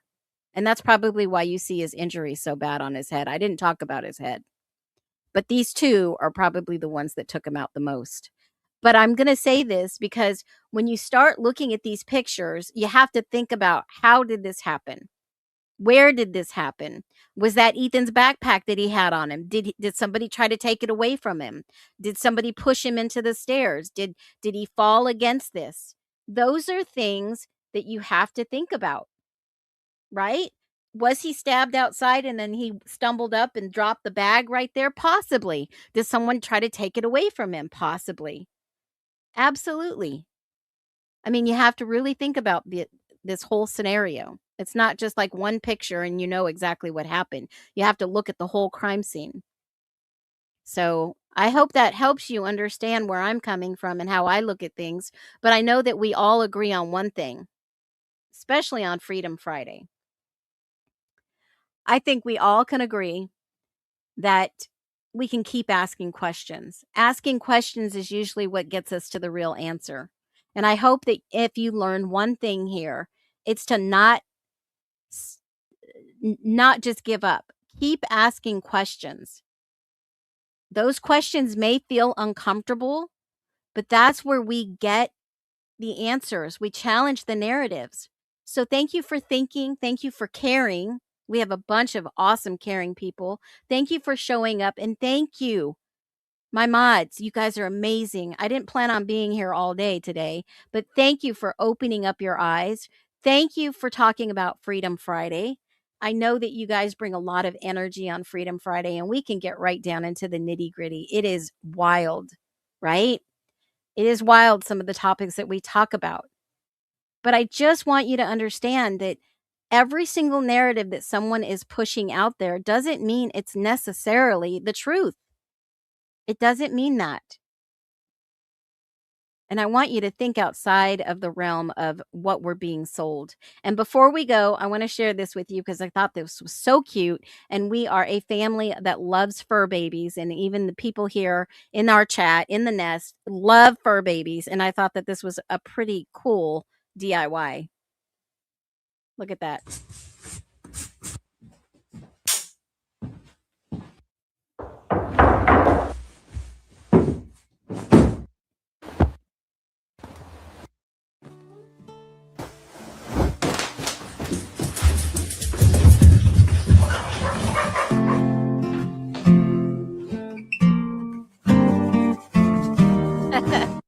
Isn't that a great idea? And one thing last before we go, and we'll close it out about the Idaho 4. There are people now that are finally starting to catch on to what is happening in this case. If you've not seen this, this has gone pretty much viral, in my opinion. And I think this girl has spot on. If you've not seen her on the TikTok streets, listen to what she has to say about the Idaho 4. Darn it. Hold on one second. Here we go.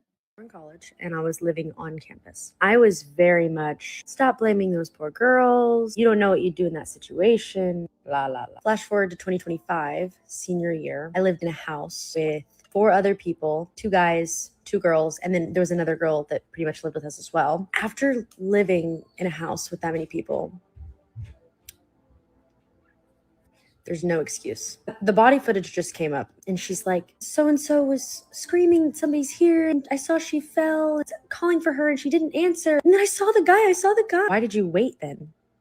Why did you wait to call the police? Why? It doesn't matter if you're drunk. It doesn't, because trust me, living in a house with that many people that I care about so deeply, I cannot fathom. We're saying like, oh, people were in and out all the time and like anybody could come in, blah.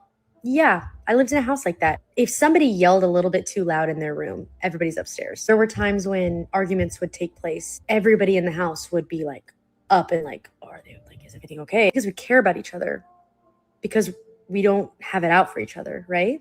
I understand that everybody grieves differently and that whole everybody handles shock different. I get that. I understand that. But there is a baseline where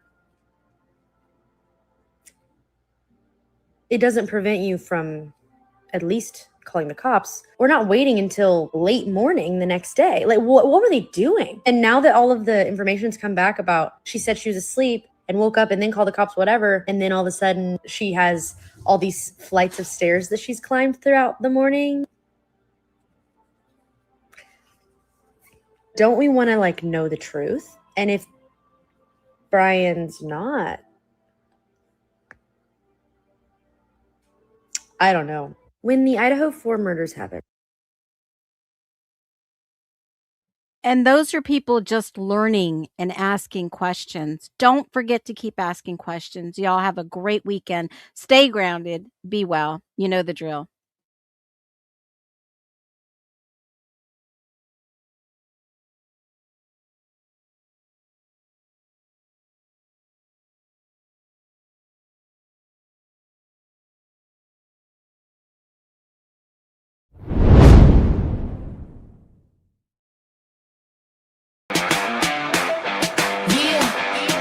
You see it?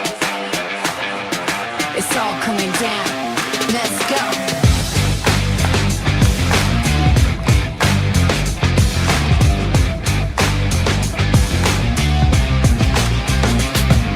The world wakes up, a brand new stage, new promise written on the page. We saw the cracks, turned a new age, tore up the script, got out the cage.